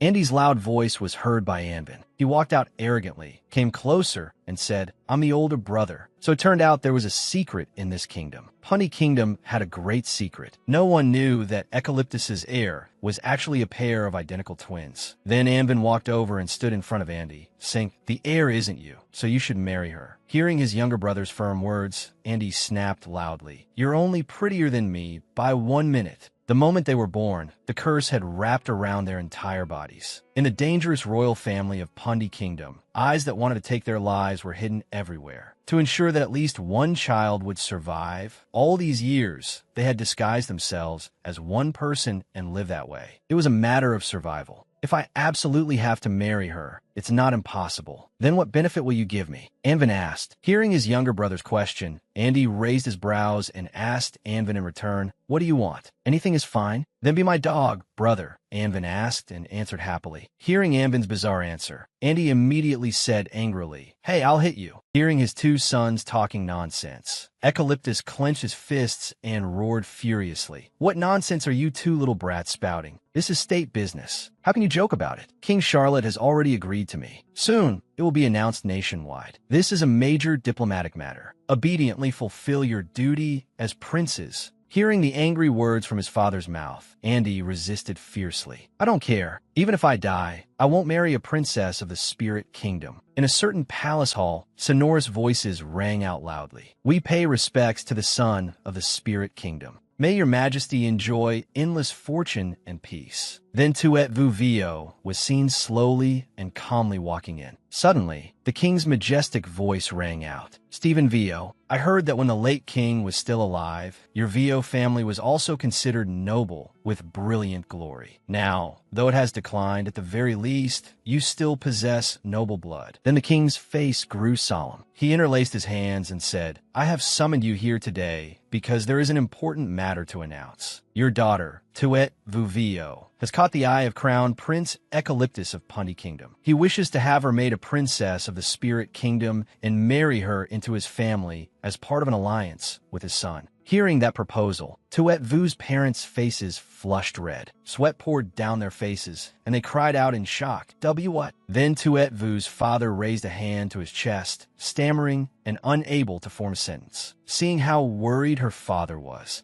Tuet Vu held her father's hand in her own small hands and gently comforted him, saying, "Father, it's all right. Don't be afraid." Then His Majesty the King continued speaking. "Tuet Vu is still young. Living far from home in a foreign land would bring countless difficulties. I will consider refusing Eucalyptus." Suddenly, tu y vu es face d'Arkend. She thought sadly to herself, "This day has come after all." Saying "I'm not afraid" would be a lie. Tuet Vu placed both hands on her chest, her brows curving downward. She continued thinking, "I must think this through clearly. If I marry far away to Pundi Kingdom, will it be beneficial to my future? Although my connection to Charlotte will be unavoidable and there will be a certain danger, once I marry into Pundi Kingdom, it will be the same as completely escaping this mire. My future will change from that point onward. That miserable ending where I die tragically will no longer exist." Then Tuet Vu spoke up. "No, your majesty, tu y vu agree." Tuet Vu agrees to marry into Pundi Kingdom for the peace between the two nations. Hearing her answer, His Majesty the King was also stunned. After an intense inner struggle, once she had made her decision, Tuet Vu and her parents asked permission to leave. Seeing that they had left, Anvin asked his older brother, "She knows you're the one who has to marry her?" "Shut up," Andy shouted angrily. Voices outside the palace suddenly rang out. Many people were whispering and discussing among themselves. "Goodness, have you heard? His Majesty wants to confer the title of princess on someone new.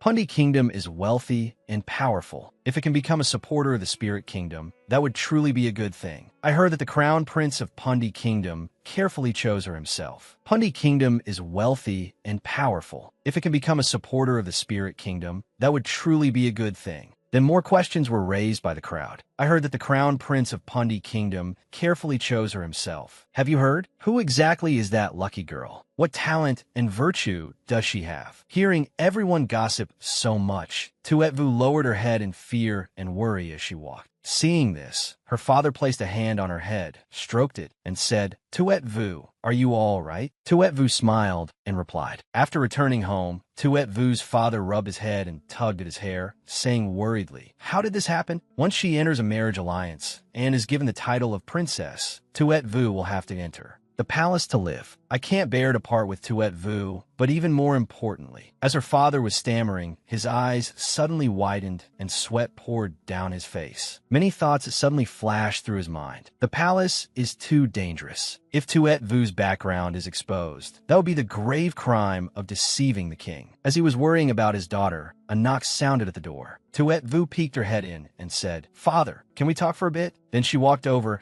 and sat near her father, asking with concern, "Father, are you worried that I have to marry into Pundi Kingdom? Or are you worried that if I don't learn palace etiquette well in the kingdom, I'll commit a serious offense?" Tuet Vu's sparkling eyes looked toward her father as she said, "Although I'm also very worried that I won't do well. What should I do? What if I go to Pundi Kingdom and can't shoulder the responsibility? But I feel that not doing something just because I'm afraid of making a mistake is wrong. Father, I want to become an outstanding person. Although I know you and Mother hope I'll be healthy and safe, I want even more to become someone who makes you and Mother proud." The image of his strong-willed daughter was clearly reflected in her father's eyes. He was stunned and said inwardly, "Since when did Tuet Vu become so grown-up? Has she grown up already?" After that, Tuet Vu's father lowered his face, his expression thoughtful. "Yes, Tuet Vu cannot hide for her entire life. Her Majesty the Queen must also hope to see Tuet Vu living healthily and shining brightly. I must also work hard to face these difficulties. I hope that one day I can seek justice for the Queen and Princess Tuet Vu."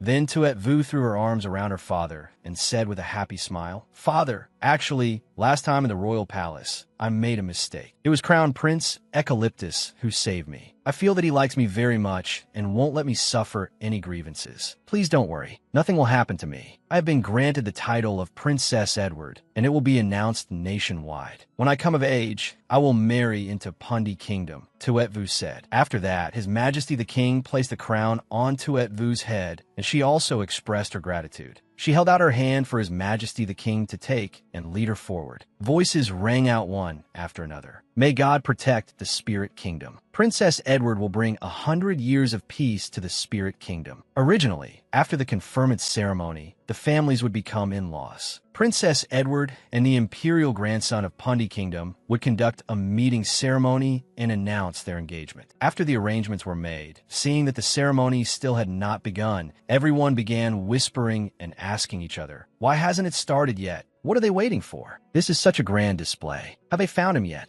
Goodness, where did His Highness the Prince go?" Seeing Tuet Vu standing alone in the crowd, the two young men over there glanced at her and asked each other, "Did he run away from the marriage?" Everyone continued discussing heatedly. Meanwhile, Tuet Vu stood alone in the crowd, frightened and worried, looking as though she was about to cry. While Tuet Vu was feeling uneasy, in a corner of the royal palace, Andy said while climbing over the wall, "Anvin, help me this once. I'll repay you in the future." Seeing his older brother speak like that, Anvin could only stand there helplessly and watch. After climbing over the fence, Andy said loudly in delight, "Who would want to marry that hateful princess?" Then he laughed loudly and asked himself, "Acid Peter, am I right or not?" Seeing that his older brother truly did not want to marry, Anvin crossed his arms and thought deeply. Brother is so stupid. He doesn't even know who the marriage partner is. Suddenly, the corner of Anvin's mouth curved into a smile. A thought abruptly appeared in his mind. If I really marry that little girl, would brother go mad? That seems a bit interesting too. But in the banquet hall, malicious words continued to ring out. Running away from the marriage? Is Pundi Kingdom going back on its word? Prince Andy is usually very easy to get along with. I didn't expect him to be so decisive. That's only natural. How could someone from House Charlier be satisfied with a marriage alliance to a commoner girl? Wasn't it said that Crown Prince Eucalyptus personally chose the bride? Who knows? This time, His Majesty the King has completely lost face. How is this going to end? As for Tuet Vu, she stood alone in the noisy, whispering crowd, her hands clasped over her chest, sad and isolated. Then she said in her heart, "Andy. My marriage partner is Andy. I thought he didn't hate me. But sure enough, when it comes to being his marriage partner, I still can't be accepted. I've already been announced to the world by Charlotte as Princess Edward. If I can't go to Pundi Kingdom, then I really will fall into the mire of the palace and be unable to free myself. What should I do?" Tuet Vu asked herself worriedly. Then everyone suddenly cried out in fear, "Why, Your Majesty?" It turned out that His Majesty the King had appeared. Seeing this, Tuet Vu also thought to herself, He's angry." Then His Majesty the King walked toward Tuet Vu. she stammered, unable to finish her words. Why, your majesty. After that, his majesty reached out and lifted Tuet Vu into his arms, then shouted angrily, Eucalyptus explained this to me. Where is Andy right now? Charlie, are you looking down on my spirit kingdom? Then Julio walked in with a worried expression. He explained, Haha, it's a misunderstanding. My son suddenly fell gravely ill, so there was no way for him to attend the ceremony. His Majesty the King's expression became stern as he looked straight at Julio with furious eyes. Seeing this, Tuet Vu also wondered, is he protecting me? After stammering a few words, Tuet Vu continued, Your Majesty, Andy he. But before Tuet Vu could finish speaking, the king interrupted her and asked, Are you still calling me your majesty? Hearing that question, Tuet Vu froze. She stammered in reply, FF father. Because of those words, Tuet Vu's face turned bright red. Inwardly, she screamed fiercely, Why am I blushing? He's not a good person at all. After being reprimanded by His Majesty the King, Crown Prince Eucalyptus hurriedly said to Tuet Vu at once, Tuet Vu, my good daughter-in-law, surely you won't be angry, right? Hearing this, Tuet Vu hugged His Majesty the King tightly and showed a worried expression. If you do not resolve this matter properly, then I will disregard your son entirely, His Majesty the King warned sternly. After that, at Eucalyptus's temporary residence, still haven't found him? Is that little devil Andy trying to anger me to death? Crown Prince Eucalyptus roared furiously. Then he continued angrily, Where is Anvin? Have Anvin take his place this time. Hearing this, a subordinate replied, His Highness Anvin is missing as well. Find those two brats for me. Crown Prince Eucalyptus shouted furiously, giving the order. After that, all the servants in the residence ran around searching, calling out, Your Highness Andy, Your Highness Anvin. As for Anvin, he was lying leisurely on the palace roof, holding a ring as he said, This invisibility ring is actually quite useful. Forget it. If I marry that princess, brother will sever ties with me. In King Charlotte's study, His Majesty held a teacup with a sullen expression and asked while speaking, So,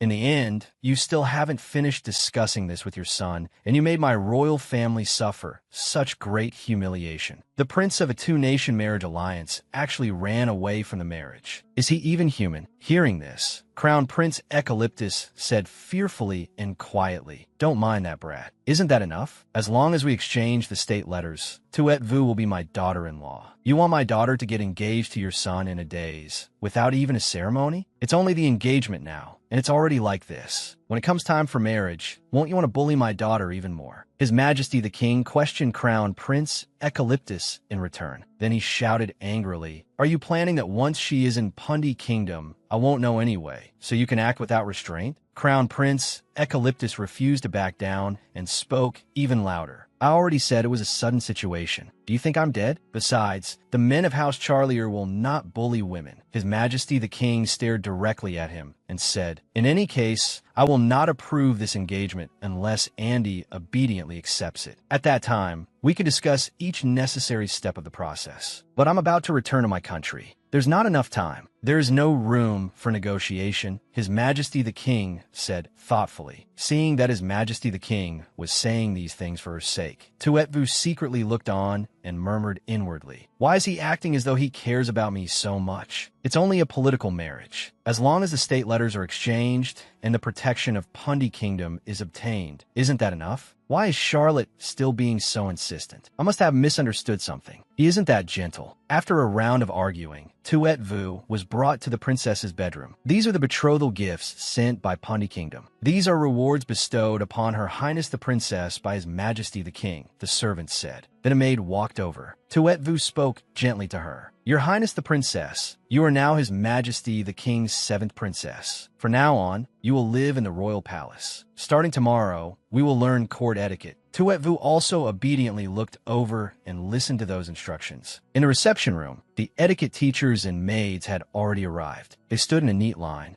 The leading Countess Miller said, Your Highness the 7th princess, I am Countess Miller, your etiquette instructor. First, we shall learn a little etiquette from meeting His Majesty the King. After speaking, Countess Miller lightly held both sides of her skirt, bowed, and demonstrated. After watching the etiquette instructor do it, Tuet Vu lightly held both sides of her skirt as well. She lowered her head and said, Tuet Vu pays respects to His Majesty the King. After finishing the etiquette lesson, Tuet Vu went before her father. She repeated the curtsy and said, I pay respects to His Majesty the King. The king sat in his chair, looked coldly at the little girl, and said, "Rise, Tuet Vu. Let me introduce you to Lady Joka. Tuet Vu and Hoa Tin are about the same age. From now on, Tuet Vu will follow her." Lady Joka, standing beside him, wore a gentle expression. She looked at Tuet Vu with affectionate eyes. Charlotte turned to Joka again and continued, "Perhaps this child can play with Hoa Tin." Hearing this, Lady Joka said in surprise, "Your Majesty." Perhaps everyone knew that Charlotte's harem was not large. The whole country knew that this king disliked women. He was not obsessed with beauty. Aside from the queen, there were only a scattered few people in his harem. Now, the queen had lived in the Divine Tower for many years, and there were only 2 women in the harem. Lady Joka was one of them. King Charlotte looked at Tuet Vu again and said, "The palace already has people to teach her and a place for her to rest. One child will not take much of your attention. It is just that the ranks in the palace are strict. A child still needs a mother. You should properly fulfill the role of a mother." Hearing this, Lady Joka lowered her head to accept the order and replied, "Yes." But the look in her eyes as she gazed at Tuet Vu was not very kind. She frowned and thought, "His Majesty personally summoned me, yet it was only to arrange something like this? He wants me to properly fulfill the role of a mother? What is this?" As she thought this, she recalled the previous moments between Tuet Vu and Charlotte. The king had always been a cold person, but when he was beside Tuet Vu, he always appeared very gentle. Lady Joka angrily clenched both hands in a fist and thought, "What exactly is going on with this little brat? No, that is not right. It cannot just be because of the marriage alliance." This child, after listening to the king's instructions, Tuet Vu happily went to Charlotte's side. He also placed his hand on her head, rubbed the little girl's hair, and said gently, "From now on, in the palace, this person will be your mother." Hearing this, Tuet Vu was speechless, but the little girl did not show any disgust or dissatisfaction. Charlotte raised his hand again and pinched her cheek, his eyes filled with affection. But after her cheek was pinched, Tuet Vu unhappily said, "What are you doing? What are you doing?" This scene of filial harmony between father and daughter should have been very beautiful. But in Lady Joka's eyes, it felt glaring and impossible to accept. She angrily thought, "Why does this child receive Charlotte's attention?" But when the 2 of them turned to look, she immediately changed her expression and attitude, then smiled and said, "I shall obey your Majesty's wishes." After that, Lady Joka went to Tuet Vu's side, knelt beside the little girl, and said, "Seventh princess, from now on, if you need anything in the palace, please tell me. Here, treat me as your mother." Tuet Vu looked at the woman with an unhappy attitude and thought, "This person was clearly so vicious before. She wished she could kill me. Now she is suddenly gentle as water. She is a fence-sitter who goes whichever way the wind blows. I must be careful." After the king left, Lady Joka put on a friendly expression and said, "I will take you to meet a good friend." Then she brought Tuet Vu to her daughter's room and said, "Hoa Tin, your royal father has arranged a friend for you. She is here. Her name is Tuet Vu." In her room, Hoa Tin was playing with building blocks. Seeing someone arrive, the little girl turned her face to see who it was. Lady Joka led Tuet Vu inside and said, "You two should play nicely together." After that, she and the servants left and closed the bedroom door. Hoa Tin, holding a stuffed rabbit in her arms, walked to Tuet Vu's side and asked, "Did you come to play with me?" Tuet Vu replied, "I'm the 7th princess newly conferred by His Majesty the King. His Majesty told me to live with Lady Joka." Tuet Vu carefully observed Hoa Tin's expression and thought, "It looks like she does not recognize me. That is best." Hearing this, Hoa Tin tilted her head and looked at Tuet Vu, then happily said, "Lady Joka is my mother. Then from now on, we will be the best of friends. You are the 7th princess, so are you younger than me? But can I be the little sister? Hoa Tin has always been the little sister. You will love me, right, Sister Tuet Vu?" Hearing Hoa Tin say this, Tuet Vu also agreed, going along with her wishes as she said, After Tuet Vu agreed to let her be the little sister, Hoa Tin felt very happy. The little girl pulled Tuet Vu's hand and brought her to play, saying, "Sister Tuet Vu, do you want to stay with me? I can give my room to you." In Hoa Tin's bedroom, everything was arranged very neatly and cleanly. The objects were also very expensive and precious. Her bed was always covered with many stuffed animals. When Tuet Vu entered the room, her first impression was that everything was brilliant and sparkling. The wardrobe was also very tidy, and there were many princess dresses of all kinds and colors. colors. Hoa Tin introduced the things in her room and said, "These can all be given to you too. You have never seen dresses as beautiful as these, have you?" Tuet Vu felt a little awkward. She pulled her hand out of Hoa Tin's and said, "I have my own room." "Lady Miller," said Your Highness, "the princess cannot casually use another person's space or another person's belongings.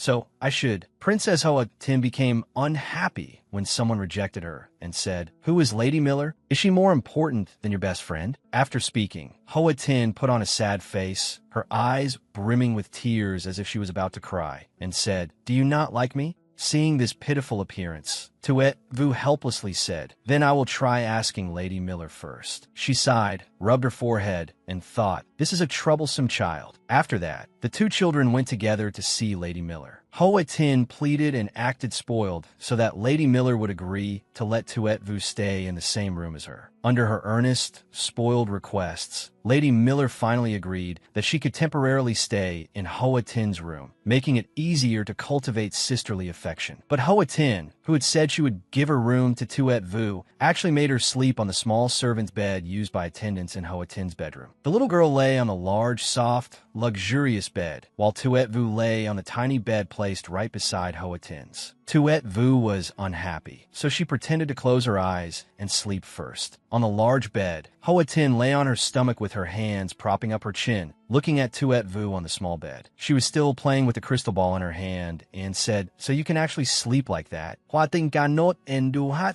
still prefer the big, soft bed. This is wonderful. We can talk while drifting into dreams." At this moment, Tuet Vu had her eyes closed and was pretending to sleep. When she heard Hoa Tin's words, she was unhappy and thought, "I just temporarily do not want to argue with her, that is all." Suddenly, she heard a clattering sound. Tuet Vu immediately opened her eyes and looked around. She saw a crystal ball had fallen to the floor. Hoa Tin sat on the bed with a pitiful expression and said, "Ah, sister, my crystal ball fell. Pick it up for me, all right?" Boo-hoo. Seeing the little girl act spoiled and whine at her, Tuet Vu sighed, got out of bed, and thought, "If you're sleeping, why play with a crystal ball? Is she a dog? Living really is not easy." Then she bent down to search. After feeling around on the floor for a while, she finally discovered that the crystal ball had rolled under the bed. Tuet Vu reached under the bed and said, "I found it." After that, she picked up the crystal ball and handed it to Hoa Tin. Hoa Tin sat on the bed and took the crystal ball, then happily said, "Sister is the best." Seeing the little girl order her around like this, Tuet Vu was unhappy. She sighed and thought, "She is basically treating me like a servant." But Tuet Vu did not make a fuss. The little girl only unhappily said,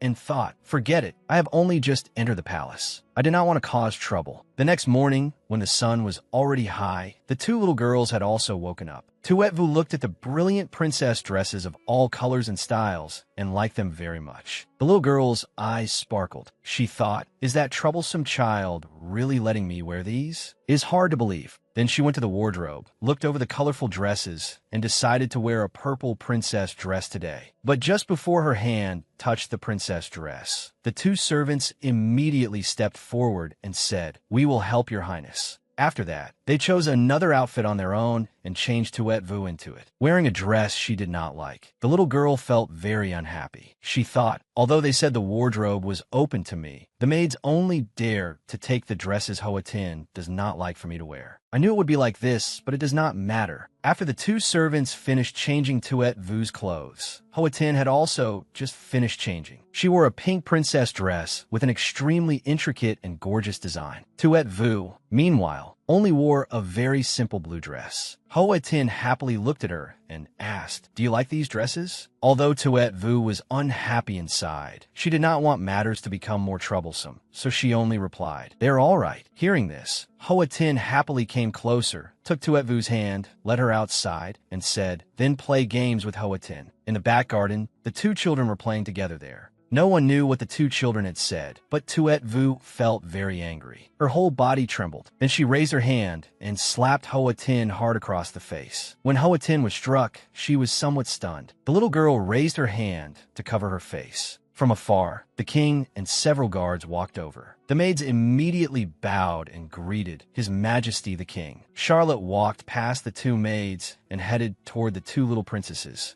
When Houghton heard that the king had arrived, she immediately pretended to burst into sobs. Boo-hoo-wah, boo-hoo-hoo. The little girl cried miserably, while Tuet Vu stood beside her, merely watching coldly, her expression rather aggrieved. The king came closer to the two little princesses. He folded his arms, looked at the two little girls, and asked sternly, what happened? After King Charlotte asked, Houghton immediately cried even louder. The little girl cried while rubbing her eyes and said, Houghton. Houghton did not want to cry. Hua ting hut, boo-hoo. As for Tuet Vu, she stood aside. The little girl clenched both hands tightly, her face somewhat aggrieved, but she still said nothing. Seeing that Tuet Vu did not tell her father what had just happened, Houghton immediately peeked at her. Feeling wronged, Tuet Vu recalled the whole matter from beginning to end. 10 minutes earlier, when the two were playing together in the garden, Houghton was playing with the crystal ball in her hand. She accidentally dropped it into the pond. The crystal ball rolled into the pond and sank into the water. Houghton pretended to panic and said, fell. Sister, please pick it up for me. But Tuet Vu did not want to. She looked at the rather deep pond in front of her and said, it fell into the pond. It cannot be picked up. It is too dangerous. Seeing that Tuet Vu was unwilling to listen to her, Houghton angrily said, you always pick things up for me. Do you not like me anymore now? Faced with Houghton's unpleasant attitude, Tuet Vu only calmly said, but this time it cannot be picked up. Something will happen. Houghton shouted again, I want my ball. Pick it up for me. Pick it up for me. But this time, Tuet Vu would not give in and obey the little girl anymore. She unhappily turned to leave and thought, a child throwing an unreasonable tantrum. Houghton felt very angry and uncomfortable that Tuet Vu dared to defy her. Seeing that Tuet Vu was about to turn and leave, the little girl immediately stepped forward, grabbed Tuet Vu's hair, and said, pick it up for me. I am your best friend. You must pick it up for me. The more she spoke, the harder she pulled Tuet Vu's hair, making Tuet Vu cry out in pain. The little girl turned back unhappily and said, let go of me. But Houghton still refused to let go. While pulling Tuet Vu's hair, she shouted, pick it up for me. Seeing that Tuet Vu still had no intention of listening to her, Houghton angrily shoved Tuet Vu forward with force. Tuet Vu staggered and nearly fell. The little girl angrily shouted, are you crazy? She brushed Houghton's hand away from her hair, but unfortunately, she ended up slapping Houghton across the face. A sharp smack rang out. Thinking back to this point, Tuet Vu still felt very uncomfortable inside. Seeing that Tuet Vu remained silent and did not answer or explain, the king said again, why are you not speaking? Seeing Tuet Vu being scolded, Houghton secretly laughed in her heart. The little girl walked over to Charlotte, grabbed the hem of his clothes, and said coquettishly, Father, it hurts. Charlotte turned to the servants beside him and said, take Houghton away and treat the injury on her face. The maid immediately replied respectfully, yes. Now, only two people remained in the garden. Charlotte stared fixedly at Tuet Vu.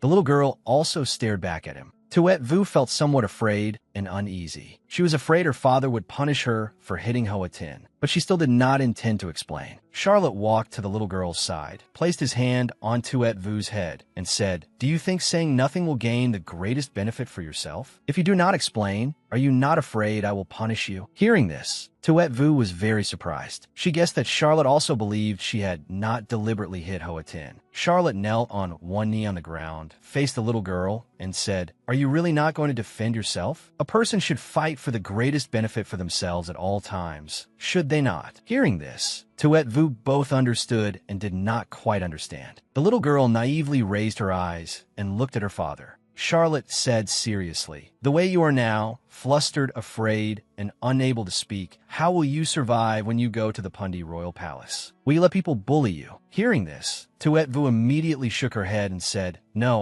would you be willing to listen to my explanation? Charlotte stroked the little girl's hair again and said, I saw everything. Moreover, I am your father. Of course, I am willing to listen to my daughter's explanation. You can tell me anything, and you can also make reasonable demands. Hearing her father say this, Tuet Vu looked at him with worshipful and happy eyes. Charlotte pulled the little girl into his arms to comfort her. The feeling of being sheltered and protected moved Tuet Vu so much that she burst into tears. Seeing this, Charlotte pulled the little girl away and thought, is she crying? Tuet Vu, with tears in her eyes, looked up at her father and thought, tears really are a tool for gaining sympathy. He raised his hand to wipe the little girl's tears and said, although shedding tears can be useful, you may only do this in front of me, and do not think that showing weakness works for everything. In front of outsiders, you must be strong and brave. Even if you have to use every means available, you cannot let others humiliate you. Otherwise, I will not feel at ease sending you to the Pundi kingdom. Feeling her father's love and concern, Tuet Vu was deeply moved. The little girl cried with tears in her eyes. She threw herself into her father's arms and called, Father. Tuet Vu returned inside the castle. She walked in the direction of Hoa Tin's bedroom.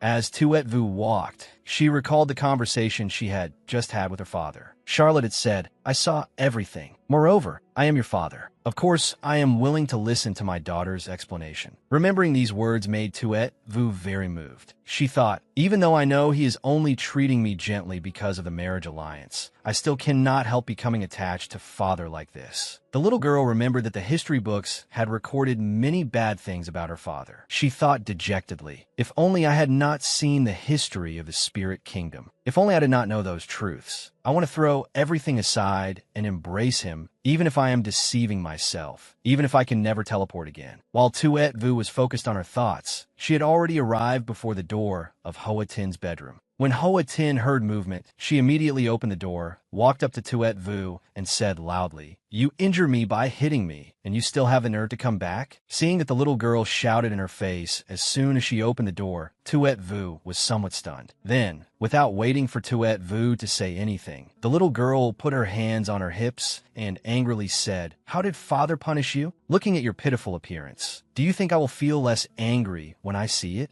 You dare to hit me. I will absolutely never forgive you. Do not dream of sleeping in the same room as me again. After that, Hoa Tin slammed the bedroom door shut, leaving Tuet Vu standing frozen in the corridor. She looked at the room in front of her, then decided to turn and leave. The little girl wandered around the castle and did not know where she should go. She looked around this large, yet empty castle, then decided to go outside the manor. At this time, the sky had already turned to evening. The wind rustled. After Tuet Vu had walked around for a while, she stopped in front of an old building. She thought in surprise, what is this place? It is so gloomy. The wind blew hard against the wooden door, making scraping sounds. Scrape, scrape. Tuet Vu stared at the tightly closed door in front of her and sighed. It was thought that in King Charlotte's inner palace, there had always been a rumor like this. Deep within the palace was hidden a terrifying secret. Why were Charlotte's children born of different women, the queen and other consorts? Yet there were only 2 consorts in the palace. No one knew where the others had gone. From inside that mysterious building came a strange rustling sound. Rustle, rustle. Princess Edward walked toward the door. Just as she reached out to touch it, Countess Miller came over and asked, What are you doing here? This place is strictly forbidden. No one is allowed to enter. 7th Princess, do not come here again.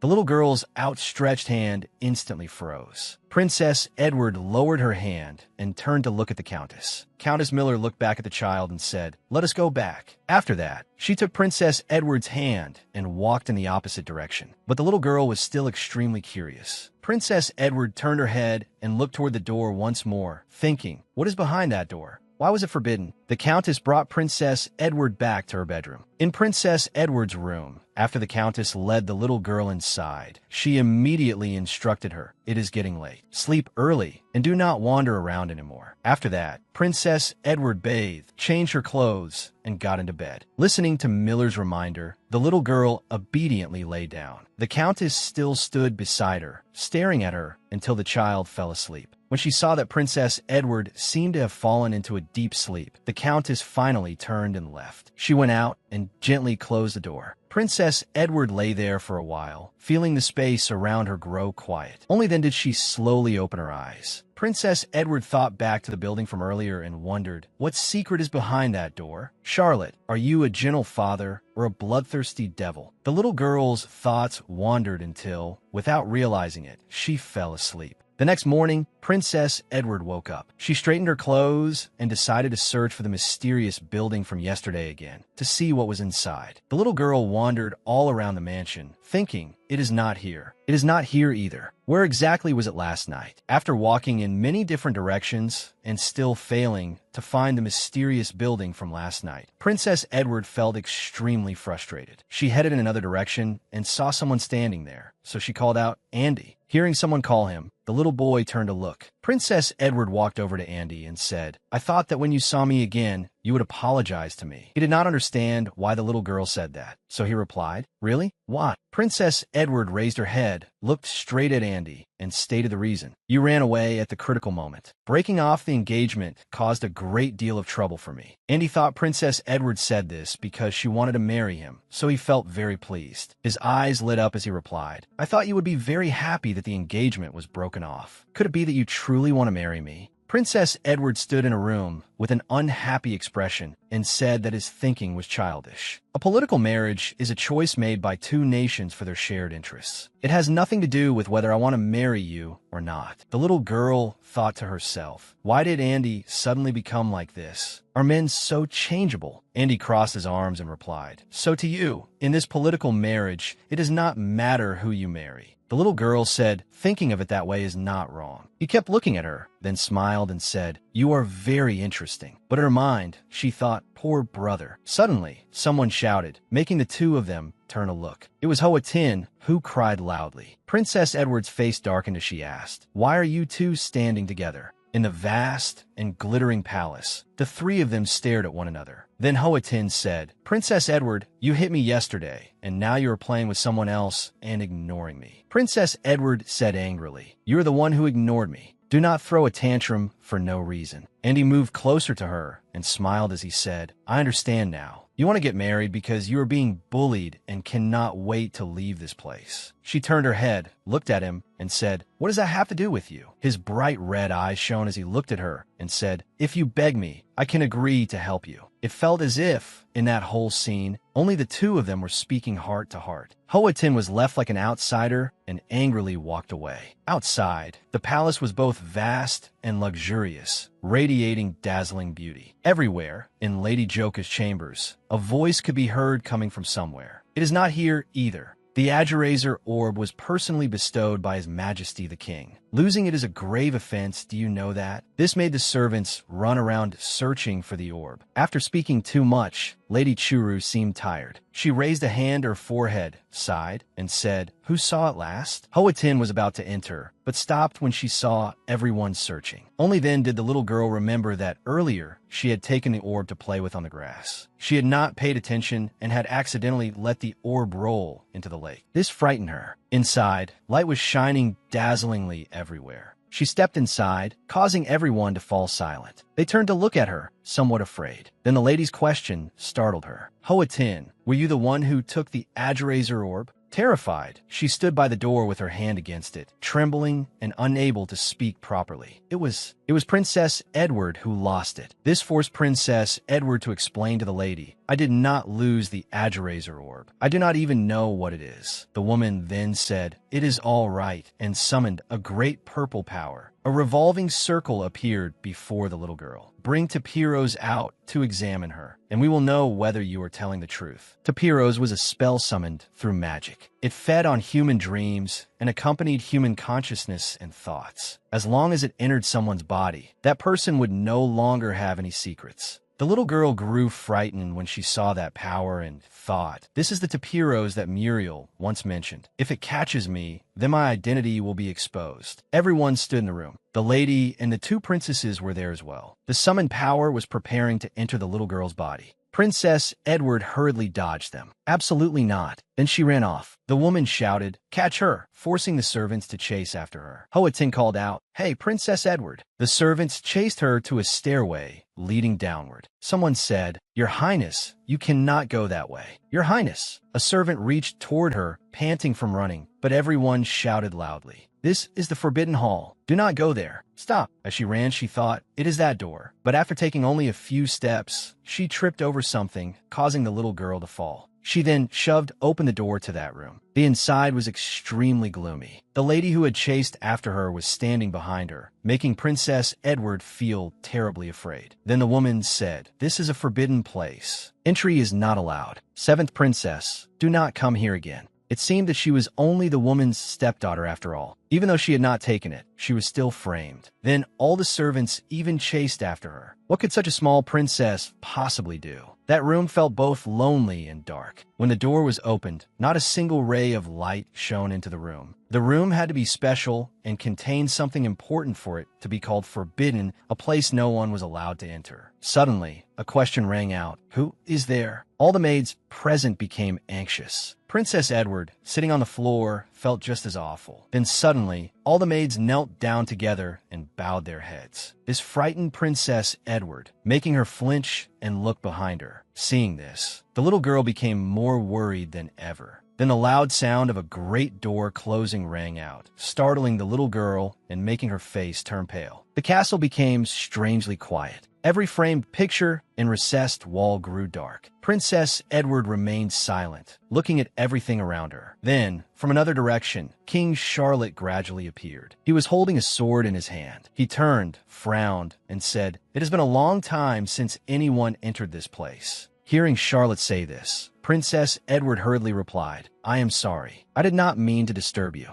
Then the little girl explained further. "They were trying to catch me. I was very scared, so I ran here to hide." Hearing this, Charlotte remained silent and said nothing. At that moment, Princess Edward thought to herself, so this is what lies behind the door. The so-called forbidden place, the place Father Charlotte does not allow outsiders to set foot in, is actually a memorial room for the late king. As if sensing the sorrow in His Majesty's eyes, the little girl thought even more. The people in the portraits are all his family, right? His gaze is so lonely, as if it is speaking of solitude. Then, suddenly, Charlotte raised his sword before him and wiped it, asking, "Judging by your appearance, you have caused trouble?" When she heard the king say this, the little girl walked toward him while explaining what had happened. They said, "I took the Adjurazer orb, but I did not do it." Seeing the little girl approach him, Charlotte thought to himself, it seems she is not as afraid anymore. He asked the little girl, "Is that so?" Princess Edward replied, "It truly was not me. Everyone knows that the Adjurazer orb was bestowed upon Lady Joka by you. Even if I took it, all I could do would be hide it. It would be of no use to me." The little girl continued explaining to him, "Besides, I am still so young. I cannot use it anyway." Seeing the little girl explain like that, he continued, "What if you took it out to play on a whim?" Hearing this, the little girl frowned, turned to look elsewhere, and said in a reproachful tone, "I am not interested in things that are only pretty on the outside." Seeing the little girl's expression and hearing her words, Charlotte suddenly said softly, "You really are very much like her." After that, he looked up at the portrait of his wife hanging on the wall at the center of the room and said, sharp-tongued. Seeing this, Princess Edward was confused by his words. Not understanding, she scratched her head and said, "Huh." Then the little girl gently murmured, "The 13th monarch of the Spirit Kingdom, Emilino. She was the previous ruler, and afterward, she was your eldest imperial sister." The little girl thought to herself, "I seem to have read about this in the history of the Spirit Kingdom before." Princess Edward gently stepped closer. Standing face to face with Charlotte, the little girl said, "I do not want to be like her." Hearing Princess Edward's words, he asked, "Why?" The little girl softly replied, "Because you do not like her." Hearing this, Charlotte fell silent in surprise. Then the little girl continued, "Ever since this room was closed to outsiders, only you have silently faced them. Beside these portrait frames, there are faint traces of rubbing. That means when you miss them, you cannot help touching them." The little girl looked up at the portrait of that woman and said, "But this portrait of Emilino is clearly hung in the most conspicuous place, and yet there is a little dust on it. That means you rarely look at her. She must be someone you dislike." "Yes." Hearing the little girl say this, Charlotte suddenly spoke in a low, quiet voice. He said, "Is the person I hate someone who makes people hate her?" The little girl softly replied, "Yes."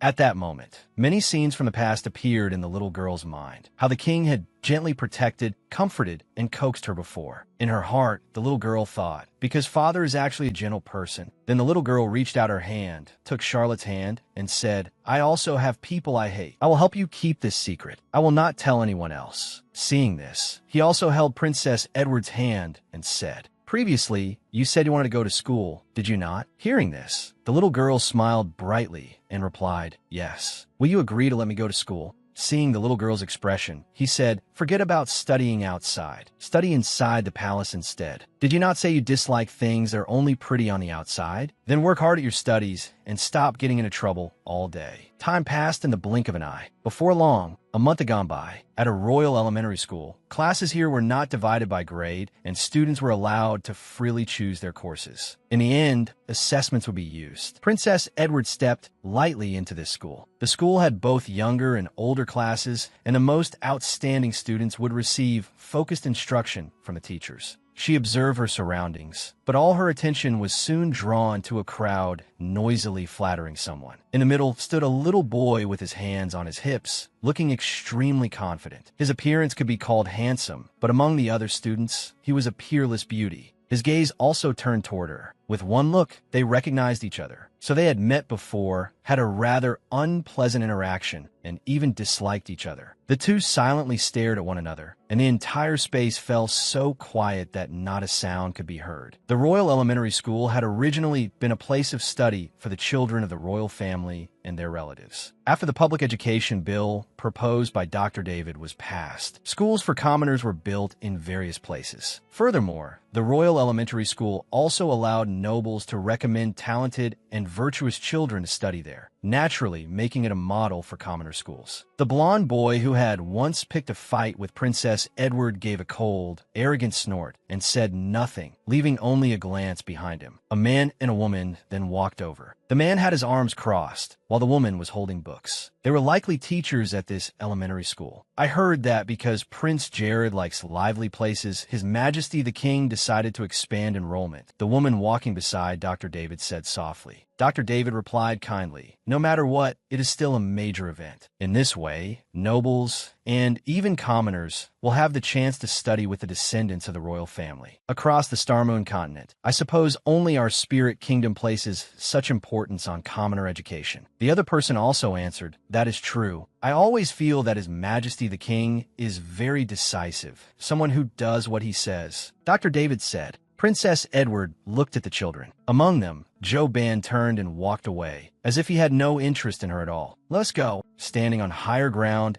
and observing everything was a girl with a braid tied to one side. On the left side of her head, she also wore a butterfly-shaped hair clip, looking extremely pretty. Her blue eyes were filled with deep thought, and she was speechless. At the dining table, two women were eating breakfast. Beside them on both sides stood maids. Below them, a little girl was holding a stuffed rabbit in her arms. Her other hand wiped away her tears. "Mother, boo-hoo-hoo." It was none other than the little girl Hoatin. While crying, choking up, and wiping her tears, she said, "I want my doll. I did not want to go to school. I did not want to be with so many strangers." Lady Churu frowned and replied, "What is this now?" The lady seemed already fed up with her child's demands and tantrums. A maid quickly came over. Her hands were still neatly placed, and she bowed slightly before speaking gently. "I heard that the council has passed the public education bill. All children must participate in compulsory education. The nobles and members of the royal family must do so even more. But she is..." The maid stopped, seeming hesitant. Lady Churu waved her hand for the maid to continue. But after Princess Hoatin tried going to the school, she did not seem to adapt very well. After hearing this, Lady Churu's expression looked rather grim. The lady lightly picked up the still hot teacup, raised it, and sadly replied, "I know about this news as well. It is just that His Majesty the King. Why did he suddenly make such a firm decision?" She paused briefly and took a small sip of tea. "He has never liked girls discussing affairs of state. I did not know why his temperament suddenly changed."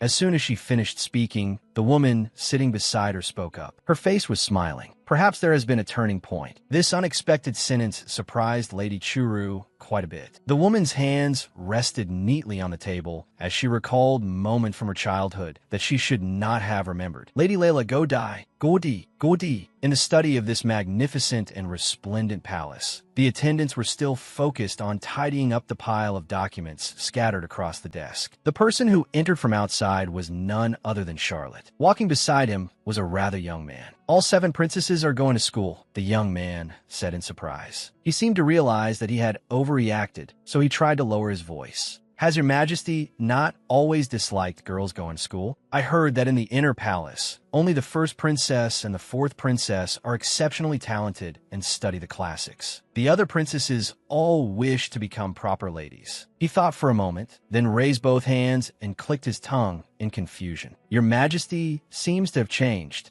After hearing that from beside him King Charlotte's expression darkened slightly, becoming unusually gloomy. He replied coldly, "Shut your mouth." His words were filled with killing intent, as if he were about to strike the other man down on the spot. Just as the conversation between the two of them was coming to an end, someone suddenly appeared and spoke, startling them both and making them reflexively look over. "Your Majesty, I have a private matter to report." Before King Charlotte could react further, the guard continued, "I heard that Dr. David wishes to teach personally at the Royal Elementary School. I wonder if my two untalented sons might have the fortune." Before he could finish speaking, another person quickly appeared, startling King Charlotte just as much, and immediately cut in, raising his voice without hesitation. "Your territory is 18,000 meters from the royal capital. Are you seriously planning to send your children here to study? What exactly are you thinking?" He had no intention of stopping. "Your Majesty, my son is 8 years old this year, just the right age to enroll." No one knew where all the courtiers had come from, but they gathered one after another, competing to report about their children and ask whether they could study at the royal school. "Your Majesty, my child, your Majesty, that little one." All kinds of chatter left King Charlotte frozen in place. This was too difficult. He did not even know what else to say. Princess Edward walked lightly alongside another man, who was much taller than she was. The more she listened to his account, the more bewildered she became. "What? His Majesty agreed? Noble children can also enter the Royal Elementary School now." Princess Edward was puzzled, wondering when he had become so easy to talk to.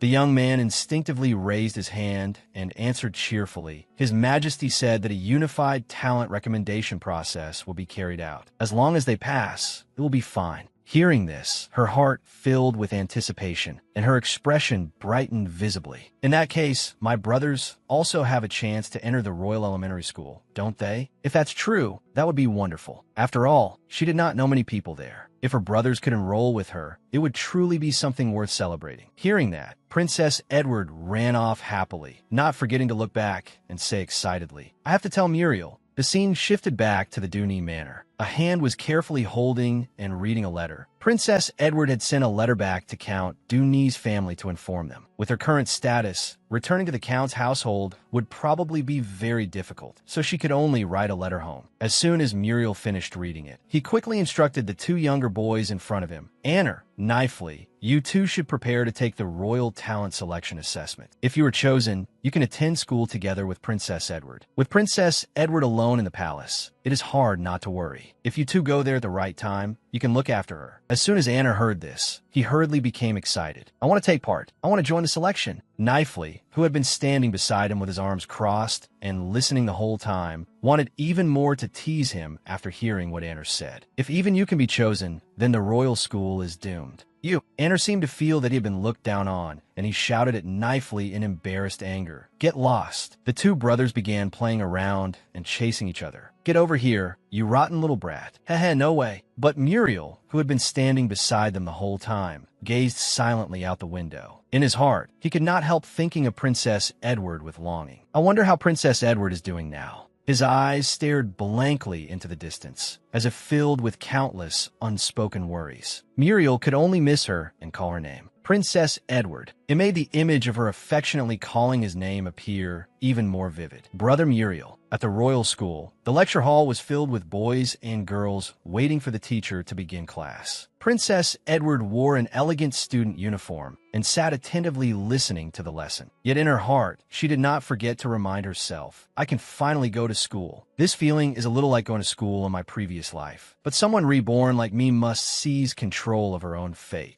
She sat there busily writing the script of the Spirit Kingdom into her notebook, asking herself in her thoughts, "I wonder if my brothers will be able to come." The teacher stood at the podium teaching the lesson, and the boys and girls below all listened diligently. Princess Edward was no exception. She focused carefully on the lecture. By the time she returned to her own palace, the sky had already begun to grow dark. A servant called out to her, "Seventh Princess, it is time to eat." Princess Edward was not distracted at all. Her attention was fixed entirely on the pile of books on the table, and she studied with a level of concentration and diligence no less than she had shown in class. Seeing this, the servant could only call weakly, "Seventh Princess." The nanny standing behind them witnessed the entire scene and could only sigh helplessly. These two children. The servant could not hide her admiration and praised Princess Edward without holding back. Princess Edward really is hardworking. Even after the sky had completely darkened and so many people had already hurried into sleep, Princess Edward still sat on her bed, writing notes ceaselessly in her books. As she wrote, she studied the thing called magical power. The stronger a person's magical power, the more respect they receive from everyone. However, in the spirit kingdom, as people's prejudices continued to grow, mages were all men. Heroes had even less to do with women. As she thought of these words, her hand wrote the words "the frail female." Faced with a mindset that valued men and looked down on women, a belief already deeply rooted in the people of the spirit kingdom, a small girl like Princess Edward became even more troubled. Her face clearly revealed worry for the future before her. Then she silently made a plan for herself. If she wanted to survive safely, she had to eliminate King Charlotte's prejudice. Countless images from when Princess Edward was little seemed to return all at once. When she thought of eliminating his prejudice, she knew the king's prejudice seemed to be the deepest of all. That was clearly shown by the fact that he had abandoned Princess Edward when she was still young. She clenched her fist and determination surged in her heart. She had to become more and more outstanding. If I become more excellent than everyone else, more powerful, will there be a day when he sighs and wonders why I am not his biological child? Thinking of the king's expression as he sighed in disbelief filled Princess Edward with strength. When that time comes, will the sword of Damocles disappear? She silently asked herself whether that sword would vanish once she had become more capable and could make all of King Charlotte's prejudices disappear. Another early morning arrived. Princess Edward continued going to the royal school to study. At that moment, Princess Edward stood at the podium, facing all the gazes of her classmates as she fluently recited a series of strange incantations, completing her recitation. She stood before the class confidently and clearly explained the origin of the incantations she had just recited. The above are magical incantations invented by the Mage Daravi of the previous century in an aquatic environment. They can control water currents to varying degrees. As someone who had transmigrated from a more modern world, Princess Edward had enough knowledge and methods to study these incantations. I have discovered that the educational foundation I received over many years on Earth is very helpful for my current studies. For example, my memorization ability is stronger than an ordinary person's. When dealing with overly complex incantations, I can usually manage by using single words.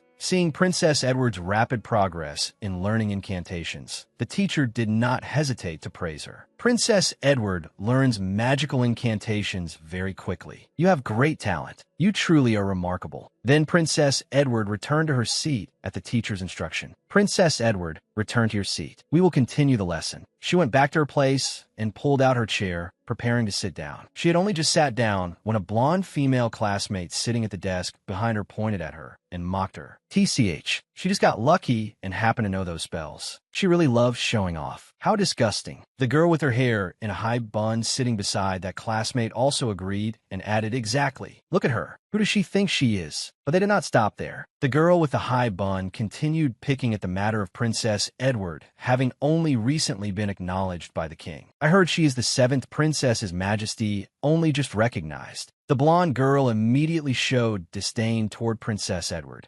Does she really think she has become a noble young lady? A precious princess? What is she worth? Then the girl continued arrogantly, believing that Princess Edward had always been beneath them. She cannot compare with a true princess like us. Hearing this, another female classmate pursed her lips as if displeased. It turned out that sitting beside the princesses who had been talking nonstop just now was still another person. She was the 4th princess, Paula. Even though the others were speaking ill of Princess Edward, Paula did not say a word, neither defending her nor joining in the slander. She simply sat there with her arms crossed, listening to everything.